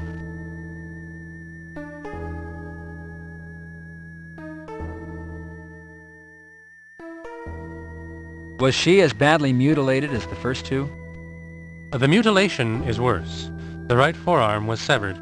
However, the torture appears to be less. There are fewer burns, and there's also less bruising around the ankles and wrists.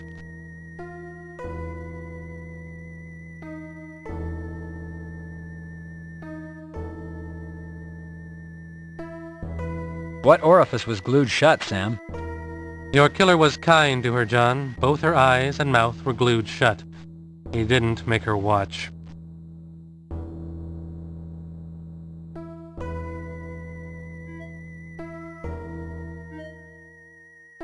If there's been no identification, then there's been no notification. Where's the body now? Cold storage, John. We'll hold on to it until the family can be located.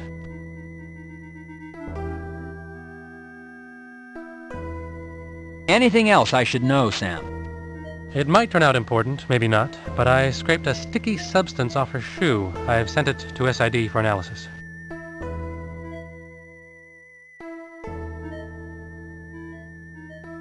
Sam, what color were her shoes, and was she wearing both of them? Blue and yes.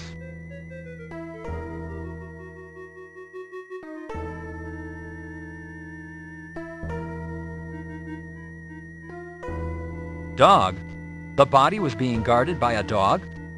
Yes, it was rather comical and strangely sad at the same time. Here is this woman in the prime of her life, lying mutilated under a tree, and protecting her is a stray dog. Park police couldn't get past the dog. We couldn't move in. It was only after we called animal control and the truck showed up that the dog ran. I'll tell you, John, that dog has been picked up before. That dog recognized the truck.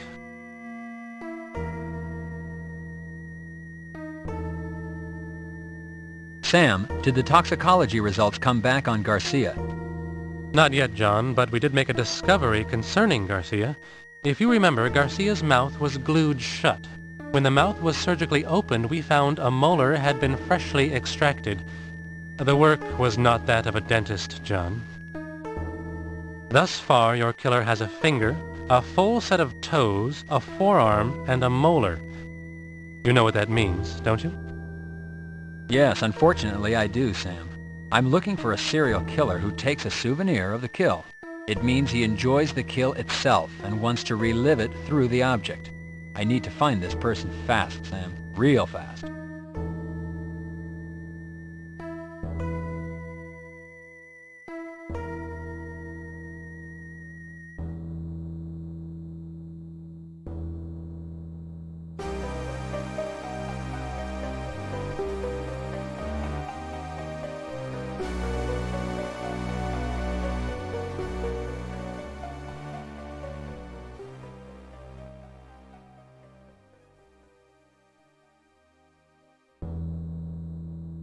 Hello, John.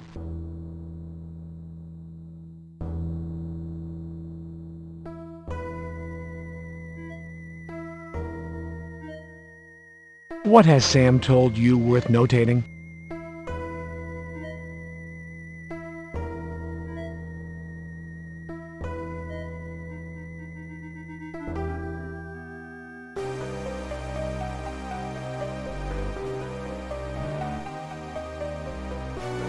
You open the door and head to the lobby.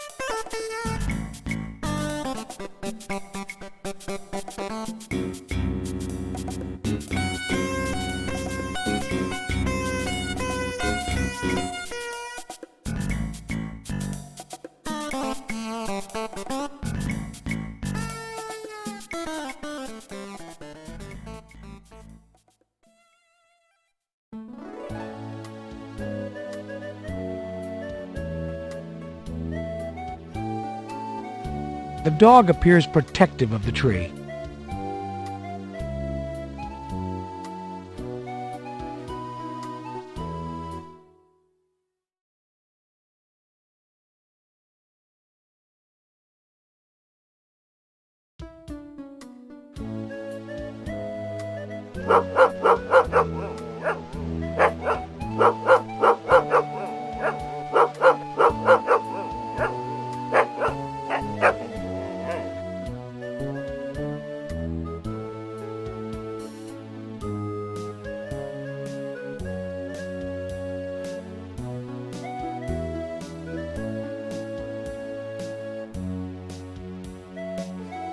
He's hungry.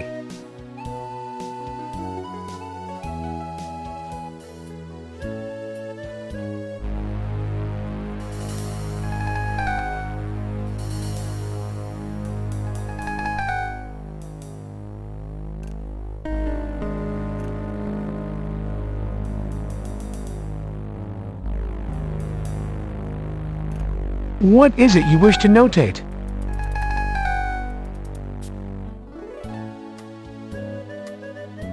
The area has been taped off.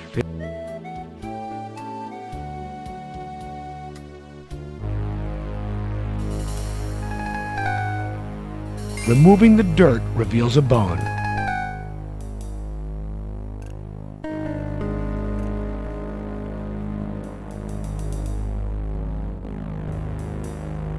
Those two items don't go to...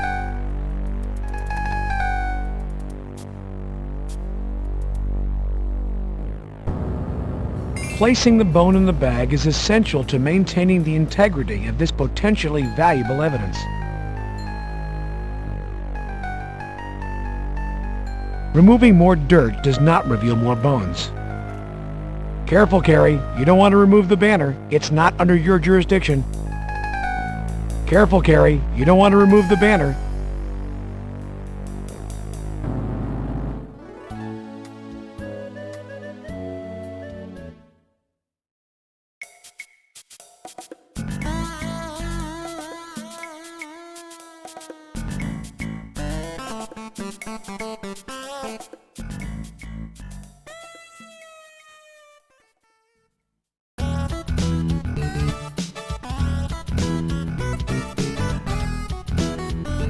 Entering the morgue.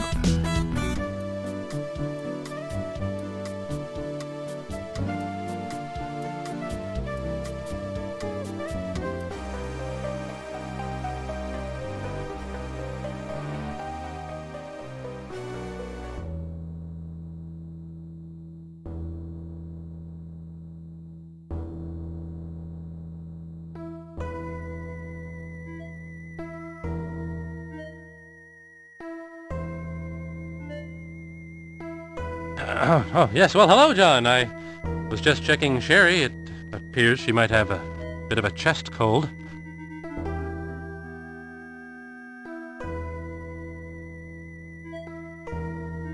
On to the business at hand, John. 2 bodies were brought in this afternoon. They fit your killer's M.O. Both have burn wounds on the face and upper torso and ruptured gastrointestinal linings.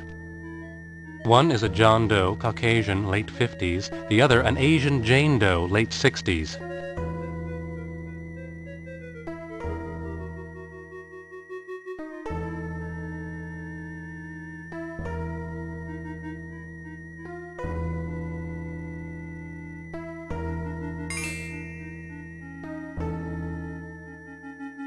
Sam, I unearthed this bone from the Jane Doe 1201K crime scene. Strangest thing, a stray dog was there guarding it. It looks human, John. Turn it into property with a request for tests and we'll take a closer look at it. A stray dog, you say? Probably the same one we encountered the day we went out to pick up body 1201K. Screw the dog, and screw the request for tests. I've got the city, the press, and my supervisors all over my ass. You've got the evidence in your hand, for Christ's sake. Run the tests. This investigation does not have time for a red tape marathon. You're right, John. I'm sorry. It's working for the county. We tend to thrive on the bureaucracy. Trust me, John, I will place the tests on the top of my priority list.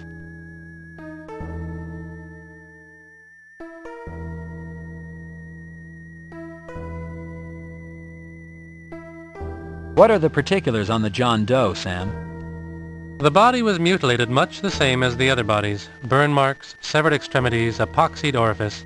The biggest difference is the adornment of the body with a pair of nylon pantyhose wrapped around the neck.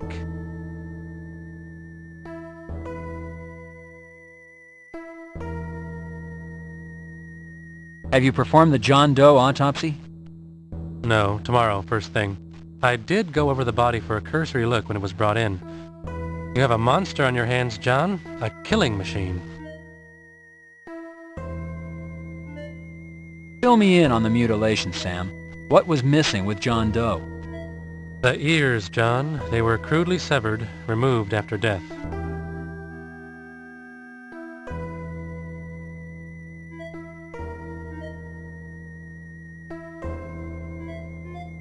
Poisoning cause of death, Sam? It was not asphyxiation as one might first believe upon seeing the nylons around the neck. A cursory examination of the neck reveals no bruising. The nylons appear to be strictly decorative. Upon autopsy, I believe poisoning will surface as the cause.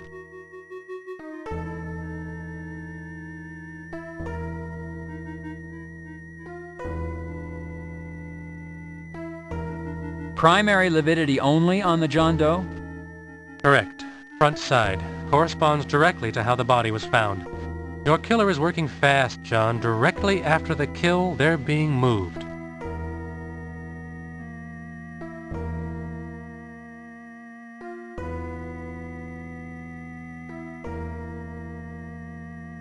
Could the nylons belong to the Jane Doe? Possibly the nylons were used in a consensual sexual activity between the two.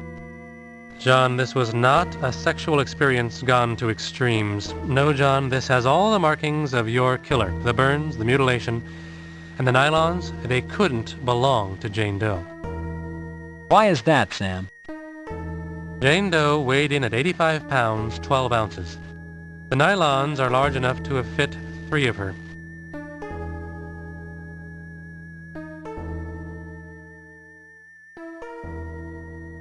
What about the epoxied orifice, Sam? How was the John Doe affected?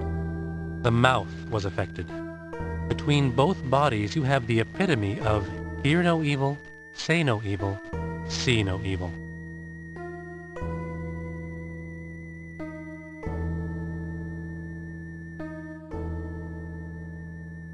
All right, Sam. What can you give me on the Jane Doe? Asian, late 60s, burns to face and upper torso, mutilation, glued orifice. Your killer's signature is all over her. What about the autopsy, Sam? Have you had time to perform one? No, John, I plan to do it first thing in the morning. I was able to give the body a cursory look over, however. There's no doubt it's your killer's handiwork.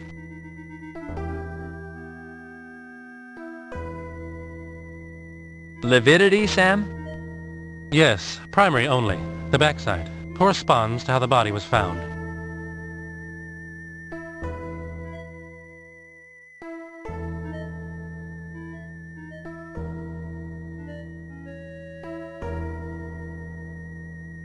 Lividity, Sam?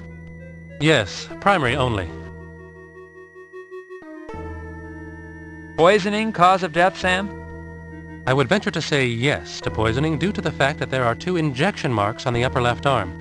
But I'm cautious to say so, John. We have not had a single match in all the toxicology tests thus far. When the body's autopsied, we'll take fluids and send them out as well. What is the level of mutilation, Sam? The left foot was crudely severed. Once again, judging by the lack of apparent blood loss, it was removed after death.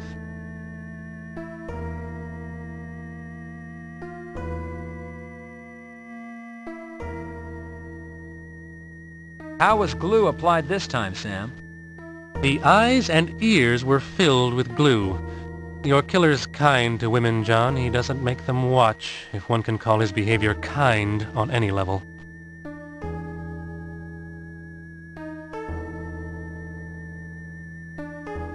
Sam, what's the situation surrounding the body's discovery? The call came in from a small business owner on Hollywood and Vine. The naked bodies were piled one on top of the other in the back seat of a Ford Tempo parked in front of his music store.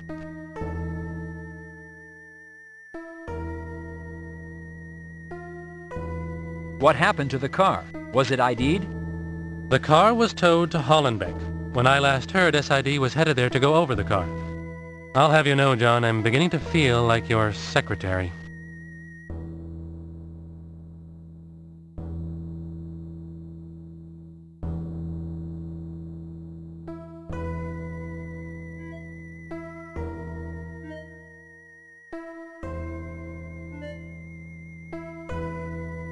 Sam Nobles is a walking encyclopedia of information.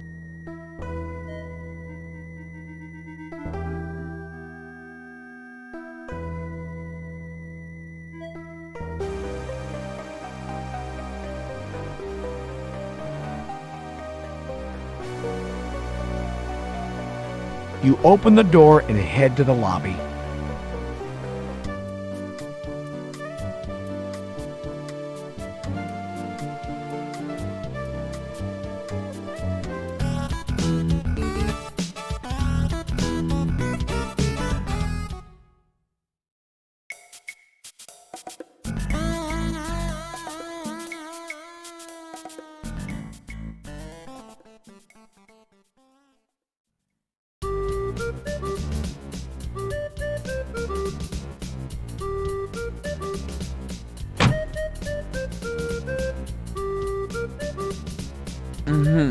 Hey, handsome.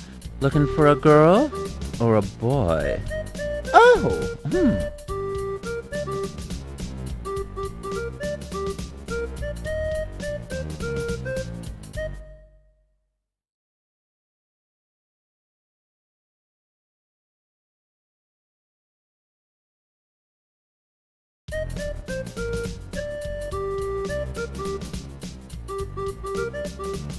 Woo! Am I being arrested? Gonna throw me in a cell with a big old burly guy, huh? Ooh, darling, start the party. I'm Detective Carey, LAPD. I'm looking to ask some questions about what's been going on in this neighborhood. Oh, darling, ask away. I just love the gossip.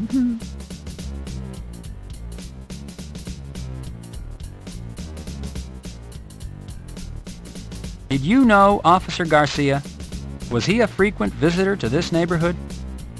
Never heard of him, darling, till he showed up dead. Now the whole place is crawling with all sorts of people talking about him. Ew. Well, if you ask me, I would ask the girls at the kitty. I mean, they know everybody who's anybody. Did you see an abandoned patrol car in the neighborhood? Do you know anything about it? Well, darling, I missed it, but it was all the talk. People were saying that the cop who the car belonged to went for a dip at the kitty and fell right in, if you know what I mean. Then there was all this talk about this cop, that he had some steady girl. I don't know about that, darling. I mean, lots of the girls at the kitty have boyfriends. But people said they saw this fabulous woman driving the patrol car. Oh, can you believe it? I mean, all made up. Can you stand it? Hair all stacked up, dressed to the teeth. You know, a real glamour queen, if you know what I mean. Well, all this was supposed to have happened after the cop's poor little bare ass showed up dead on Yo Money's lawn. Well, that's the talk, darling. You got it. Straight from the horse's mouth.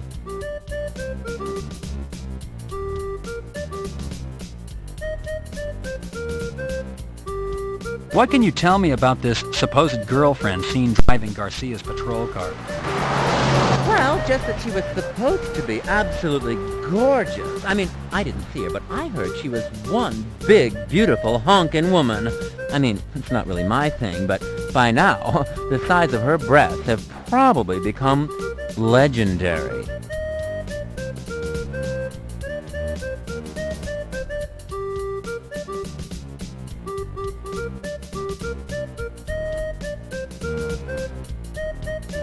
You've referred to having heard this information, that you didn't actually see any of this. Whom have you heard this from? Can you give me a name or two?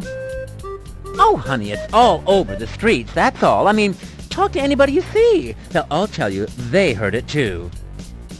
I mean, darling, I don't know any names, just people. You know, people don't tell you their names. They like confidentiality. Wouldn't you?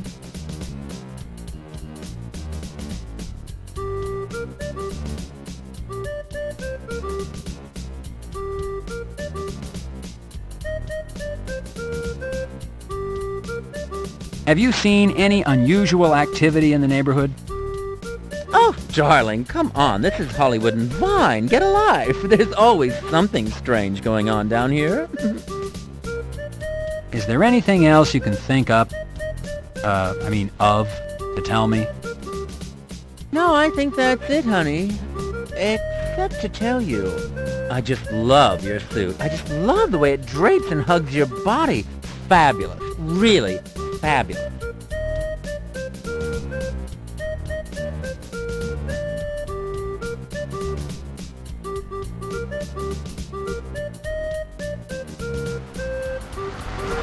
Detective, this man has not provided you with any solid information.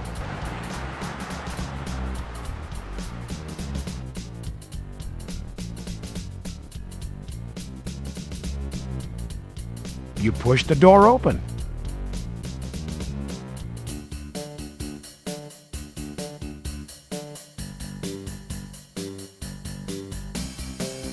Hello there, handsome.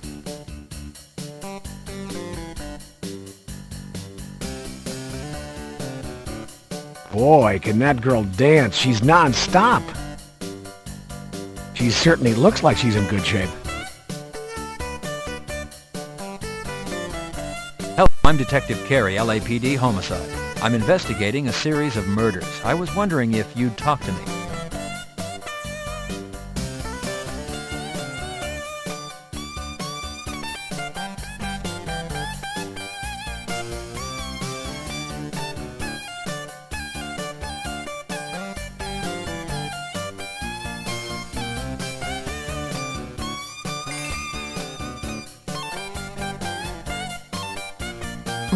So you're a real cop. Tell me, handsome, is everything you're packing real?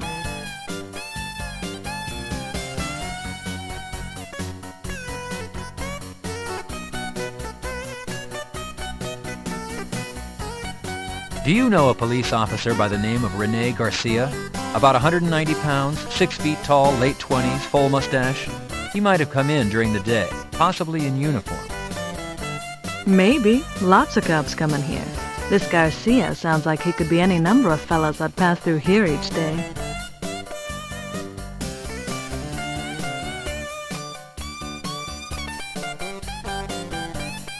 Garcia's patrol car was abandoned on this block. Did you happen to see it or hear anything about it? I didn't see it, but then I sleep in pretty late. Hey, are we talking about the cop who showed up dead at Yo Money's? Yes, his name was Garcia. Do you know something specific? Well, if it's the fella I'm thinking of, I heard people saying he used to give rides to girlfriends. You know, show off the siren and the handcuffs.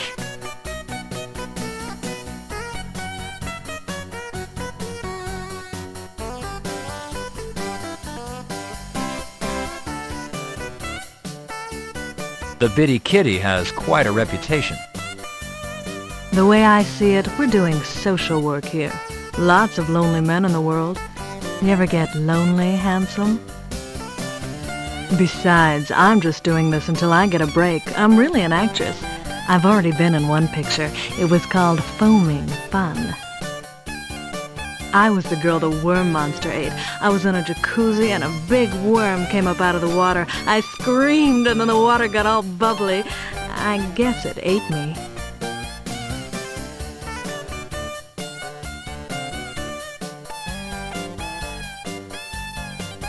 Do you or any of the other girls here date cops?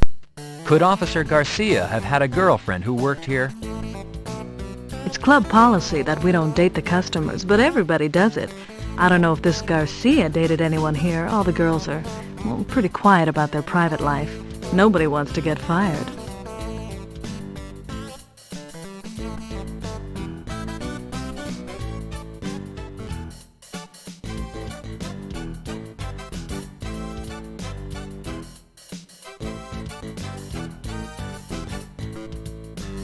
You can write this all down later. Right now, keep focused.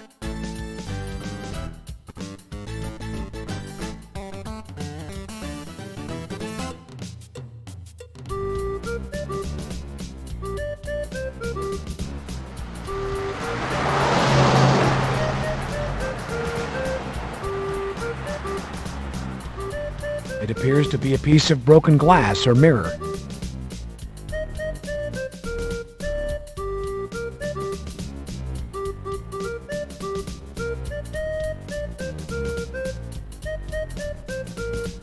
You pick up the broken piece of side mirror.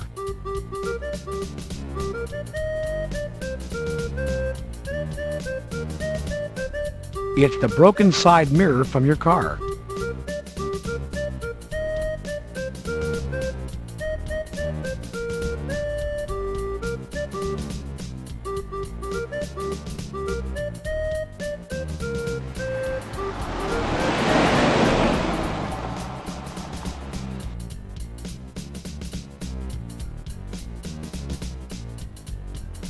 You push the door open.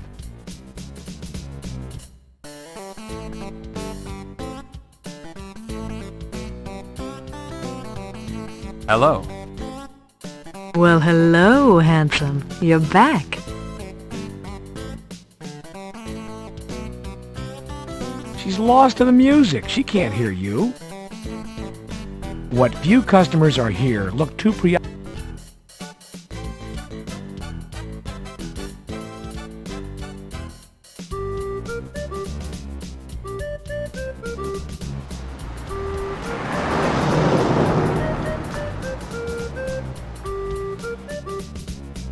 You push the door open.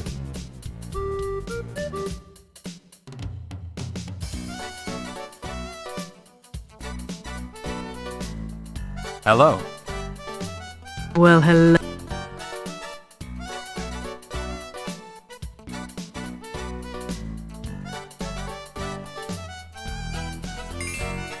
I found this shoe in Yo Money's garden.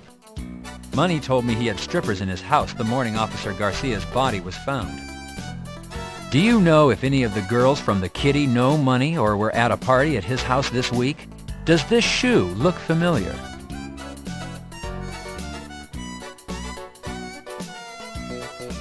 Well, it's true all us girls know celebrities, and Money does come here. We've all been invited to parties one time or another out at his place.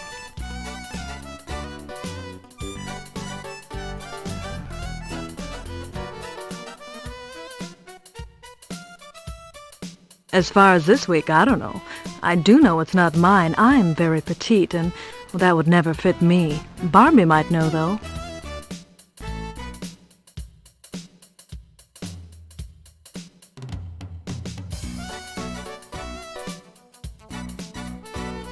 Who's Barbie, and why might she know? Barbie runs the place, handsome. Barbie can. Ever heard of her? She is infamous. Well, she'll know if any of the girls are at Money's this week. You can ask her. Where is Barbie? Can I talk to her? She's taking a nap right now. She'll be up later. You could come back.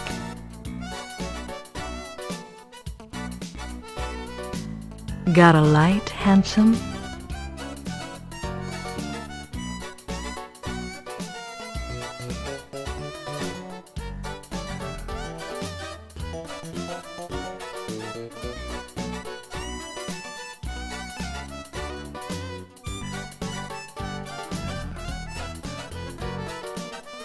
I appreciate you taking the time to answer my questions, Electra. It's citizens like you who help us cops do our jobs. If you can think of anything else, I can be reached at Parker Center Homicide Robbery. Just ask for Detective Carey. Handsome, you should relax a little bit. You're awfully tense. Handsome, you should relax a little bit. You're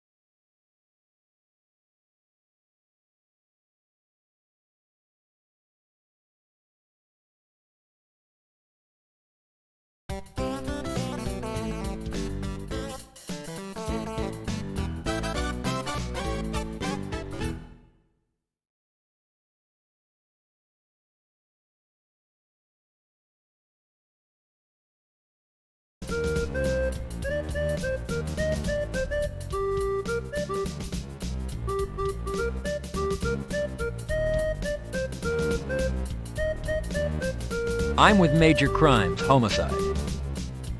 How's it going, dude? You look like a cop, dude. Hello, I'm Detective Carey, LAPD. I was wondering if I could ask you some questions. Sure, what's up, dude? A Ford Tempo was apparently abandoned on this block this morning. I understand you called it in. That's true, dude. I did.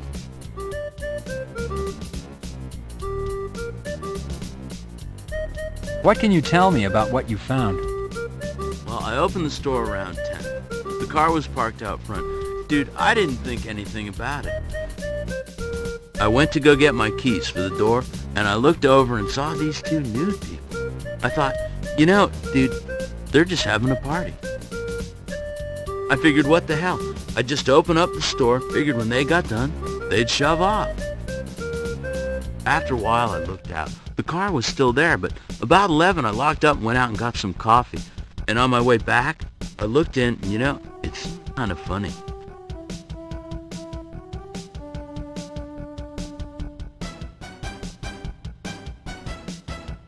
What was funny? The car wasn't moving, dude. No motion, no party. I'm a businessman, dude. I can't have a car full of naked people outside my store. I called the police.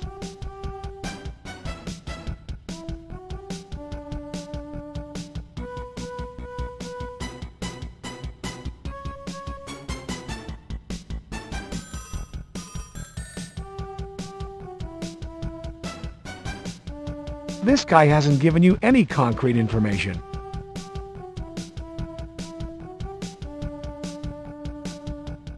You like mechanical things, dude? Me too. Detective Carey, you're not here to shop. You're here investigating a murder spree.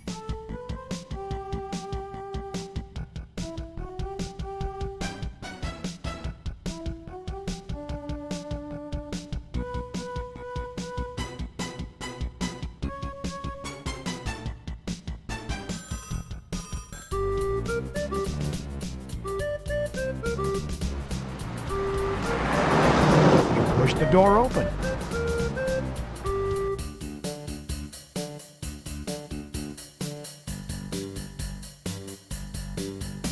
Why, hello there, darling.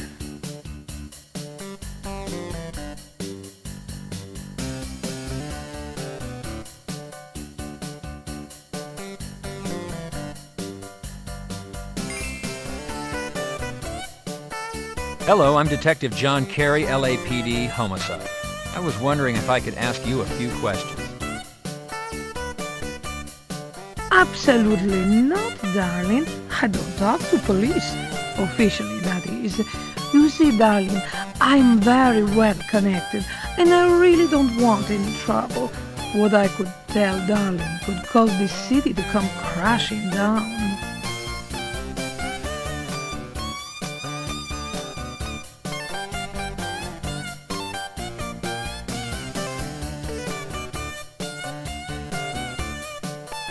This shoe was found on Yo Money's lawn after the party and after Officer Garcia's body was found. Could it belong to one of your girls?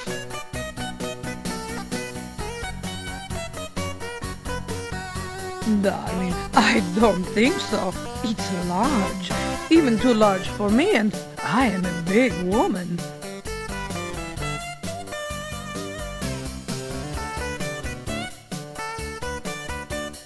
Darling, I think it would fit you better than it would fit me.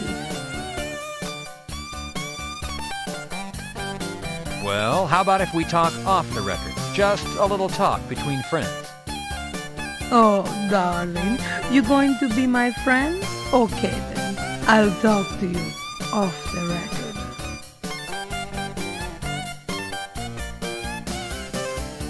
Why don't we start with an introduction? As I told you, my name is John Carey, and I bet you're Barbie Can. Oh, darling, you're so smart. You're good-looking and smart, just how I like my friends. Now, what is it you want to know? Tell Barbie how she can help you. Well, the subject's a bit gruesome. I'd like to ask you some questions about a series of murders I'm investigating. Darling, in my day, I've had more notorious conversations, I'm sure. Try me, darling. A police officer by the name of Rene Garcia was found murdered. The officer's patrol car was abandoned in this neighborhood. Have you ever met or did you know Officer Garcia? Oh, darling, I heard about that boy after he was found dead. Then all that talk, I do not think I knew him. We get so many young men in here.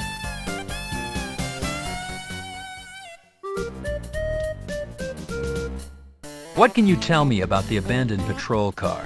Did you see it? Oh, darling, I just know what I heard. The boy gave his patrol car away to a girlfriend or some such thing. I don't really know. I did hear, though, that this girl is most beautiful. Darling, she is so beautiful, and her figure is so perfect. People thought it was me, but I'm too old for such a young boy.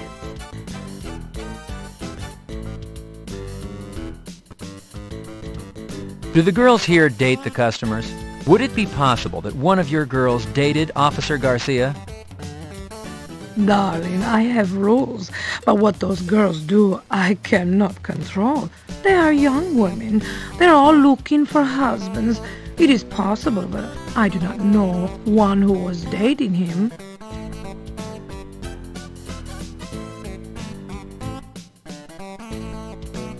Officer Garcia was found dead on the lawn of Yo Money, and from what I understand, there were strippers there. Do you know Yo Money? And do you know if any of your girls went to a party there Monday evening? Oh, darling, the money man is wonderful, so strong, such a lover of beautiful women. He does not always schedule his parties through me, that bad boy. If some of my girls were there on that night off, I have no idea.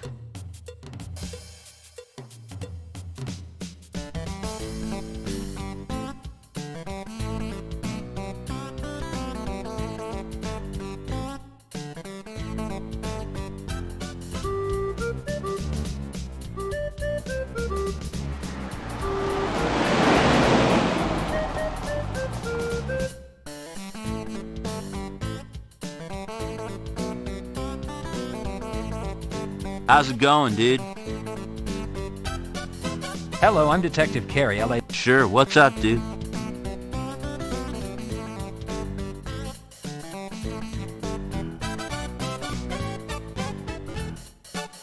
What can you tell me about what you found? Well, I opened the store around 10. The car was parked out front. I went to go. I figured, what the heck? After what? Detective, to...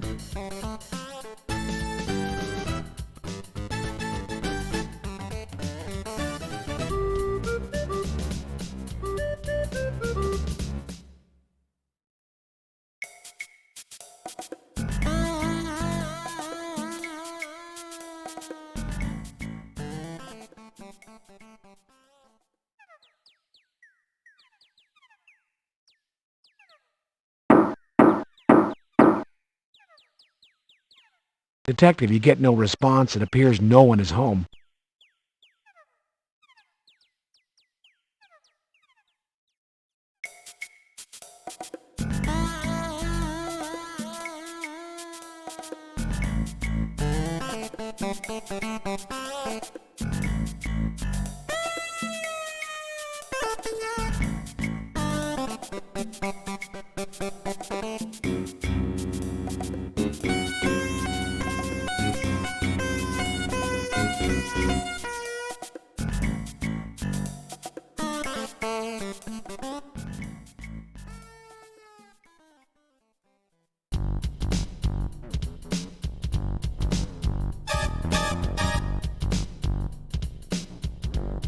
You knocked, but received no answer. Years of city grime and soot covered the theater building. What are you reaching for? Concentrate on the big...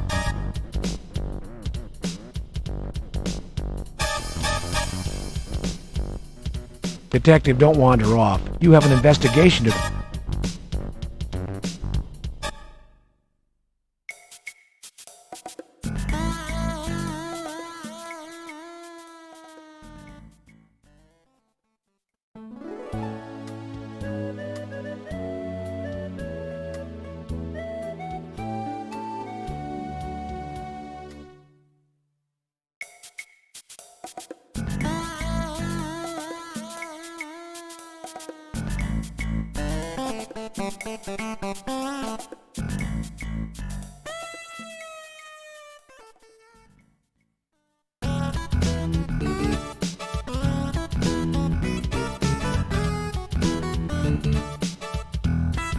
Entering the morgue, always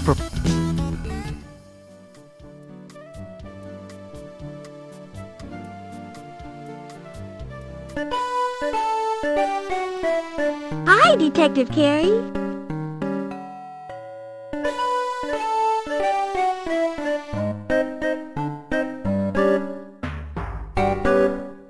You should be direct when displaying your badge, Detective.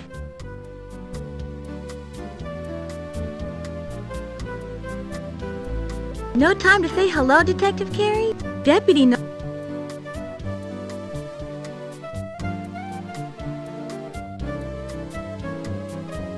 Detective Carey, Deputy Nobles is really busy.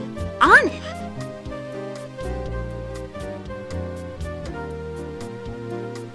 Detective...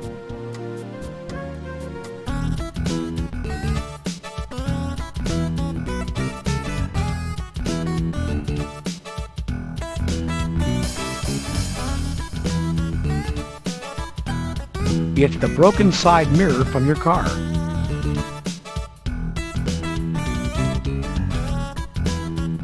How reflective.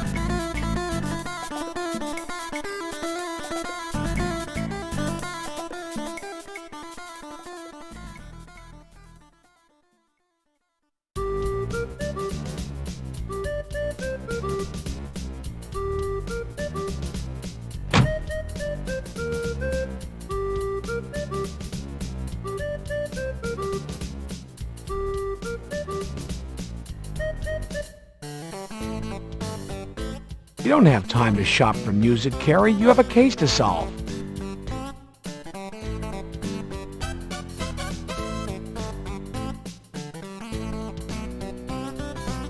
How's it going, dude?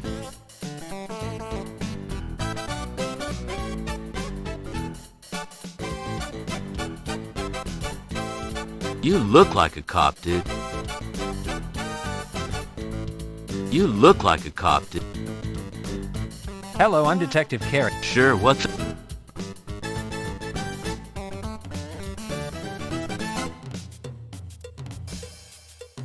What can you tell me? What was...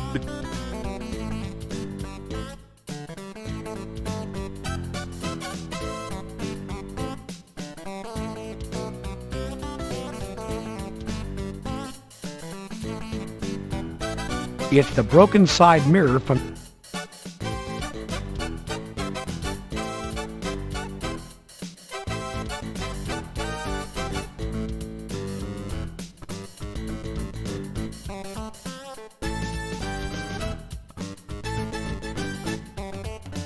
What do you make of this? If you found it around here, it probably belongs next door. They got some pretty good-sized gals.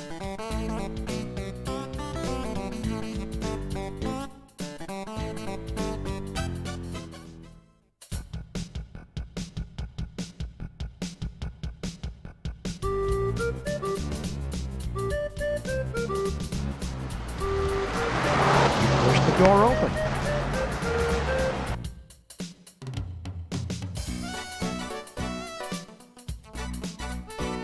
Why, hello there, darling.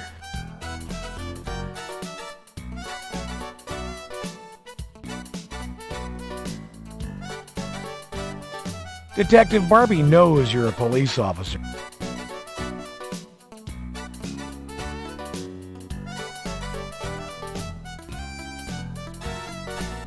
A police officer by the name... What can you tell me about the abandoned patrol car? Did you see it? Oh, Doc. Do the girls here... Officer Garcia... Detective to...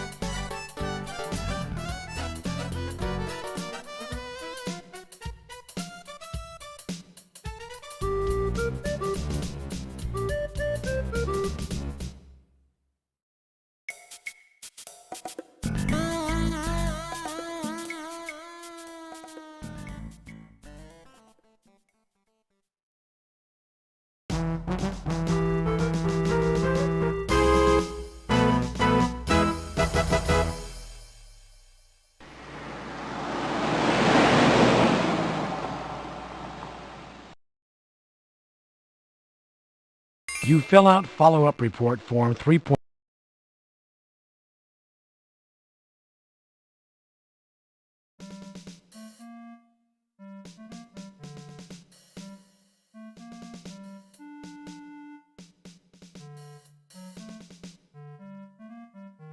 You attach your Parker Center ID.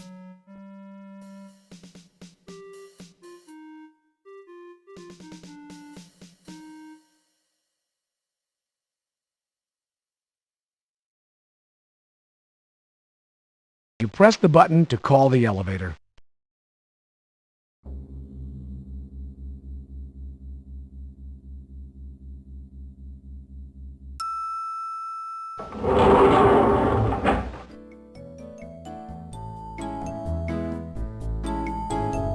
You select the 3rd floor as your destination.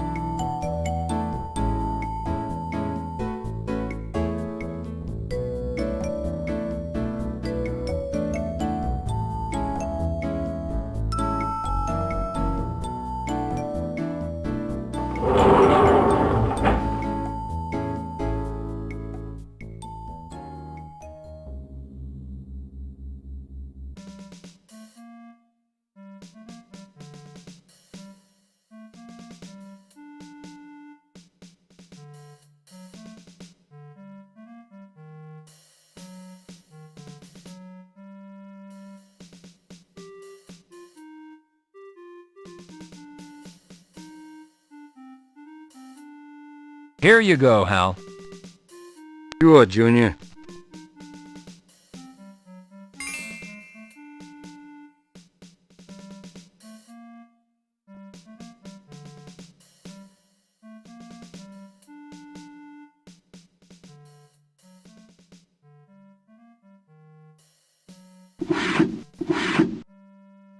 You take a 3.14 follow-up report form out of your action.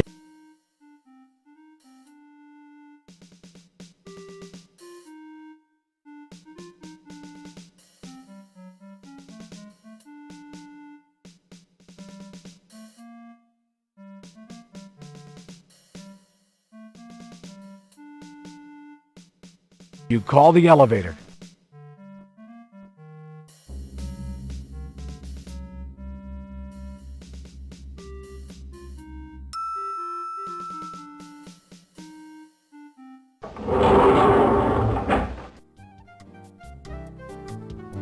You select the basement as your destination.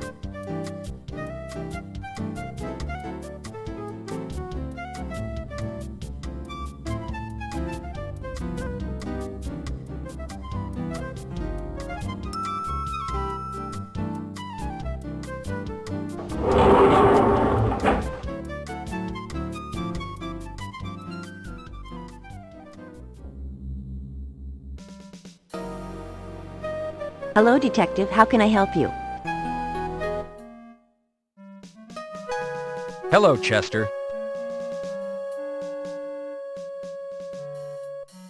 Were you able to find anything out about the glue you sampled? Yes, Detective. It is an industrial-strength glue which shares properties with the glue found on Hickman's eyes. The problem with tracing the glue is that it's sold all over the city, not just where you found it. We use the same brand here at Parker Center. Chester, I understand a sample from the bottom of Jane Doe 1201K's shoe was sent over from the morgue. Has it been broken down yet? Preliminary tests show it includes glucose.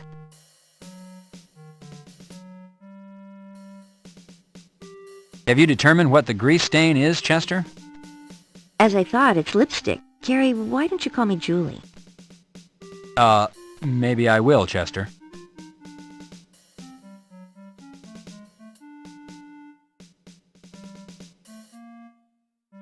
See you later, Detective Carey.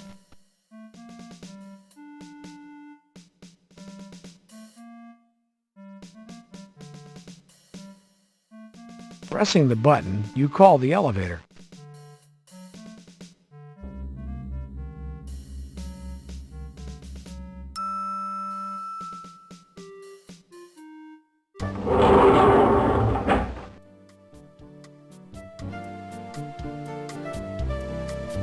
You select the lobby as your destination.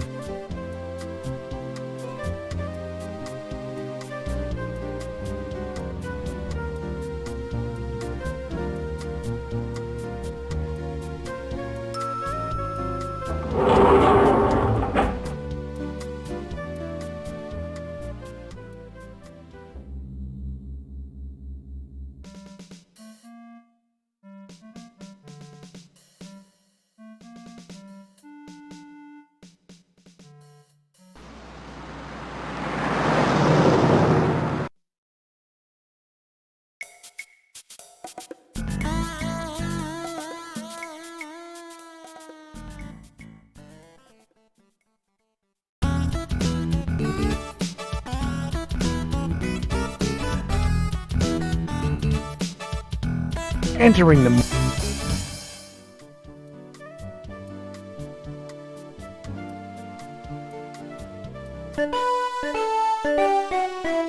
Hi, Detective Carey.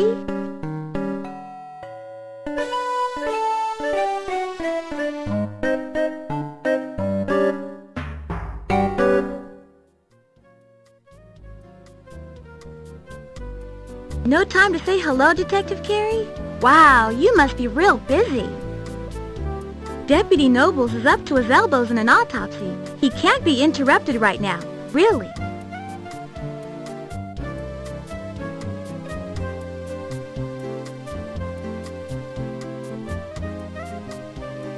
Detective Carey.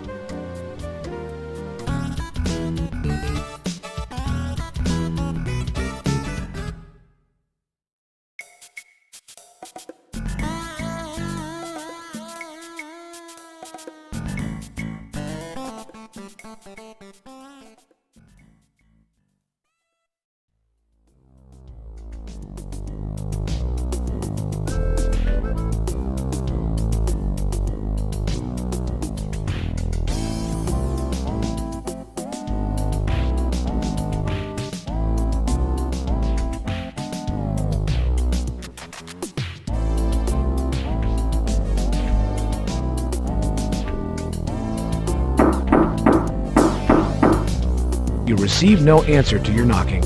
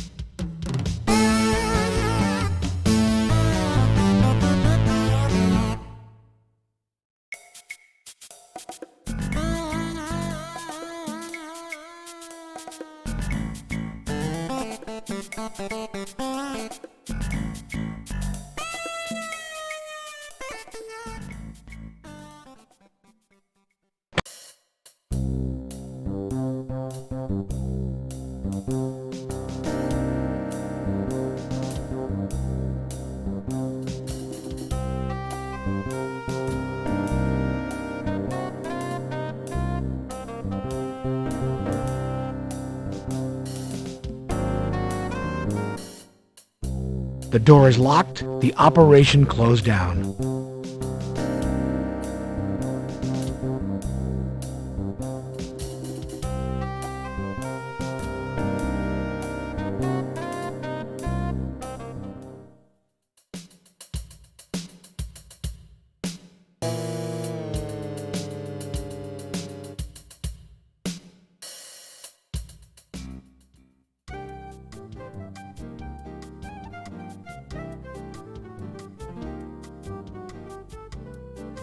I know you a cop.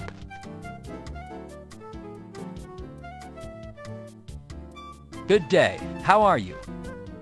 No. Sorry to... You no more hang out here. You make purchase or go.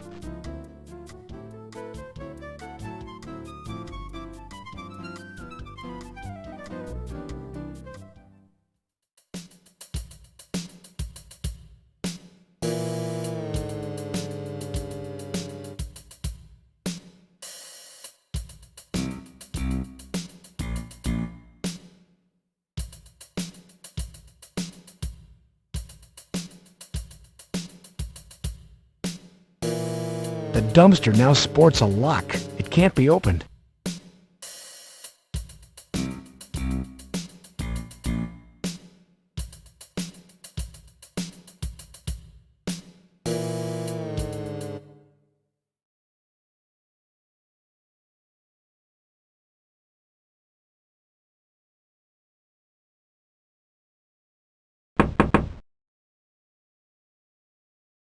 Carrie, there is no answer to your knocking.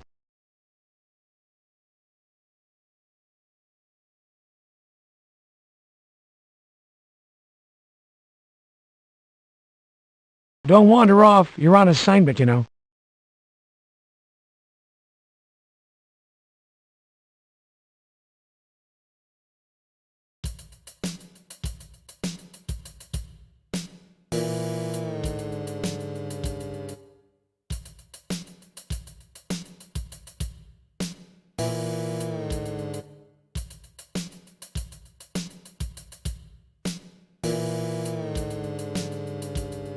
The fence is marred with...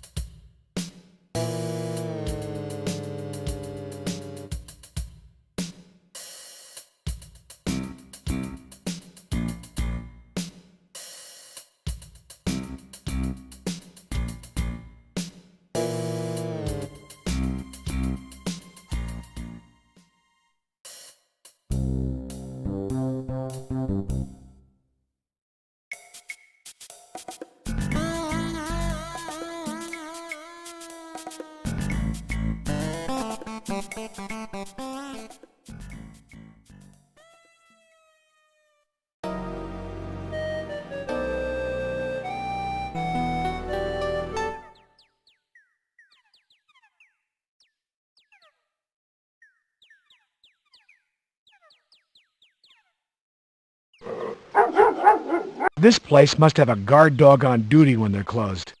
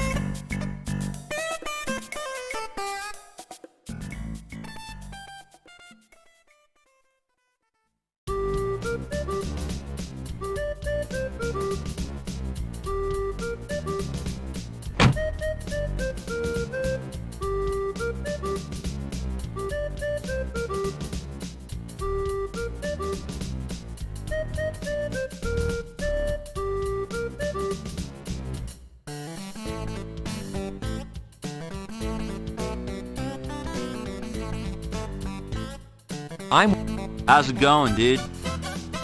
You look like a cop, dude.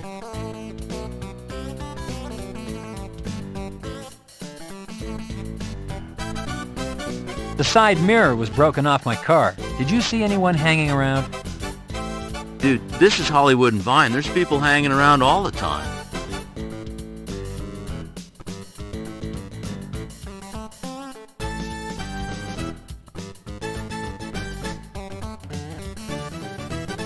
Have you ever been to either of these places? Sure. Dude, Barbie at the Kitty is like my mom. Whenever I need a good talking to, I see Barbie. And whenever I need a little pick-me-up, I take in a show. And I've been to this theater, too. It's a rat hole, but they show great flicks, old stuff. They make an excellent herbal tea. Oh, and the popcorn's fresh.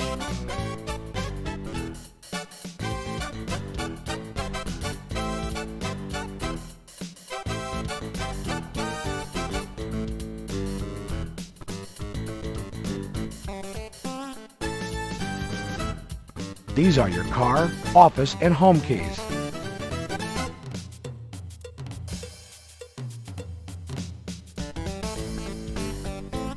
Departmental follow-up.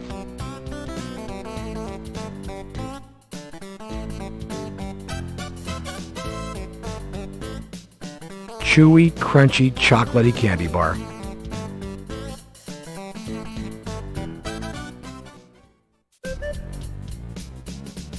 Hello, I'm Detective Carey, LA. Sure, what's up, dude?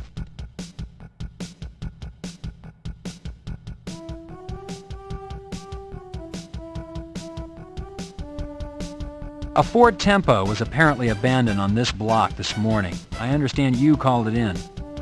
That's true, dude. I did.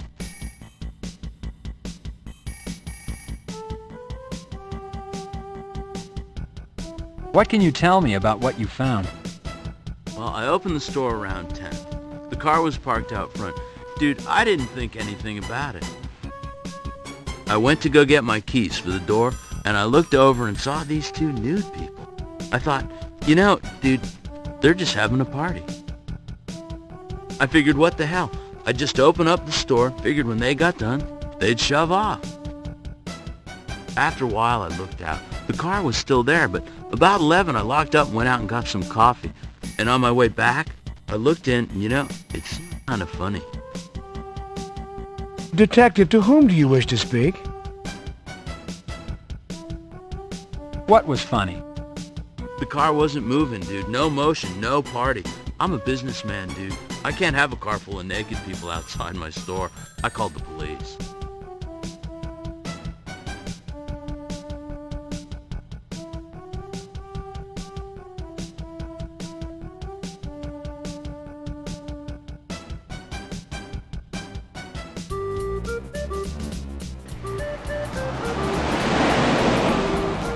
You push the door open.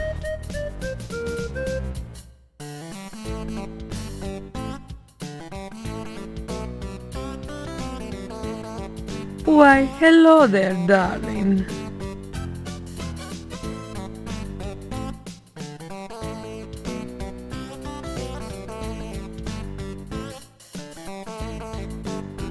Detective Barbie knows you're a police officer. There's no reason to...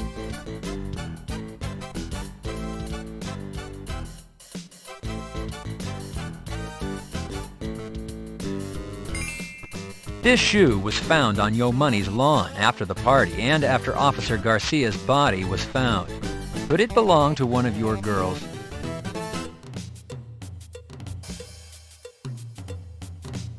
Darling, I don't think so. It's large, even too large for me, and I am a big woman.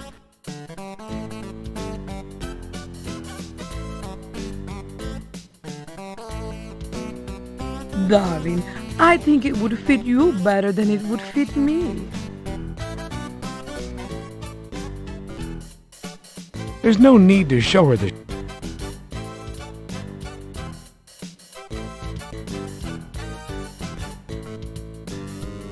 A police officer by the name of Rene Garcia was... What can you tell me about... Darling,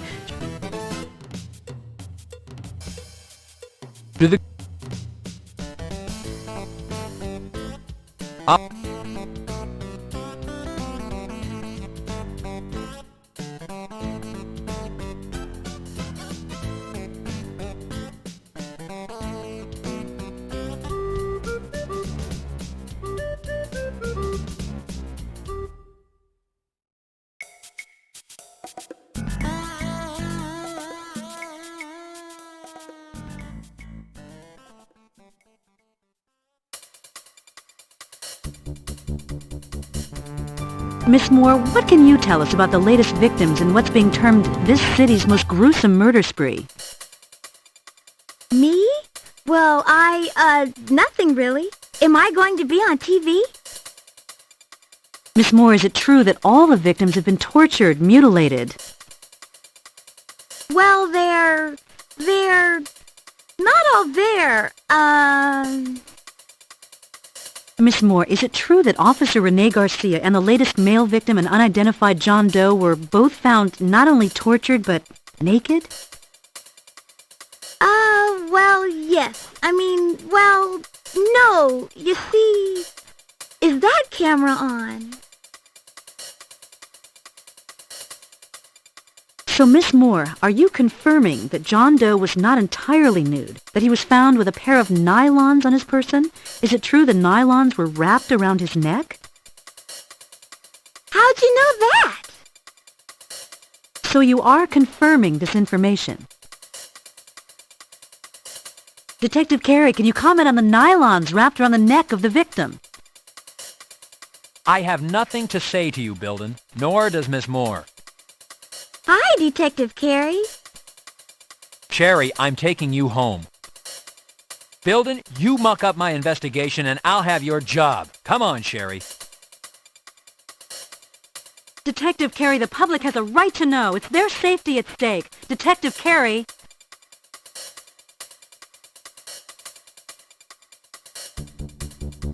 In the wake of this city's worst nightmare, 5 people, including 2 Los Angeles police officers, have been found mutilated and murdered. And though city officials and the LAPD deny there is reason to panic, the citizens of Los Angeles feel quite differently. Gun sales are up, and security companies are deluged with requests for home alarm systems. Factors contributing to the urgency and concern by LA residents are the randomness and violence of these murders. Earlier today, I spoke with Sherry Moore, an LA County Coroner's employee who confirmed one element of this killing spree. Evidence found on the latest male victim indicates that the murders might have been committed by a woman. If true, then this is the first case in the history of Los Angeles where a female serial killer has held the city in her grip. I'm Christy Bilden, reporting for KKAT.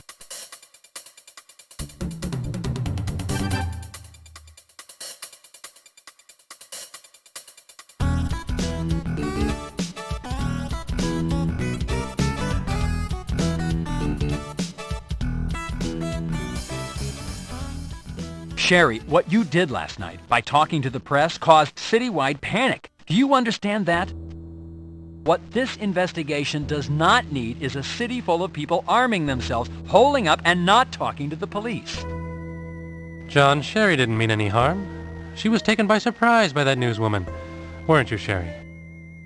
I don't care. The result is that the city is in a panic. The mayor is up in arms, and the press is having a field day with this investigation and the department.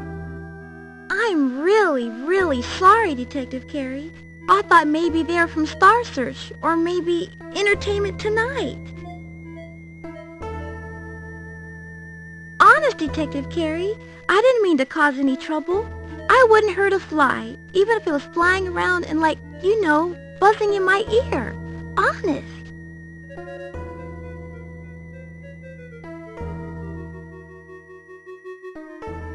John, how can you be mad at a girl like that?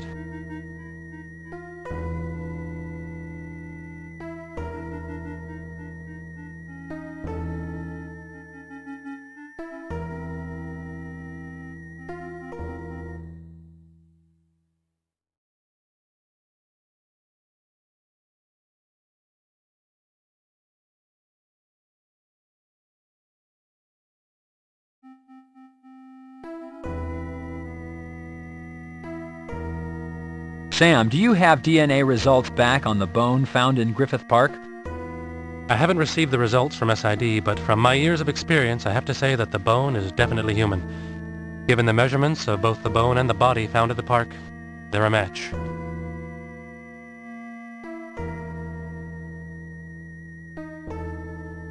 Has autopsy occurred on John Doe 7216M? Yes, John, it was first this morning. The gastrointestinal tract was ruptured as I suspected, and also as I suspected there was no asphyxiation. The nylons wrapped around the neck were in no way connected to the cause of death. It looks like poisoning. Fluids were taken and sent out.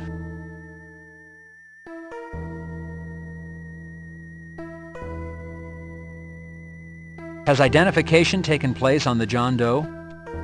No, we've sent the prints out for a national search. There must be someone, somewhere, missing a father, brother, or husband.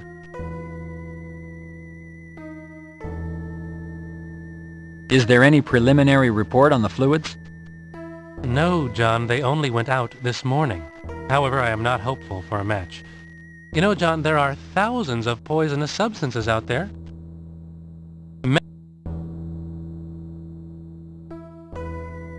Is there any preliminary report on the fluids?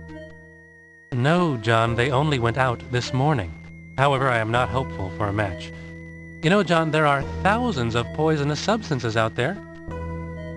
Many have yet to be identified and cataloged by the scientific community. It's like hunting for a needle in a haystack.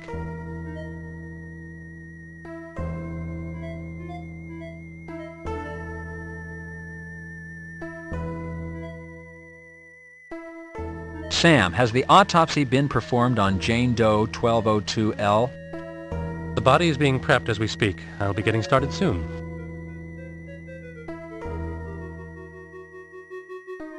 Sam, has anyone identified or claimed Jane Doe 1202L? No, John. I have sent a copy of the fingerprints out for a national search. So far, no response.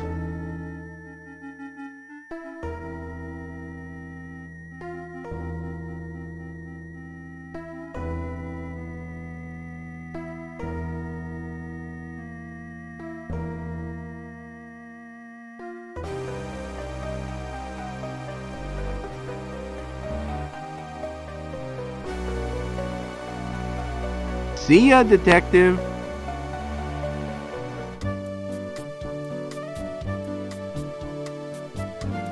I'm really sorry about the newswoman, Detective Carey.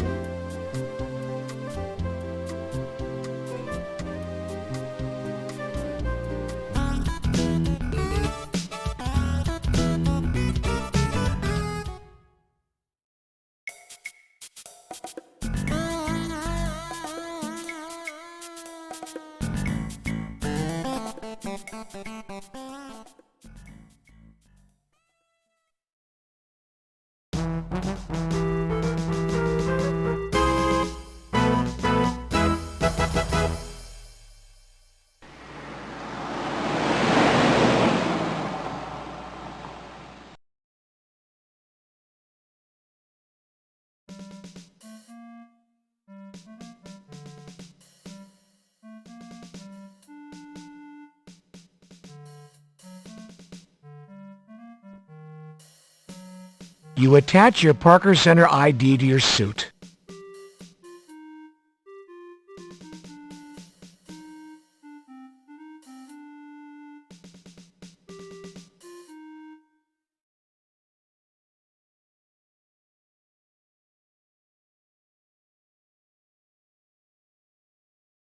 You press the button to call the elevator.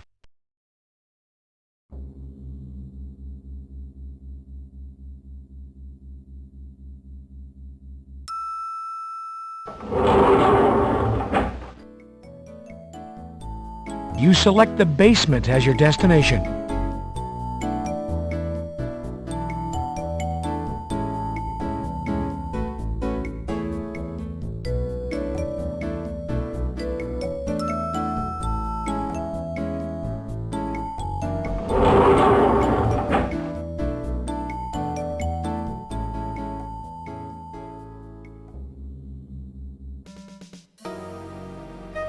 Hello, Detective. How can I help you?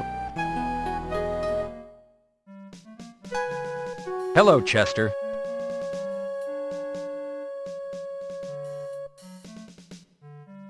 Were you able to find anything out about the glue you sampled? Yes, Detective. It is an industrial strength. The problem was... Chester, I wanted a DNA run on the bone I turned into Noble's. What do you have back? Nothing yet, Carrie.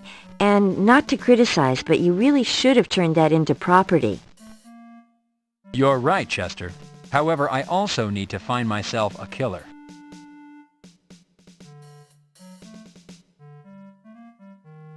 Chester, what do you have on John Doe 7216M? Body fluids have been sent over, but thus far, nothing on toxicology. How about Jane Doe 1202L? What do you have, Chester? We haven't received the body fluids from the morgue yet. We're limited on what we can do here, Detective. Unfortunately, we haven't heard back from Quantico on the other samples either. We're at a dead end.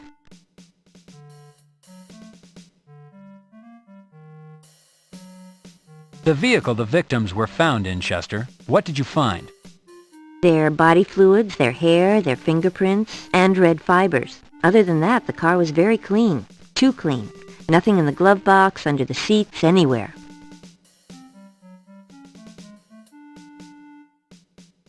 Chester, how about Jane Doe 1201K? Anything come back on her? How about fingerprints? Well, she does have fingerprints. They just don't match anything we have out there for missing people.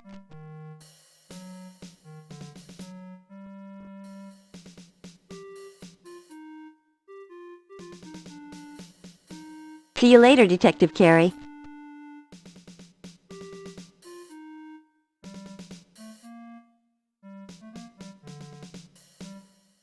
Pressing the button, you call the elevator.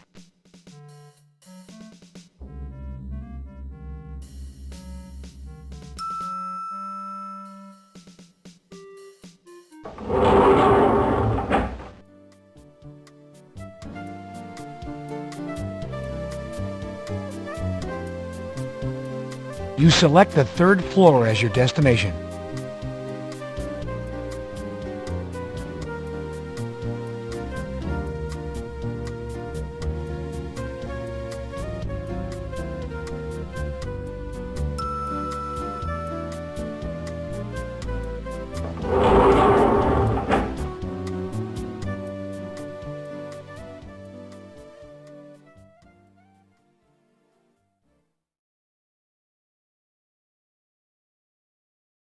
You don't need to fill out another follow-up report on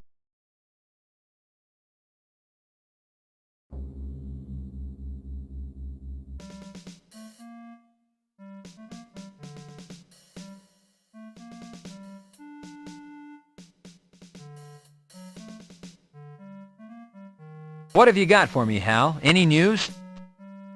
Hell, Junior, you are the news. I saw the TV last night. Building's hot for you, Junior. Watch yourself. The next thing you know, the two of yous will be fighting your way to matrimony.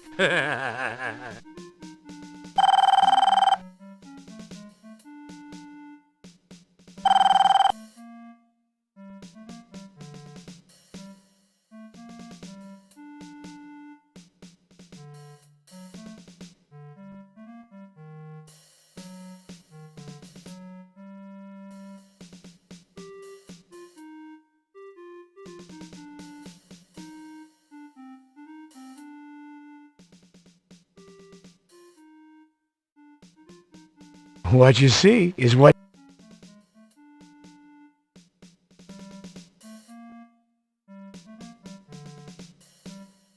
You say there's been phone calls, Hal? What kind of calls? Hell, Junior, half of them want to marry you, half of them want to see you strung up to dry. But telling you straight, kid, people are scared. They all think they're next. I'm scared.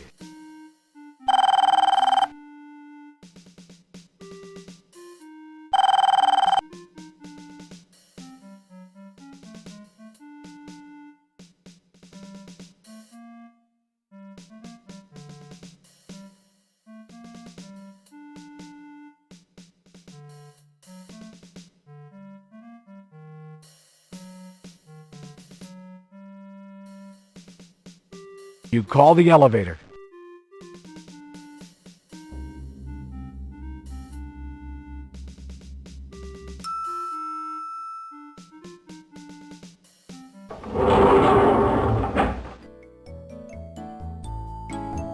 You select the lobby as your destination.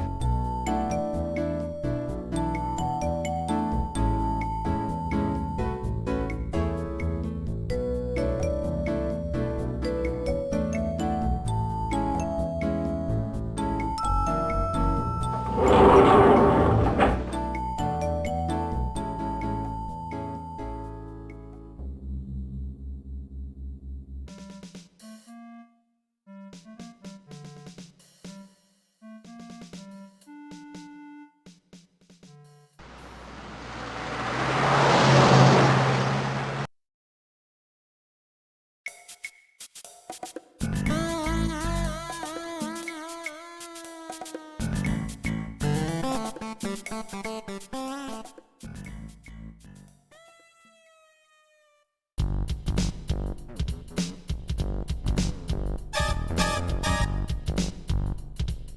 theater must be open. There's a ticket seller in the booth.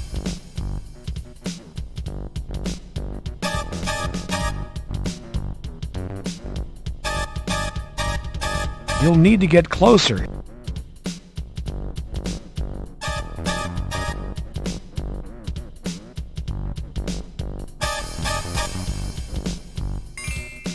Welcome to the Third Eye Theater. May I help you?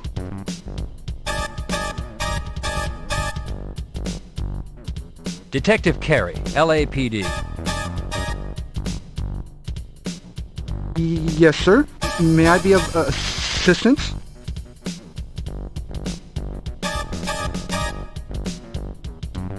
I'd like to speak to the manager, please. That's me. I own the theater. What is your name? My name is Mitchell Thurman. Please, come in. Enter to your left. What is your name?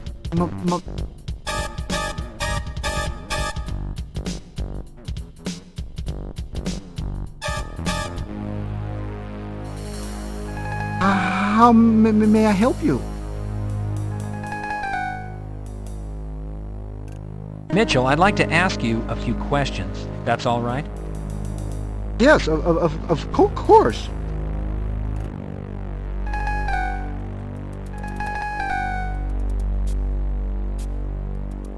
Mitchell, have you ever met or do you know a police officer by the name of Rene Garcia? No, I don't. Mitchell, have you ever been arrested or had a run-in with the law? No, really, no, never. Please, look around. I have nothing to hide.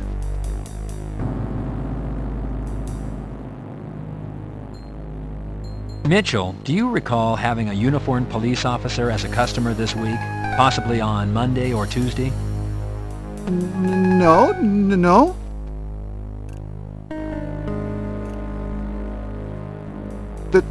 There isn't any tea made yet.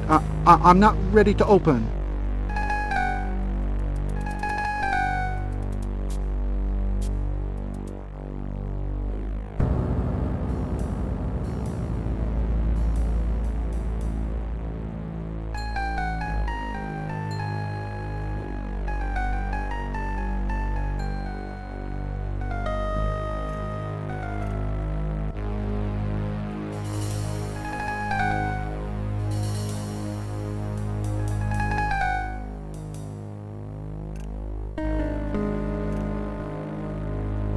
You don't want to go down there, Carey. It'll burn your eyes.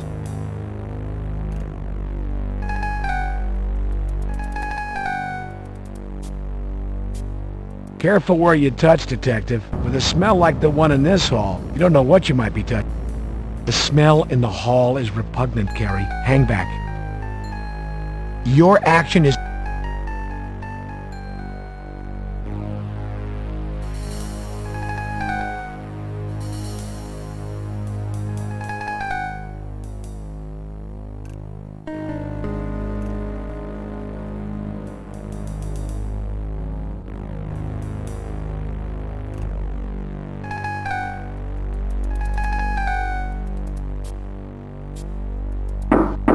Knocking on the door, you receive no response.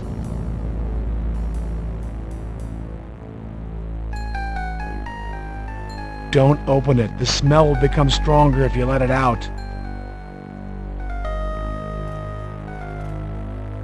A long red evening gown hangs in the women's restroom stall.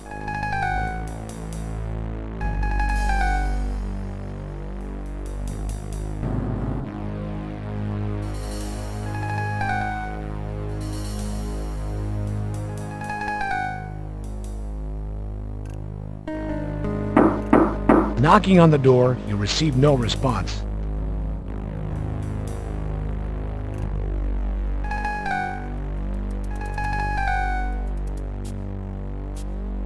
This dress doesn't belong to you. Besides, when did you start cross-dressing?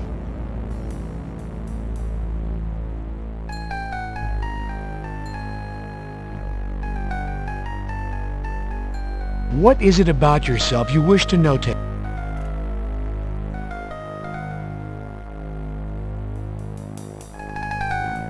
An evening gown hanging in the bathroom of a rundown theater might be weird, but it's not criminal.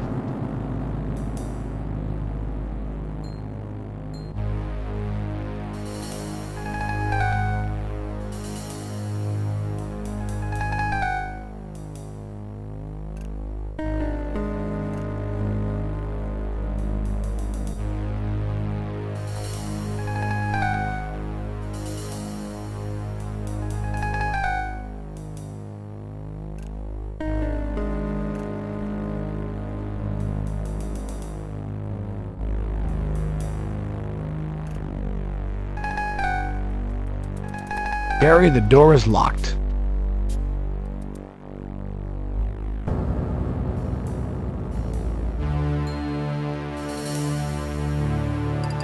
Your action is unwarranted. The door is locked. The knob won't turn, Detective. Walk this way.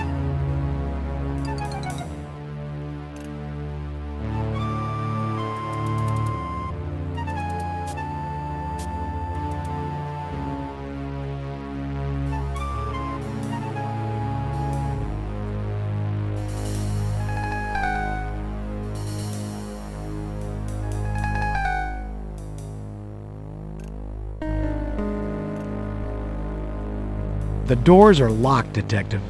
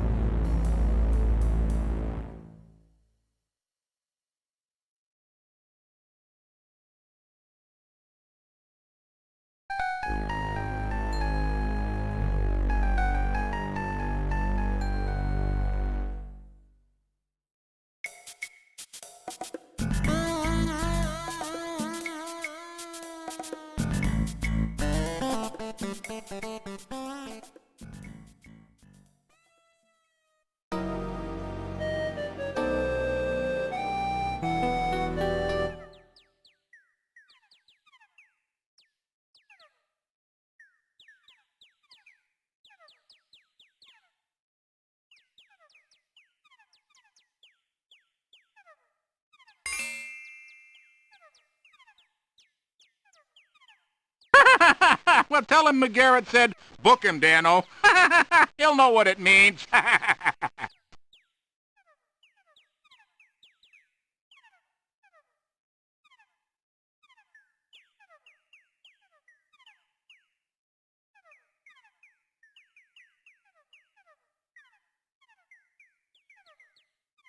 Hey, you whippersnapper!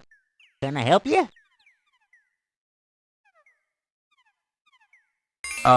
Dano? McGarrett told me to tell you to book 'em, Dano. He said...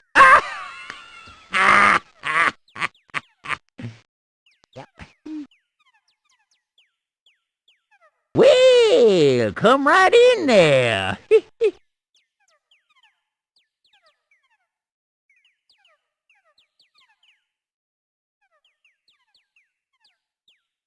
To examine the car interior, you open the door. There are no telltale signs of use or ownership, let alone evidence. There are no telltale signs of use or ownership, let alone evidence.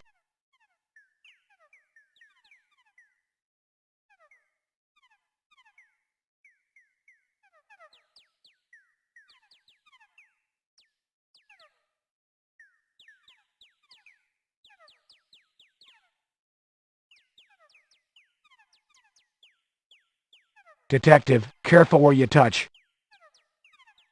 Detective, Detective, careful where you touch.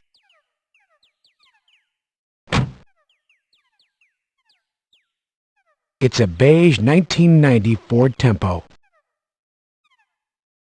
Looking at the license plate, you discover County E 2BSY 669.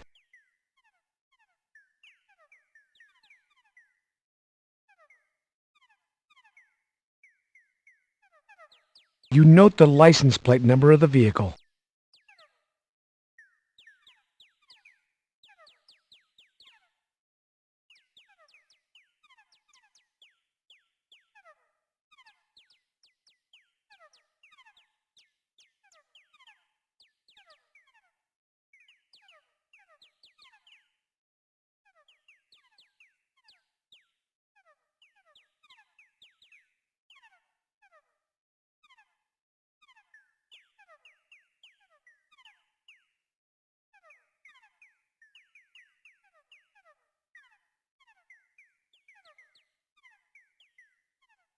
SID has been out, right?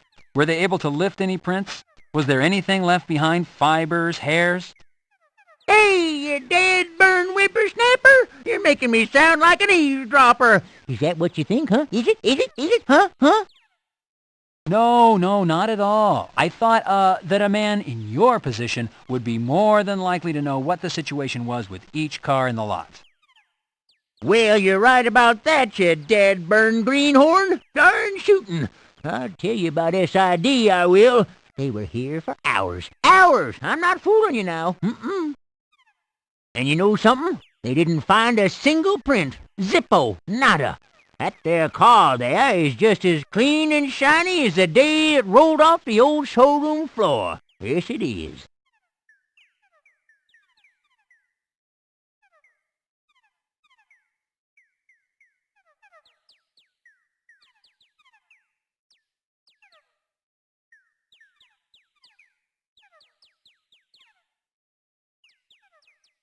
Has the car's owner been identified and notified that their car is here and is involved in a criminal investigation?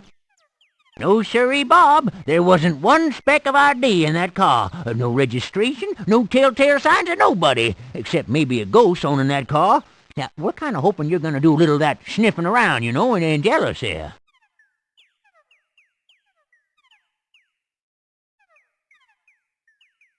What can you tell me about what was in the glove box and trunk when the vehicle came in? Well, nothing. Absolutely nada.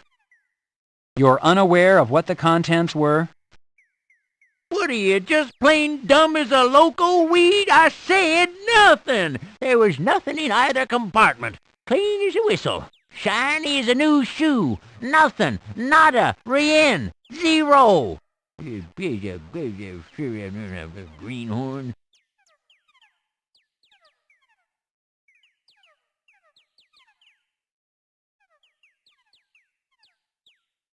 Well, once again, you've been very helpful. Thank you. Hey, that's a big 10 for you, betcha, good buddy. Here at Hollenbeck Tow, we aim to please. Sure do.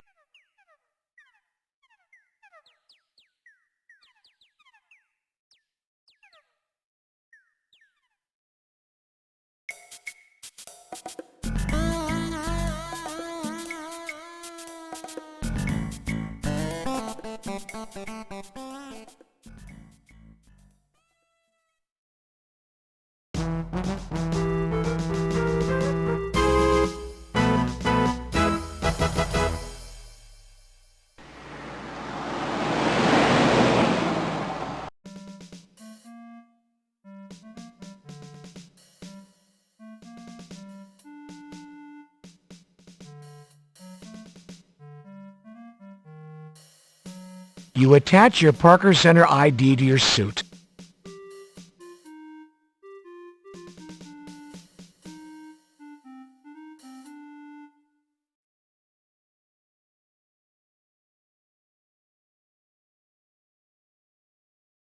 You press the button to call the elevator.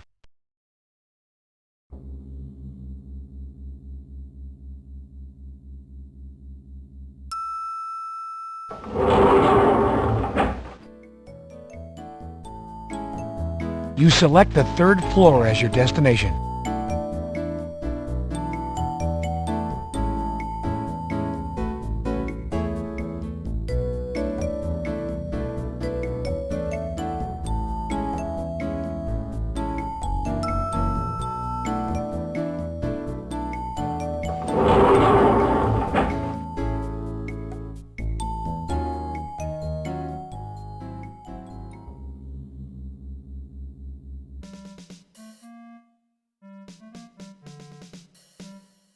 Hey there, Junior.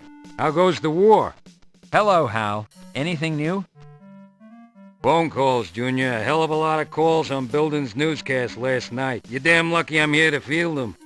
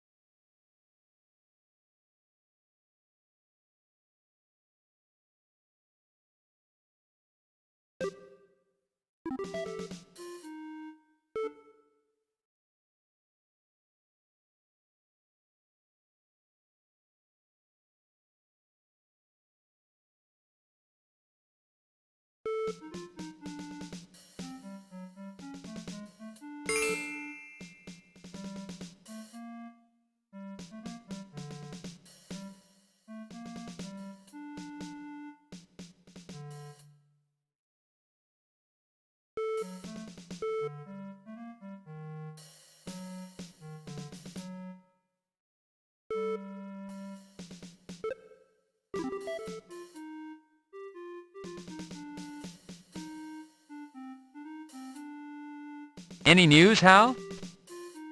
Well, Junior, I'm making calls, tracking down what leads are coming in. That Building did us no favor.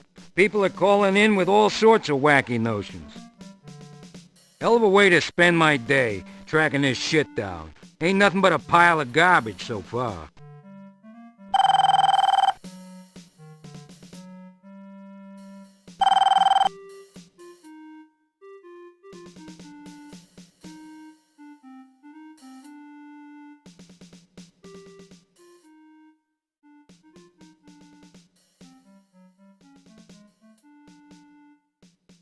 You don't need to fill out another.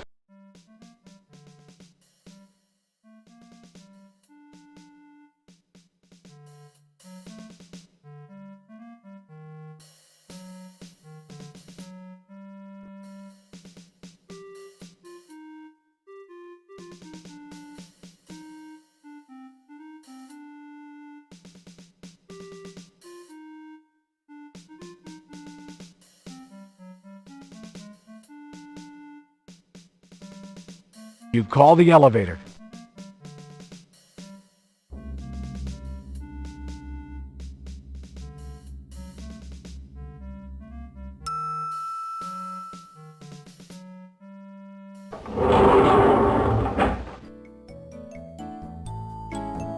You select the lobby as your destination.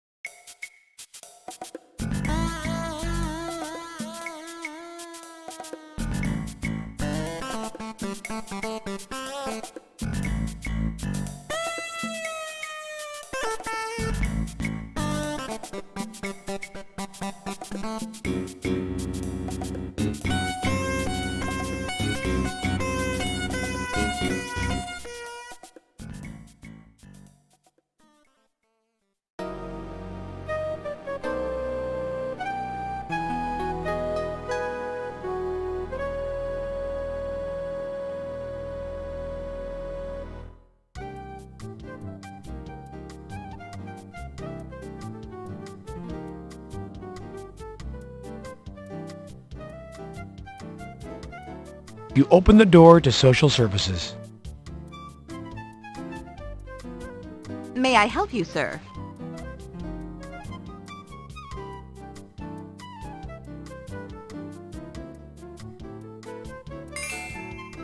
Hello, I'm Detective John Carey, Homicide LAPD. I'd like to speak with the person in charge, please. I'm sorry, Detective. Our manager is out for the week. I'm Nora Bittridge. May I help you? Nora, a car registered to Social Services has wound up in impound. Its license number is County 2BSY669. Can you tell me whom it's assigned to, please? Yes, Detective. Just let me look that up. Why, that car is assigned to one of our social workers, a Miss Luella Parker. May I speak to Miss Parker, please? Well, I'm afraid Luella is not in, Detective. Is she out on a client call? No, actually, we don't know where she is. The last time we saw her was Monday, midday. I've tried calling her home, but I get no answer. Does Miss Parker have family we might contact? Well, I don't believe so, at least not out in California. I think she's alone out here from Chicago.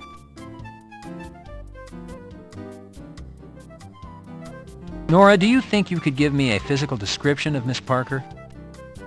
Why, yes. I pride myself on my observation skills. Let's see. Luella is 34 years old. She stands approximately 5 feet 5 inches tall and is overweight, so I would say she weighs around 160 pounds. Nora, what color eyes and hair does Luella have? Why, black hair and brown eyes, Detective. Luella is black. African American. Nora, I'd like to look over Luella's office, please. Why, of course, Detective. If you'll follow me, I'll escort you back to her office.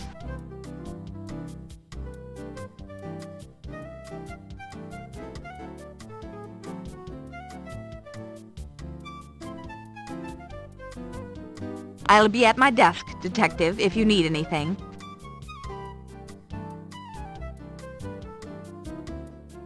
The files are locked, probably to protect client confidentiality. The files are locked. Detective, you really don't have time to read. Detective, you really don't have time to read. Detective, you really don't have time. Leave the information posted. It could help somebody. The bulletin board is covered with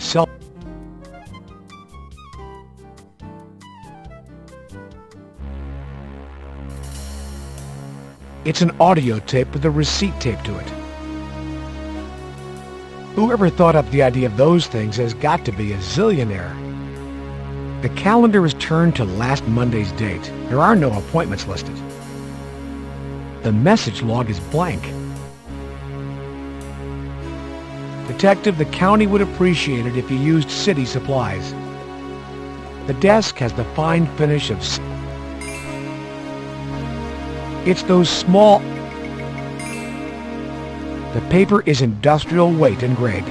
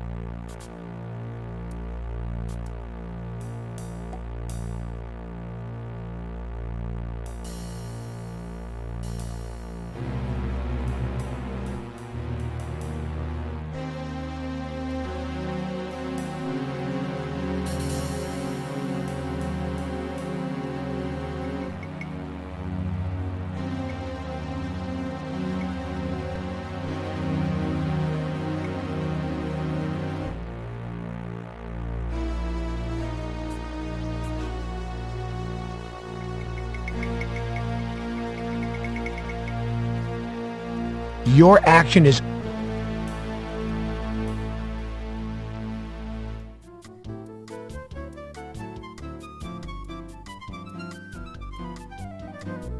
It's the latest release from Yo Money. The attached receipt is marked Ragin' Records. Case number 18908B, Barbie Can. Case number 14434-0, Mitchell Thurman. Case number 18908B, Barbie Can. Case number 1... The folders are filled with Luella Parker's case files. The audio cassette is plastic.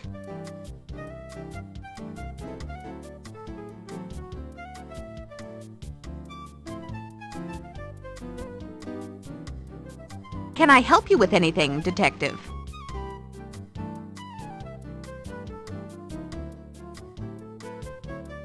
What do you know about Luella's social life? Does she have a lot of friends? Does she go out after work? Luella's personal life is just that, personal. But as far as I can tell, her work is her life. She is very devoted to her job and her clients.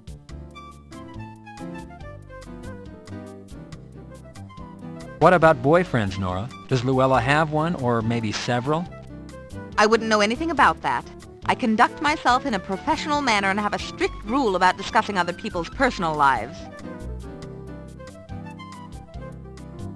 What can you tell me about Luella's clients or the type of cases she works on? Luella is assigned clients through the county.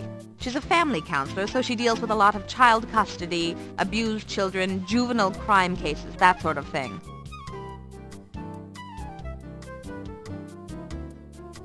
Nora, what is a typical workday for Luella? Is she mostly in the office seeing clients? No, Luella's work takes her out into the field a lot. She has clients who are homebound due to illness, or she needs to examine the environment in which a person lives. She really splits her time, half field, half office. Nora, do you know of any personal or professional problems Luella might be experiencing? No, Luella is a private person and she keeps to herself. But I haven't noticed anything unusual in her behavior lately. Detective, Luella is hardworking and probably overworked. She does a lot of field work on her own time to compensate for the county's lack of funds to hire additional staff. You know, everyone needs friends. No man is an island. We have some very experienced counselors on our staff here. You might like to set up an appointment. Nora, what would these files be? If you found them on Luella's desk, they would be her current cases.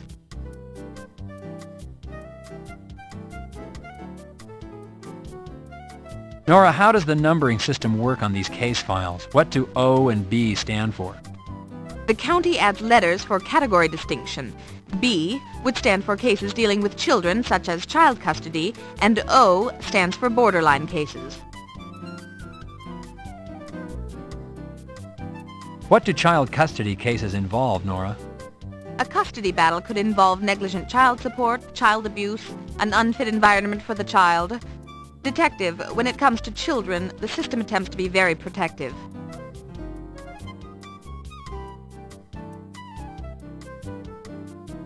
Nora, explain the definition borderline to me. How would that apply to a client? Borderline means it's a case that has been referred to us through another agency. Generally, this client would have received some sort of assistance and the agency dealing with them felt they needed more help.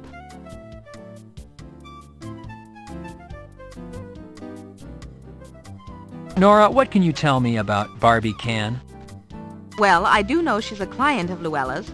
I don't know any particulars. The cases are confidential. Nora, do you know when Luella last spoke to Miss Barbie Can? Well, I don't remember the last time Luella called her, but I do remember getting a call last week from Miss Can, asking to speak to Luella. I remember because it was hard to hear her. There was very loud music playing in the background.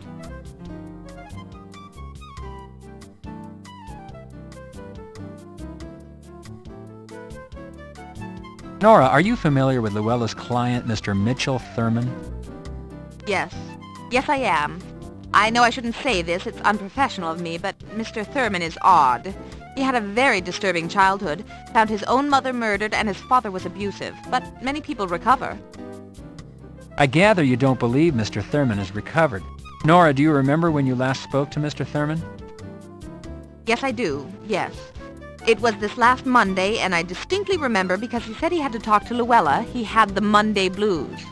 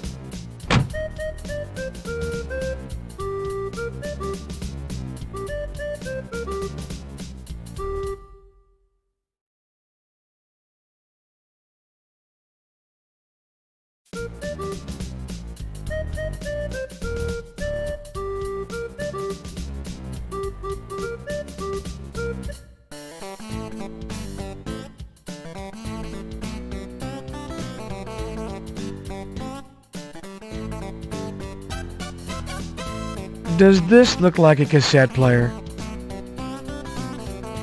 Does this look like...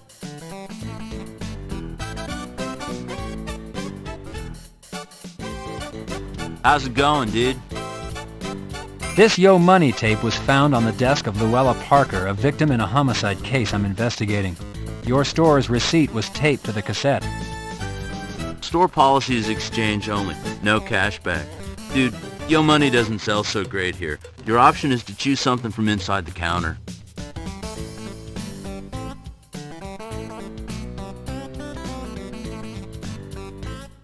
Take a look, dude. See what you'd like.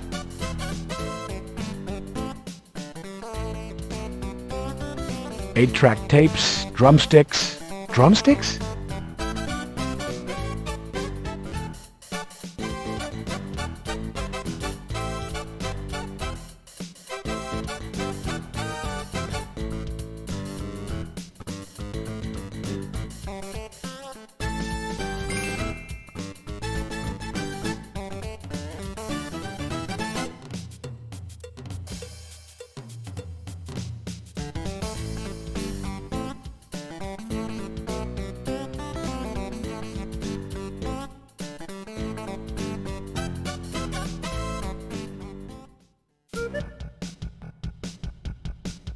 Walk this way.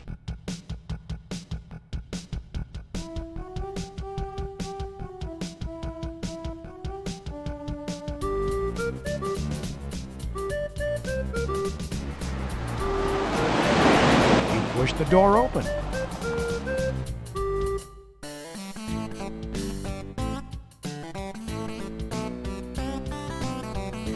Why, hello there, darling. Hello, Barbie. How are you today? Ah, darling, welcome back. Didn't see enough yesterday. It's true, my girls are beautiful, aren't they? Oh, but darling, you have trouble, no? How is that investigation of yours going? What you need is a little understanding. Tell Barbie where it hurts. Ah, darling, welcome back. Didn't see enough yesterday.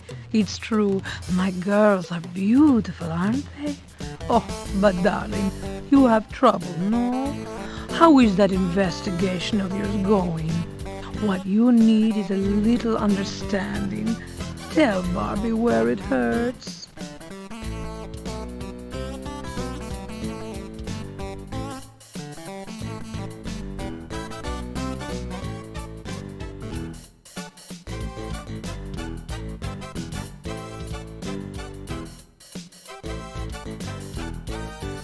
Darling, what is this? My file from social services? How did you get hold of that?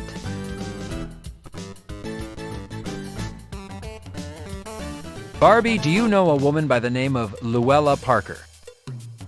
Well, yes, darling. It's a personal matter. Why? Is Miss Parker in trouble? Barbie, Luella Parker is dead. Her body was found in Griffith Park. Her murder is consistent with the two police officers. Barbie, can you tell me when you last saw Luella, and if she might have said something, anything that might, in light of her death, seem important? Oh, that poor darling. She was a lovely girl. I think it was last week. Yes, last week I saw her. She was supposed to stop in this week, Tuesday, but she did not come by. Miss Parker was helping me with a personal matter. She was to deliver some papers to me. I do not recall she said anything or acted in any way peculiar. You know, darling, she was a shy girl. Oh, that poor darling. She was a lovely girl. I think it was last week. Yes, last week I saw her. She was supposed to stop in this week, Tuesday, but she did not come by. Miss Parker was helping me with a personal matter. She was to deliver some papers to me. I do not recall she said anything or acted in any way peculiar. You know, darling, she was a shy girl. Barbie, Luella's death is a serious matter. It's important you tell me what you know. Let's start with what she was helping you with and what information she was to drop off. Darling, it is nothing sinister. Miss Parker was helping me to win custody of my daughter. Miss Parker was delivering the results from my daughter's talks with the psychiatric doctor. You know, darling, to find out if I poisoned her mind with naked thoughts. It would seem my soon-to-be ex-husband has suddenly taken a dislike to my occupation.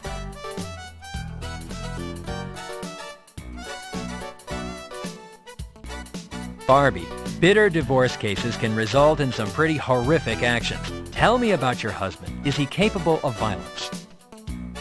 What about his work? Has he been laid off? Or his health? Any added stress can sometimes push a person over the edge. Oh, darling, my husband is an ass, and he is also a police officer. It is best that I do not discuss him. Barbie, if my investigation progresses in your direction, I'm going to need to know your husband's name, his division. It's soon to be ex-husband, darling, and yes, of course.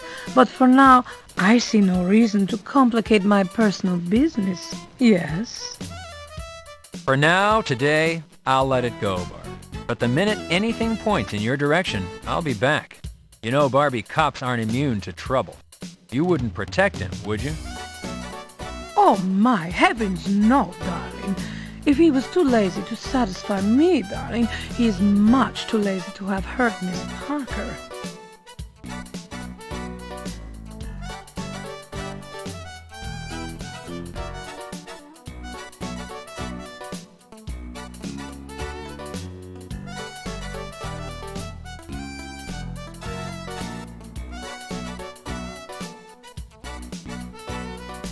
If you hear anything from your ex, or if you think of anything that could help, please call me at Parker Center. Just ask for Robbery Homicide Detective Carey. Okay, Barbie? I know how to reach you, darling, and I will help if I can. Darling, you need to relax. Maybe come see my act some evening. It would do you good. Barbie's body language always makes a man feel good. I appreciate the offer, Barbie. Thanks for your time. Oh, darling, anytime.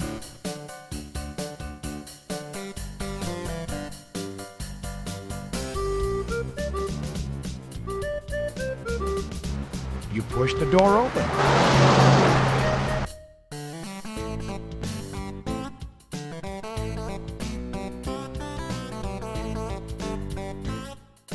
It appears to be a cigarette lighter.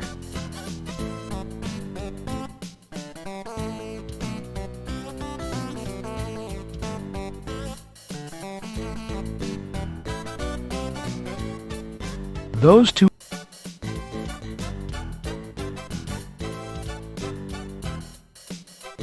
The Biddy Kitty sells condoms in the bathroom. The Biddy Kitty sells... Never knowing when you might need to light a lady's cigarette, you pocket the lighter.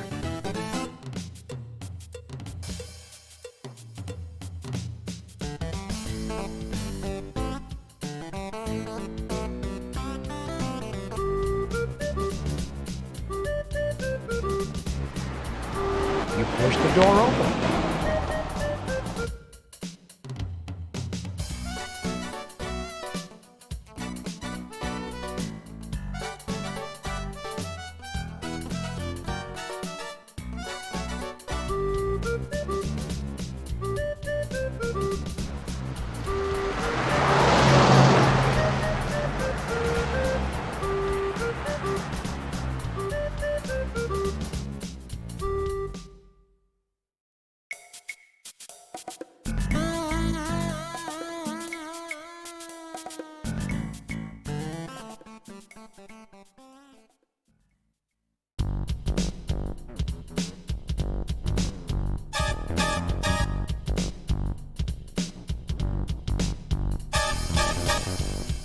You'll need to get...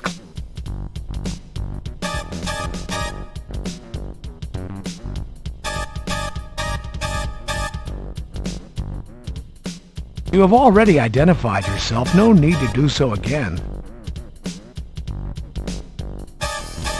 Welcome to the Third Eye Theater. May I help you? Yes, please come in. Enter to the left.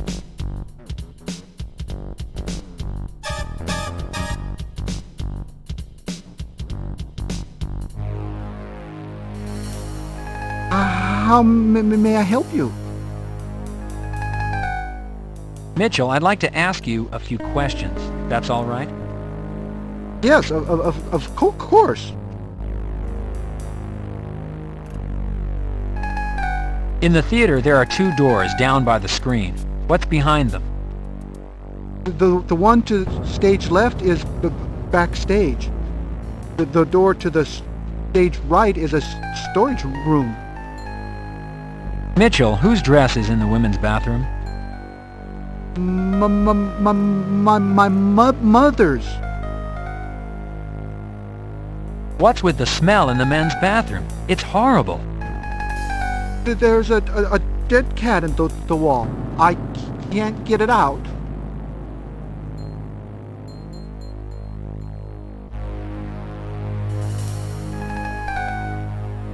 Mitchell, have you ever met or do you know a police officer by the name of Rene Garcia? No, I don't.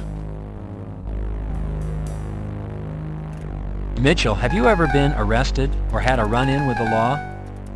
No, really, no, never. Please, look around. I have nothing to hide. I didn't think you did, sir. Mitchell, do you recall having a uniformed police officer as a customer this week?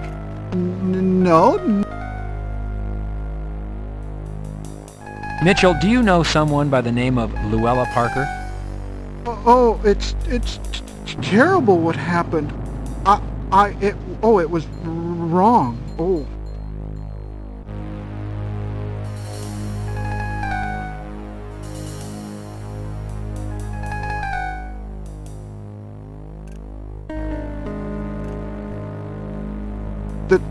There isn't any tea made yet. I'm not ready to open.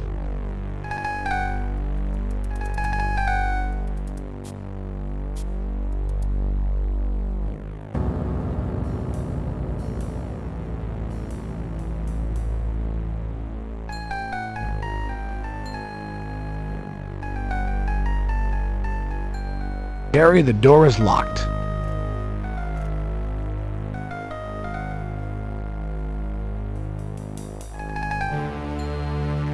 The door is locked. The knob won't turn, Detective. Your action is... Walk this way.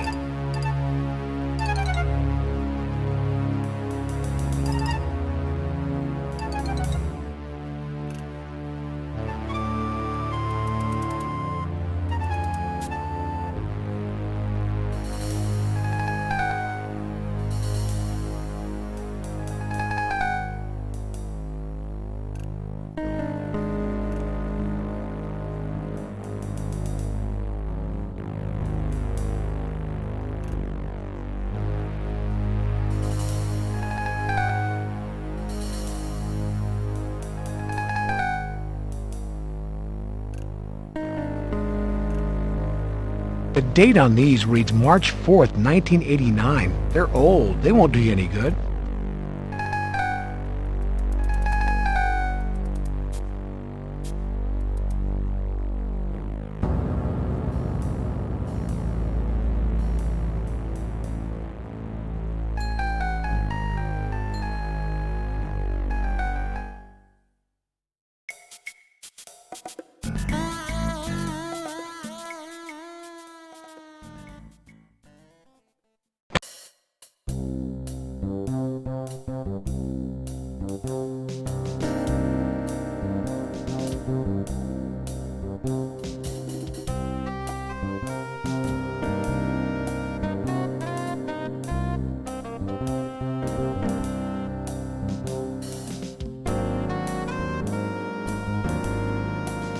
post-fire plant life attempts to emerge.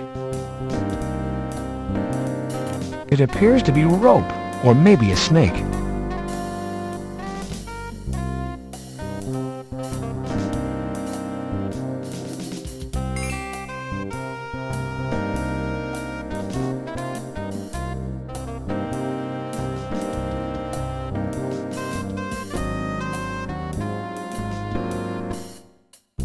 The door is locked, the operation closed down.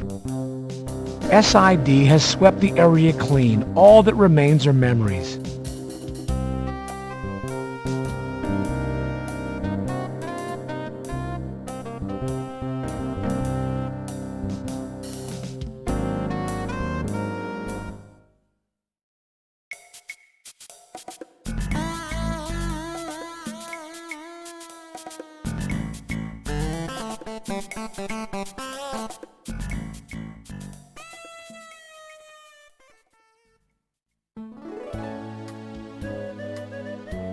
You're not close enough.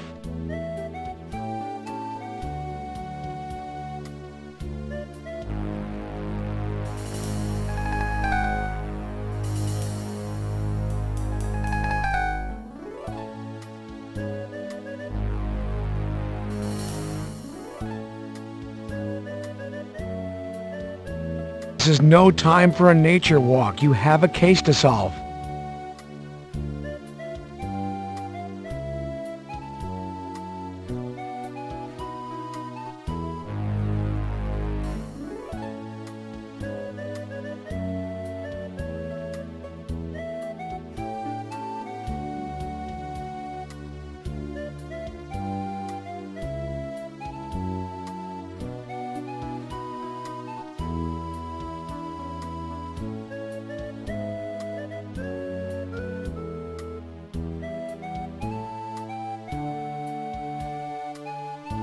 This is no time.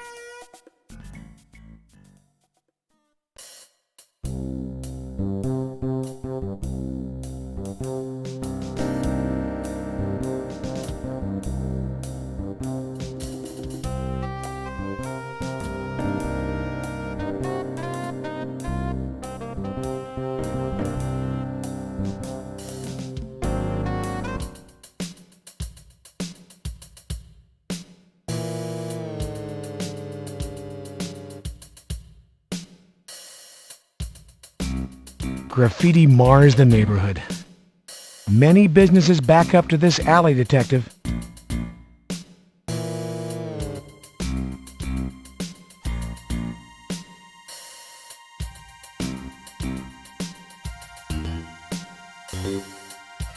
Yep, they feel like buildings. Yep, they feel like buildings.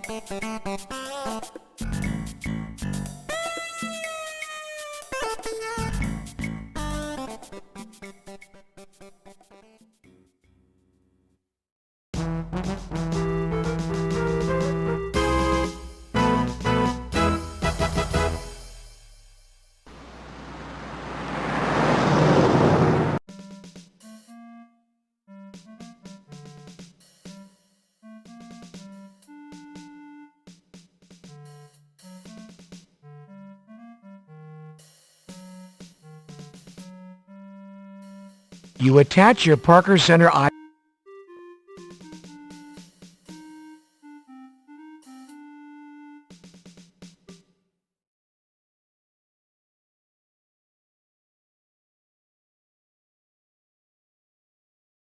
You press the button to call the elevator.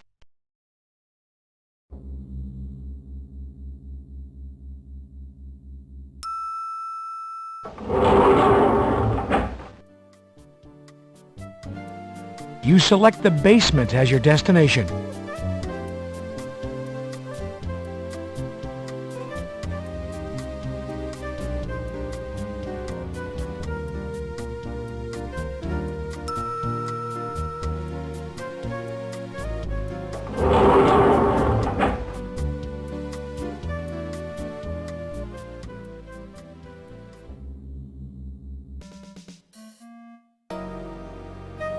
Hello, Detective. How can I help you?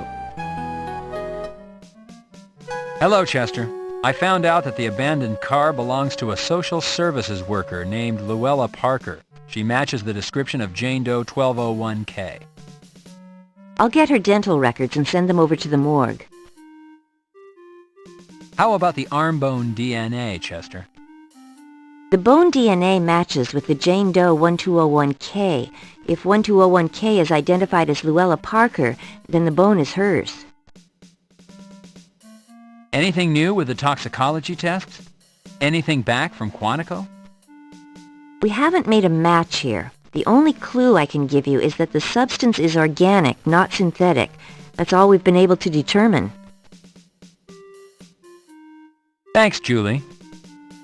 You called me Julie. I can't believe it. What kind of a name is Julie, anyway? A first name, John. My first name. I'll be seeing you, Julie. Not if I see you first. Be careful out there.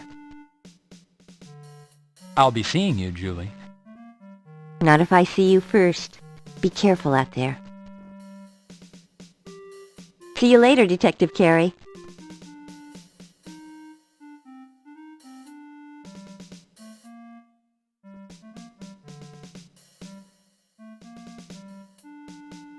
Pressing the button, you call the elevator.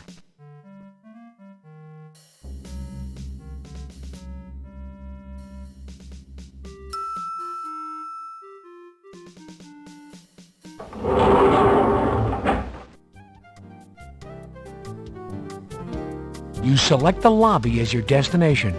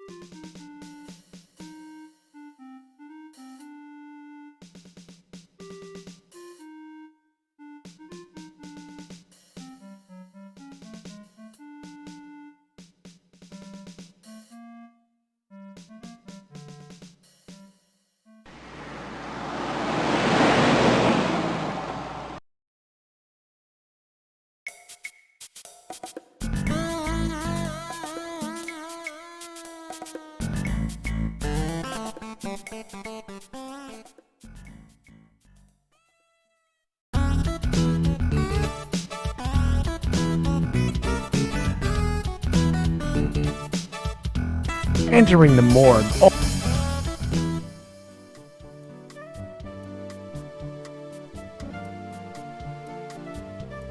Hi, Detective Carey. I have a message for you from Deputy Sam. He said to tell you that he sent Jane Doe's juices to Sid. Sent Jane Doe's juices to SID? Thanks, Sherry. I'd like to see Sam, Sherry. He's busy, Detective. That's why he left you the message.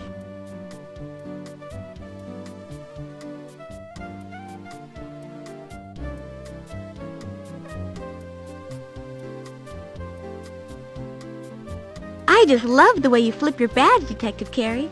But it won't do you any good today. Deputy Sam is really busy, and no one can see him.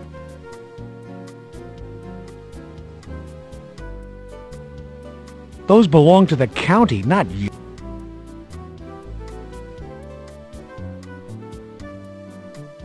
He's...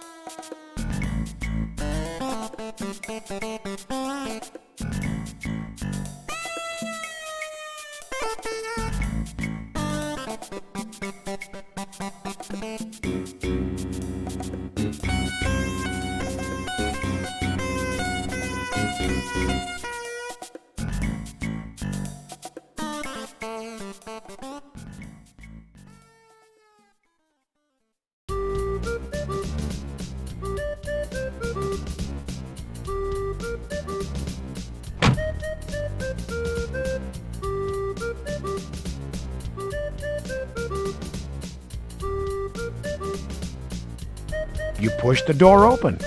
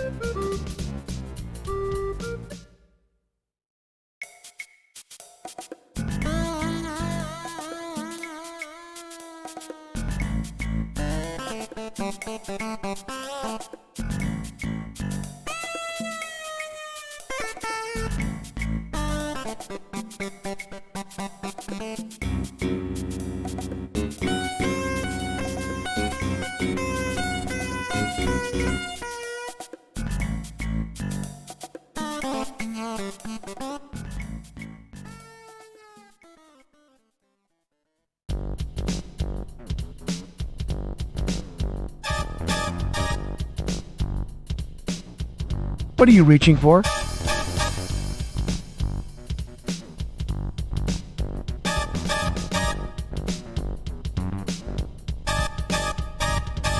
Sir, you're getting the glass all smudgy.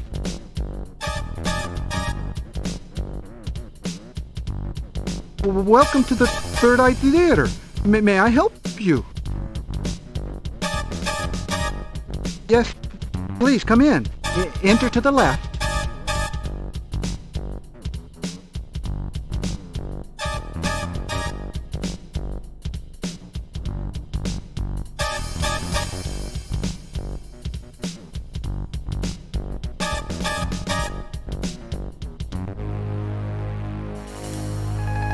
How may I help you?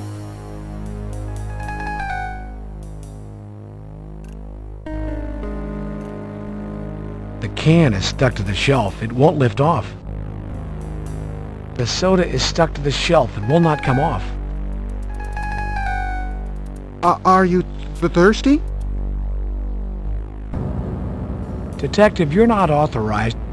Detective, you're not authorized. Stop. Authorized personnel. There isn't any tea made yet. I'm not ready to open. There isn't any tea made yet. I'm not ready to open.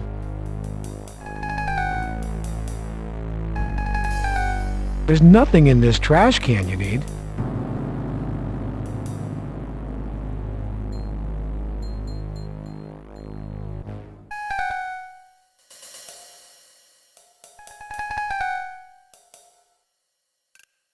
You apply glue to the mirror. You apply glue to the drumstick. You attach the mirror on to the end of the stick.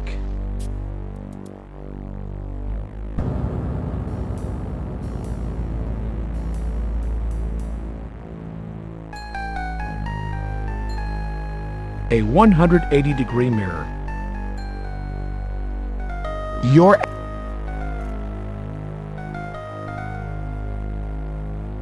The seats feel comfortable despite their age.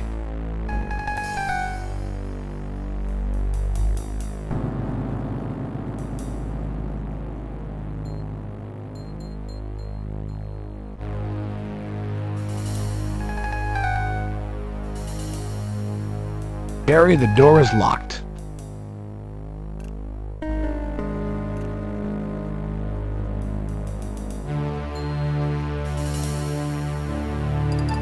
The door is locked. The knob won't turn, Detective.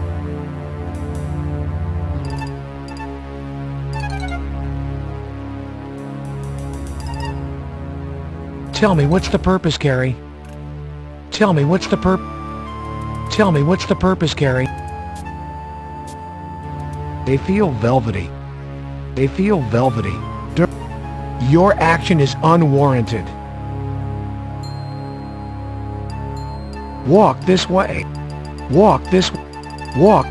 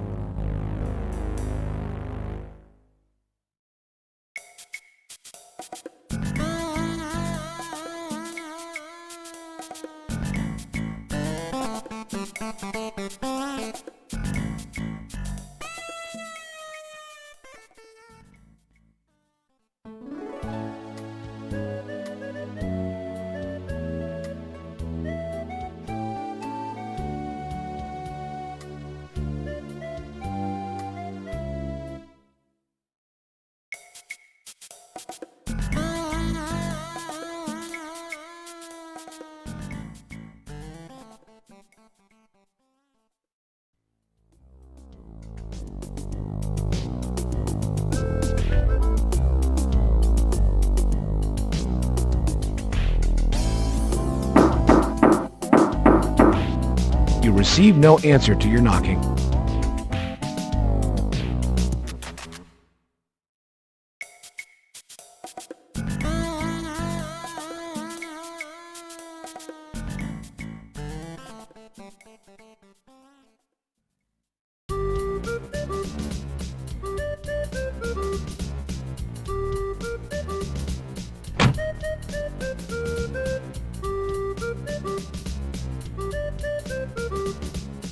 You push the door open.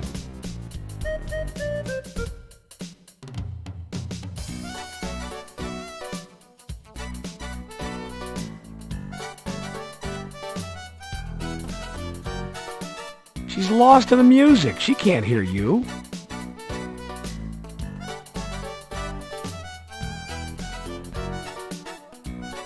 You're in a strip club. Don't be so grabby, Detective. You don't need one, Detective. You don't have a drink. You're in a strip club. Don't be so grabby, Detective.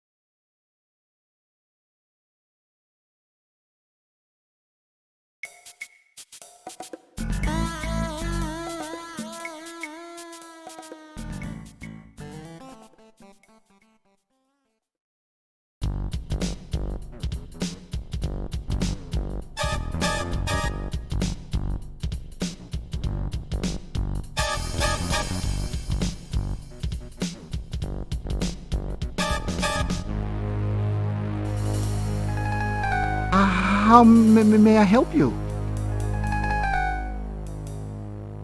Mitchell, I'd like to ask you a few questions. That's all right? Yes, of course. In the theater, there are two doors down by the screen. What's behind them? The one to stage left is backstage. The door to the stage right is a storage room.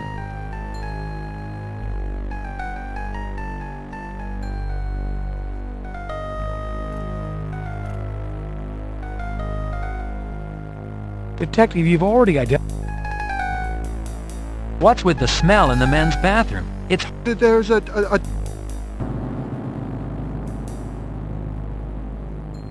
Mitchell, do you know someone by the name of Luella Parker? Oh, it's terrible what happened. It was wrong. Oh. Mitchell, is there something you know that you haven't told me? Something about Luella? She was so lovely about it. Oh, she was so lovely. It was so sad.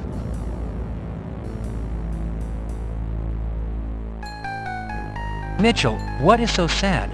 Why don't you calm down and slowly tell me what happened? Okay, Mitchell?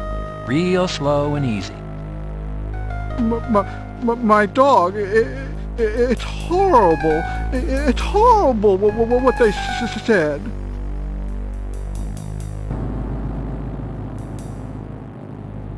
What about your dog, Mitchell? Did your dog hurt someone? Did your dog hurt Luella? Is that what happened, Mitchell? You can tell me. It's all right. No.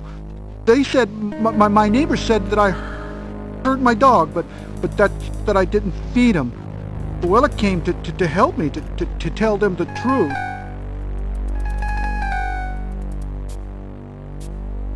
Mitchell, what is the truth? Can you tell me the truth, Mitchell? My dog is naturally thin. I feed him. I do. A lot. Big, juicy bones.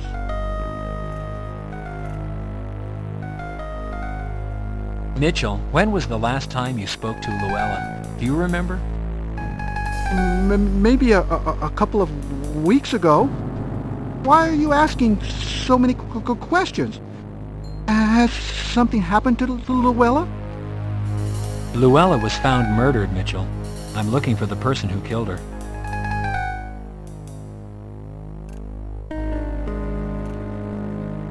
Oh my! Oh no! Oh my!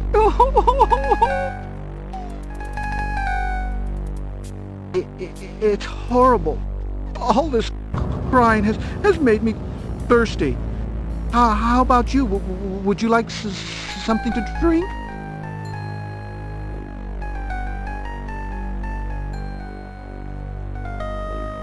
Please, have a cup of tea on the house.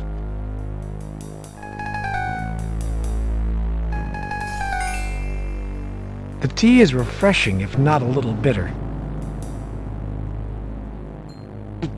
Don't you feel better? I know I do. How about a movie on the house? Everybody deserves a treat once in a while.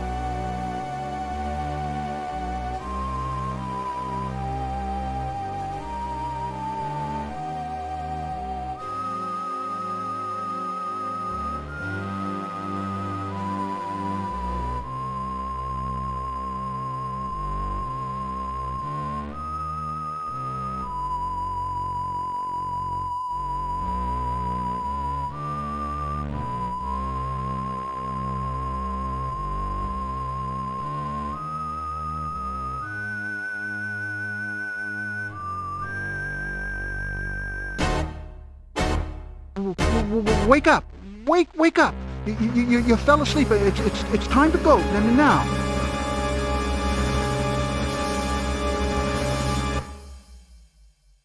Go! Please, leave now. Please go. I have to get ready for the next show. You're falling asleep. Put me behind my schedule.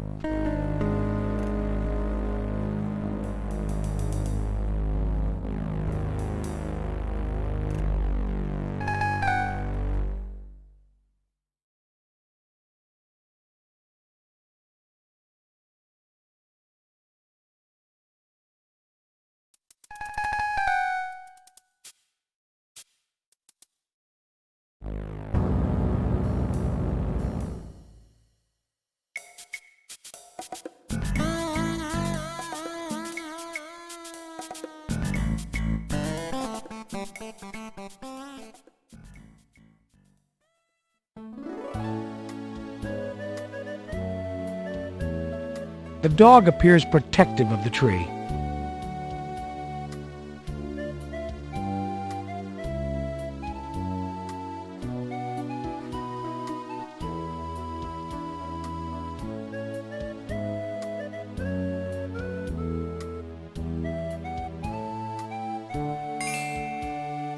Yahoo!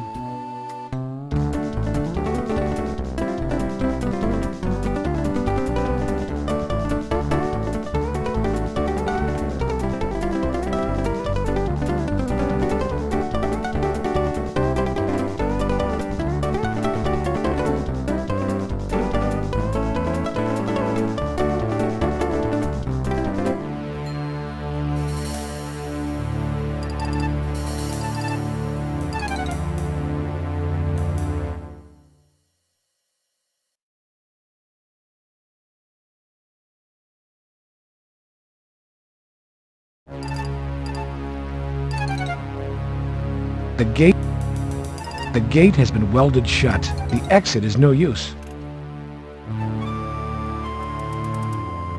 A strange little dead-end alley. It's a bit like a cage. Watch it, there could be rats in there. Watch it, there could be rat. Watch it, there could be rat. You're much too big to get through that dog door.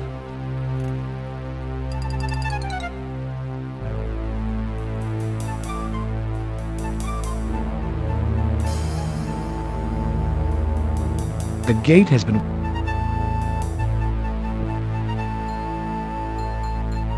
A strange little dead-end alley.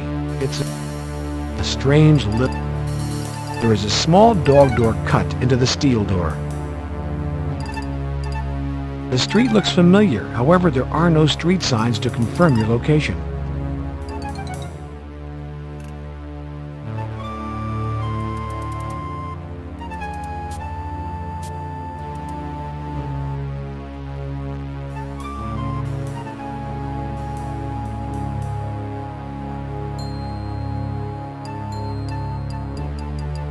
Cleaning the mirror, Detective? You appear to be alone in this alley, Carrie. The gate has been welded shut. The exit is no use.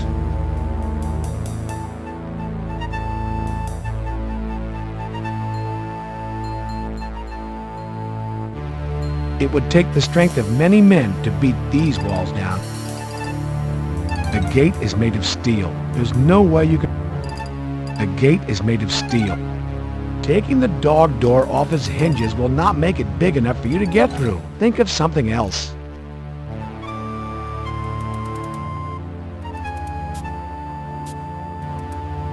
The gate has been welded shut. The exit is no use.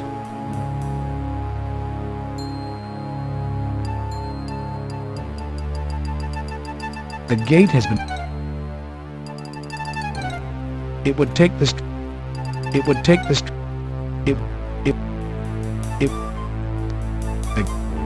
It would take the strength of many men.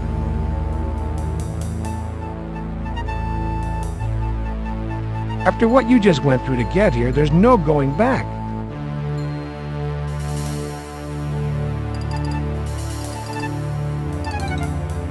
This little alley is covered in city grime. This little alley is covered in city grime. You're much too big to get through that dog door.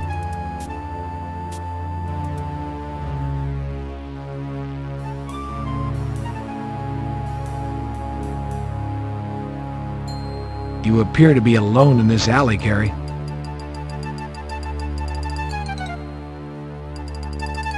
After what you just went through to get here, there's no going back.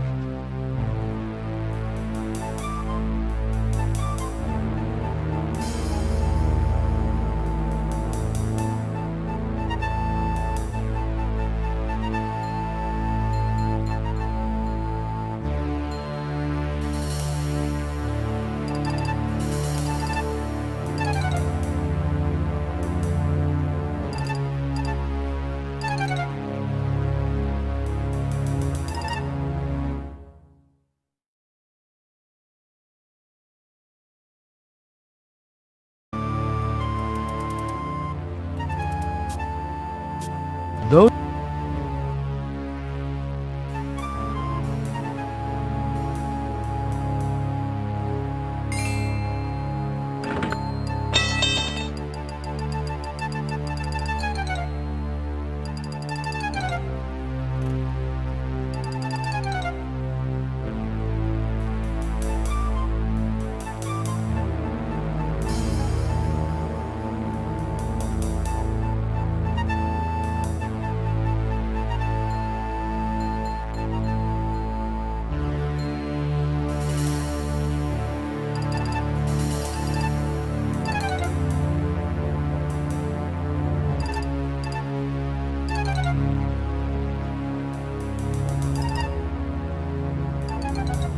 The knob will not turn. The door must be locked.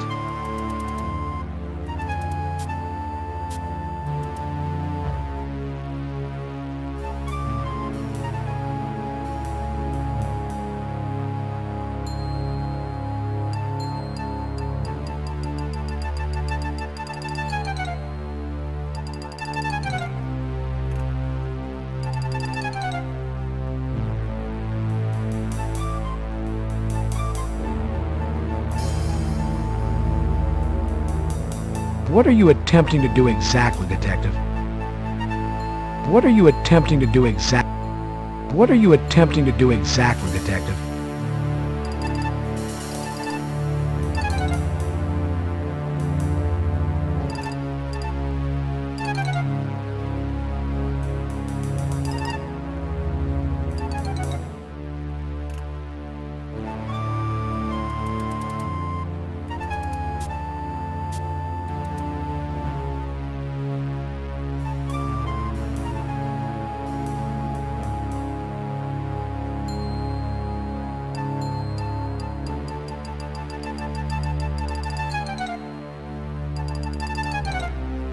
Using the putty knife, you jimmy open the lock.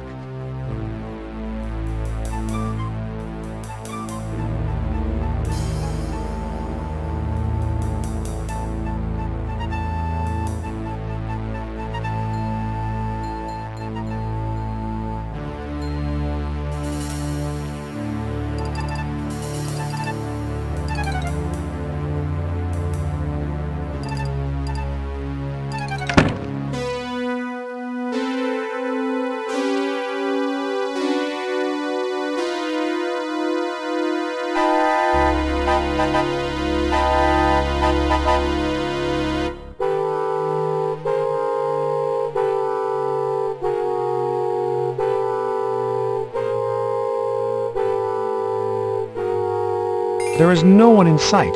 The coast appears clear. You push the door open.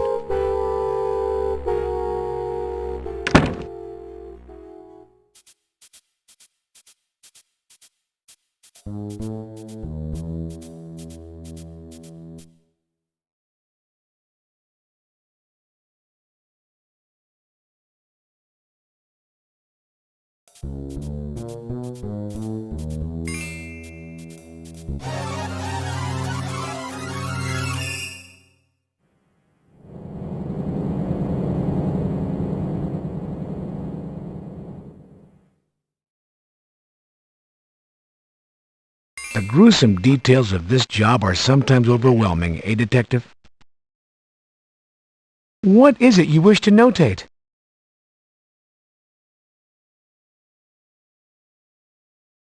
Detective, don't take... Detective, Careful, Carrie. You don't want your fingerprints on the evidence.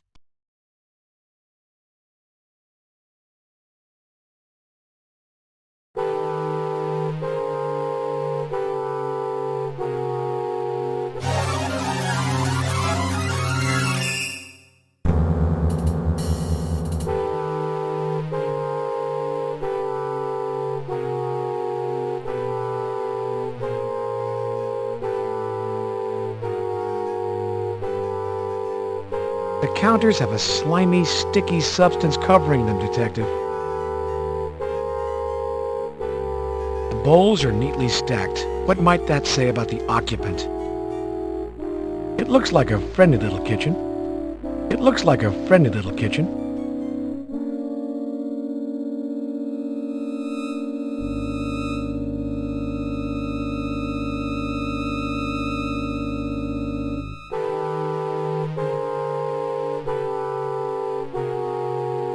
That should provide some protection.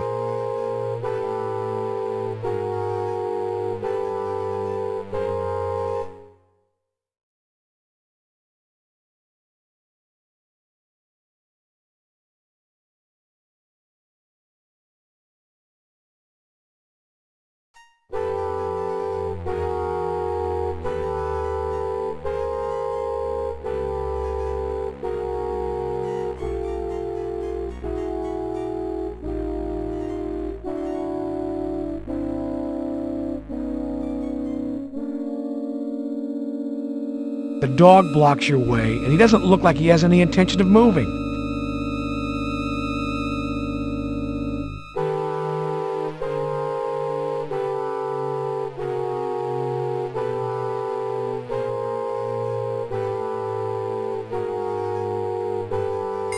Here you go, boy. Good dog.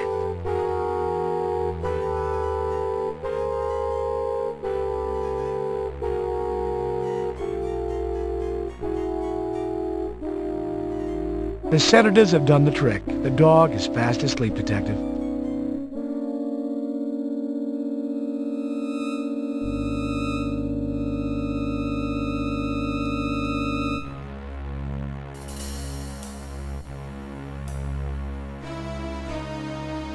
A hole exposes the structural beams. Double door closet, large enough to use as storage. You open the closet doors.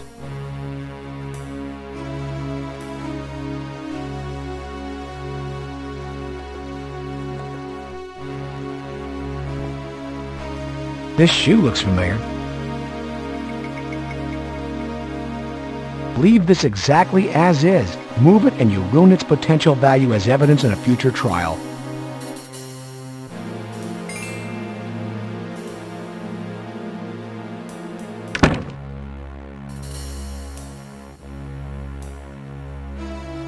Stop. Leave the bed cover. It could be evidence. A place of rest? It looks more like a place of unrest. You open the closet doors.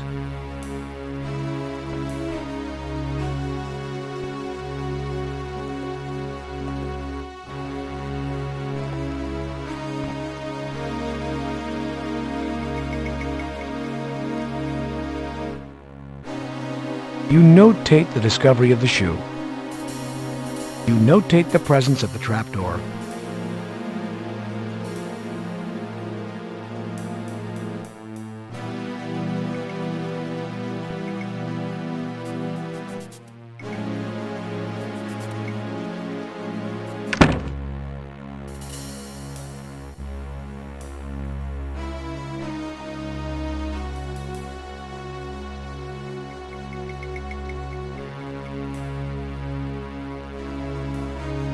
Tell me, what's the purpose, Carrie? Tell me, what's the purpose, Carrie?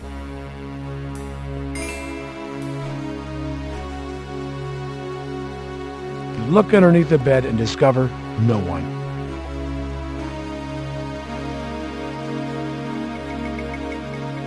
You open the closet doors.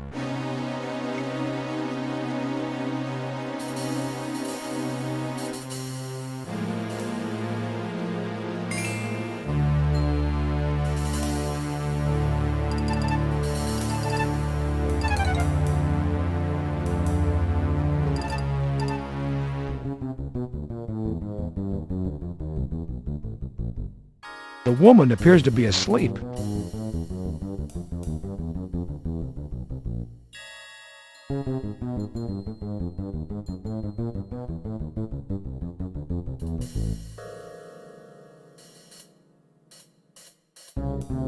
Notating this woman's condition will be important if this case goes to trial, Detective.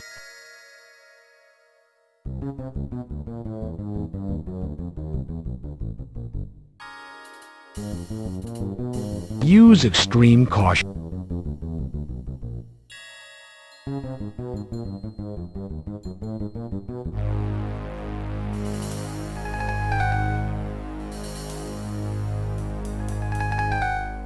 Mind your manners. You haven't been invited to tea.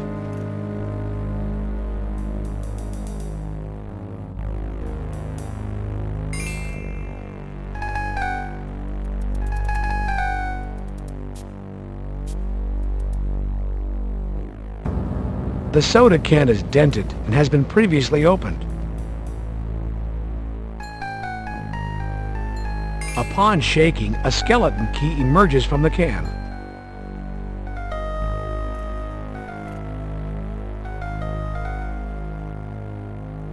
Skeleton keys were originally tooled in such a way as to be master keys.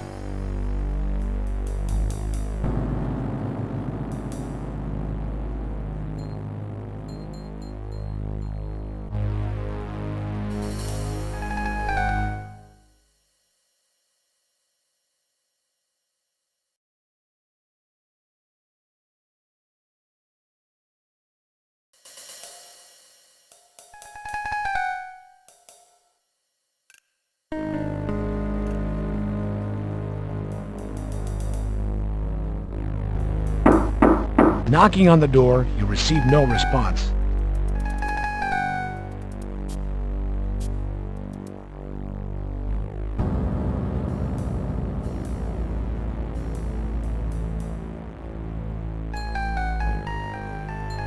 Don't open it. The smell will become stronger if you let it out.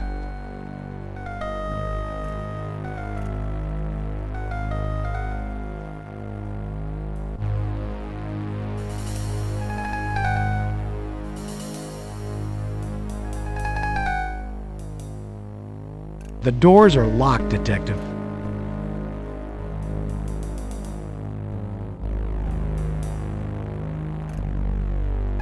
There is no keyhole for this key. The doors remain.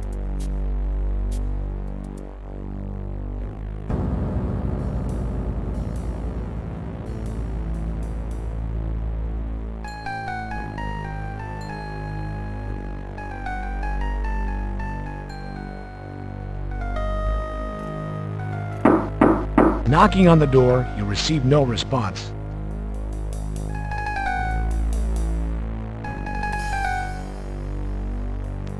There's no running water. There must be a health code about that.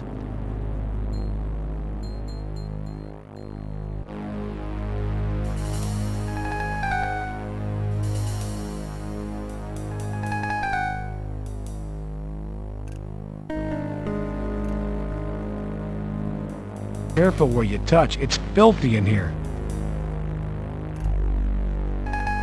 The paper towel dispenser is locked.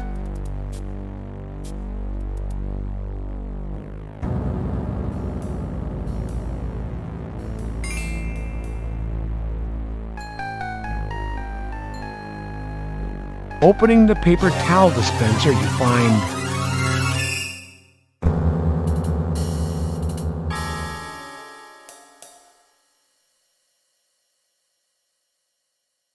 discovery notated, Detective. Handling this hypodermic needle could be fatal. Proceed with caution.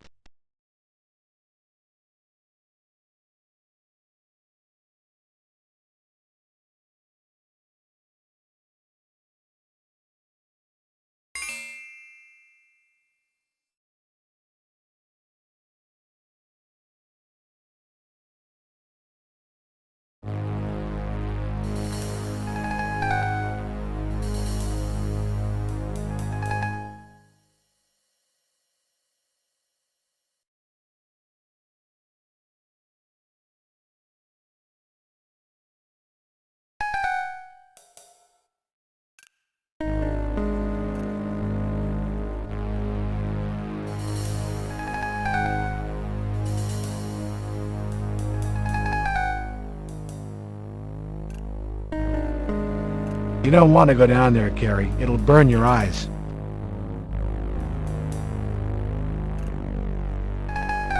The smell in the hall is repugnant.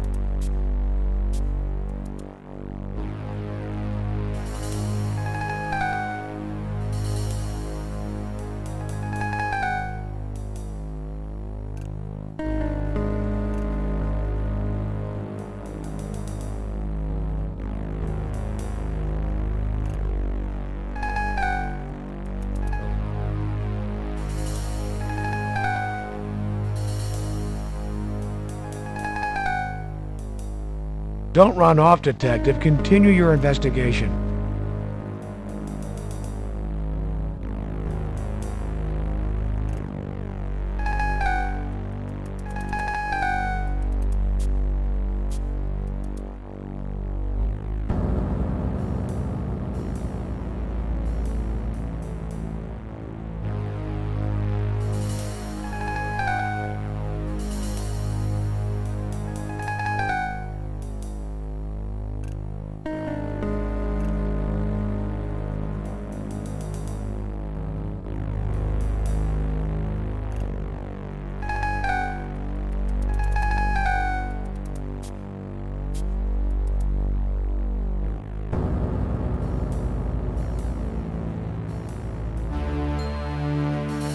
The door is locked. The knob won't turn, Detective.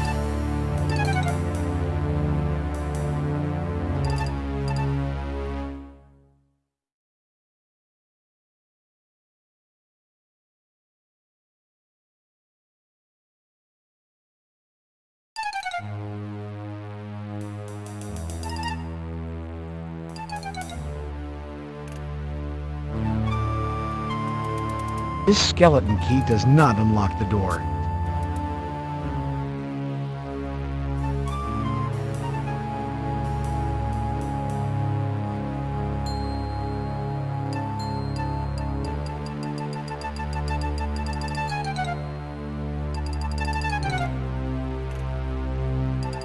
Gary, the door is locked.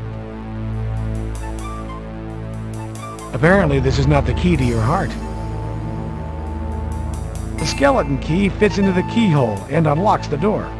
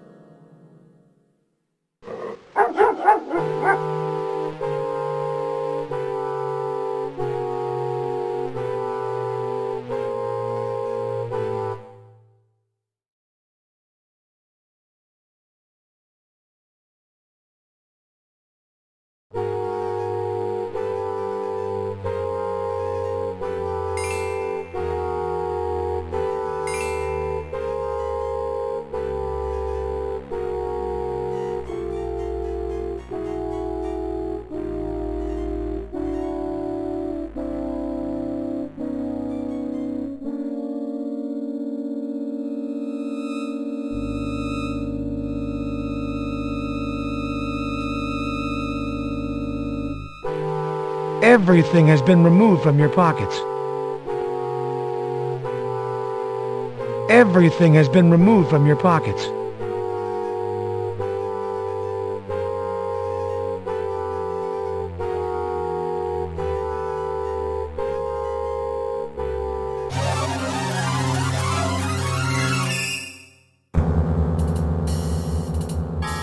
Something yellow appears in the head's mouth. What do we have here? Careful, Carrie. You don't want your... Detective, don't taint the evidence environment.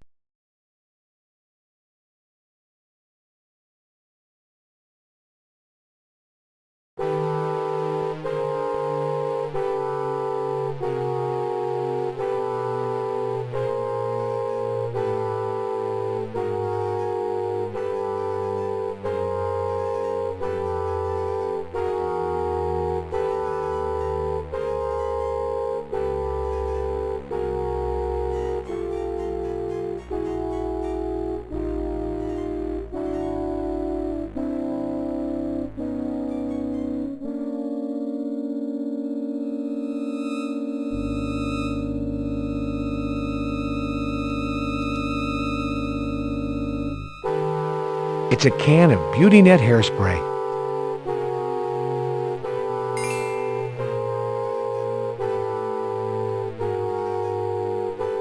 Knock it off, Detective. Yep, the air feels the same out.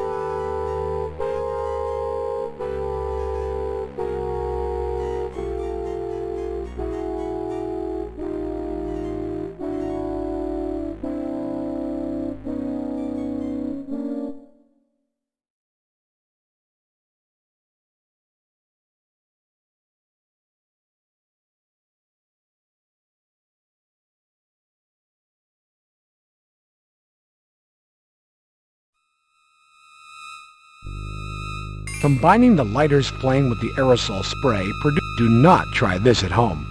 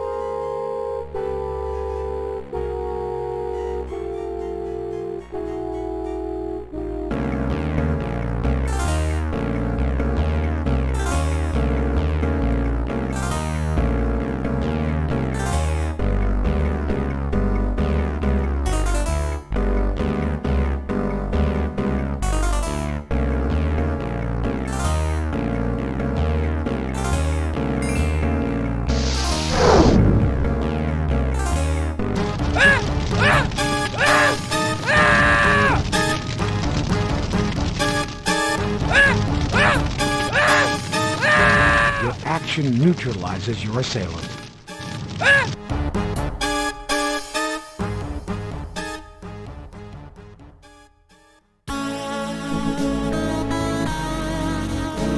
Detective Carey, for exceptional courage and integrity, above and beyond the call of duty in the face of felonious criminal assaults on your person and the persons of others, including an ambush by criminals using fully automatic weapons, and your unwavering attention to duty in solving a series of 5 homicides, bringing to closure a period of open season on the good people of our community. It is my honor to present you with the department's highest award, the Medal of Valor. Congratulations.